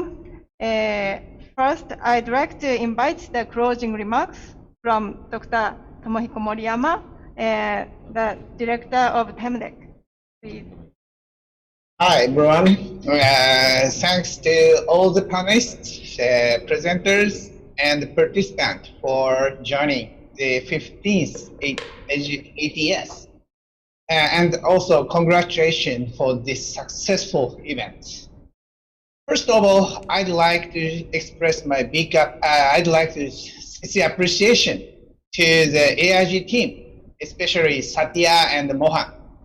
They made a great effort to make this event successful. So please give them a big applause first. Okay, at 12th ATS held in Fukuoka, the theme of the ATS was telemedicine, expansion to the world. At that time, this kind of telemedicine activity is very limited and not so major. But through the pandemic, every people are aware of the usefulness of this telemedicine and quite familiar with it. And many telemedicine activity is implemented in clinical activities. And I'm really happy to know all of you guys, our friends, made a very important role to install this telemedicine in each country. I really enjoyed your presentation and the discussion for these 2 days. Actually, in Japan, doctor-to-doctor education is quite now popular. In various kinds of congress, we can see many remote discussion and presentation. And now Japan is the number of the patient is very limited. So now many congress are held with hybrid style combination of on-site and online. But regarding doctor-to-patient D2P care, it's still quite minor in Japan. So I really impressed. This kind of activity is very familiar and very now expanding in Asian countries. Some of the hospitals already developed their own application, and it's quite useful, and I suppose it should be very convenient for doctors and also for patients. It's really amazing. So we should learn from you guys to how to implement this activity to Japan. Still, we have many restrictions such as legal issues or privacy protection or something like that. So, but I would like to collaborate with all of you guys to overcome this kind of issue in Japan. I suppose this kind of telemedicine activity will be more familiar even after this pandemic. And also, you guys will have a more important role to install and expand more in each country. So I'd like to more collaborate with you guys and by sharing informations and experiences. Last night, I joined the Congress on digital health in Brazil, and I made a short presentation. And from other presenter joined from Europe, Brazil, Latin countries, and Arabic countries, or something like that. All of them envy us, actually, because we already have a strong relationship between engineers and doctors. That's why we already have many achievements of these telemedicine activities. So I would like to strengthen this relationship between engineers and doctors, and also among Asian countries. So we would like to go forward to expand this telemedicine activity, not only in Asia, but in the world with you guys. So thank you for joining, and keep in touch. Thank you very much, Dr. Tomohiko Moriyama, for your nice remarks. So the final is there will be the vote of thanks from the Mr. Satya. So Satya, you will be the final person. Please. Thank you, Ms. Kuriko-san. Every event has to come to an end, and we also close this telemedicine symposium today. We came to the end of this very important ATS 2021. I hope all of we completely enjoyed these 2 days with great lectures from Professor Moriyama sir and Dr. D. Nageshwar Reddy, Dr. G.V. Rao, Dr. S.K. Mishra, Professor Shimuji sir and Dr. Jeffrey, and many other doctors who stressed on the importance of telemedicine in handling this COVID pandemic or in spreading the education to other doctors and students. And also they clearly showed us the way forward in artificial intelligence, how it is going to help in telemedicine. And the highlight of the event, the complete ATS, was the live demonstration of 2 complex procedures by Dr. Rakesh from our institute in a very short time. So those are very complex procedures in fact, but he made it very simple for all of us to understand. And in this, the first I would like to thank my entire team who made all this setup for us to have a smooth event with good audio and video quality. The team involves around, it's just me and Mohan And we have some new staff members. Shiva joined us 1 year back with us, and he's Ganesh. He's there for the past 2 years with us. And I have one more girl working with us, Dhanlakshmi. She handles all the communication, speakers and moderators. So this is the team behind us.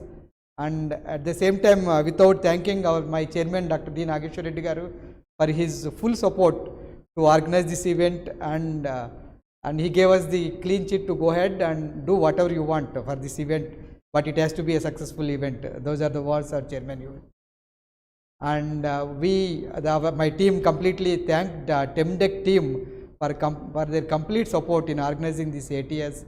And special thanks to Moriyama sir and Kuriko sir and Komatsu for their excellent support in each and every step what we are doing, and the guiding us from behind and controlling the whole program. See, it should not be bored at some point. So all this support was given by the TEMDEC team. Finally, we thank all the speakers and the participants sparing their valuable time and making this event a grand success. And we hope to see all of you soon physically. Till then, we should stay safe, stay healthy, and stay updated. That is also very important. Thank you very much. Mohan? Thank you very much to TEMDEC and the speakers and participants. Okay, thank you very much, AIG team. Yeah, okay. So why don't you take a screenshot if we can open your camera? Yeah, let's have a group photo. Yeah, let's take all a of photo. all of the attendees should open their camera so that we can have a screenshot. Yeah, please. Okay. Then please take a screenshot. Let me take. Maybe thumbs up. So we'll meet again next Japan. Okay. Okay. Thank you. Okay. So thank you so much. Congrats. Thank you. See you. See you everyone. Stay safe. Thank you. Stay safe. Yeah, thank you. You too, Papi. Bye. Yeah. Satya, Thank you, baby. Yes, The happy teas.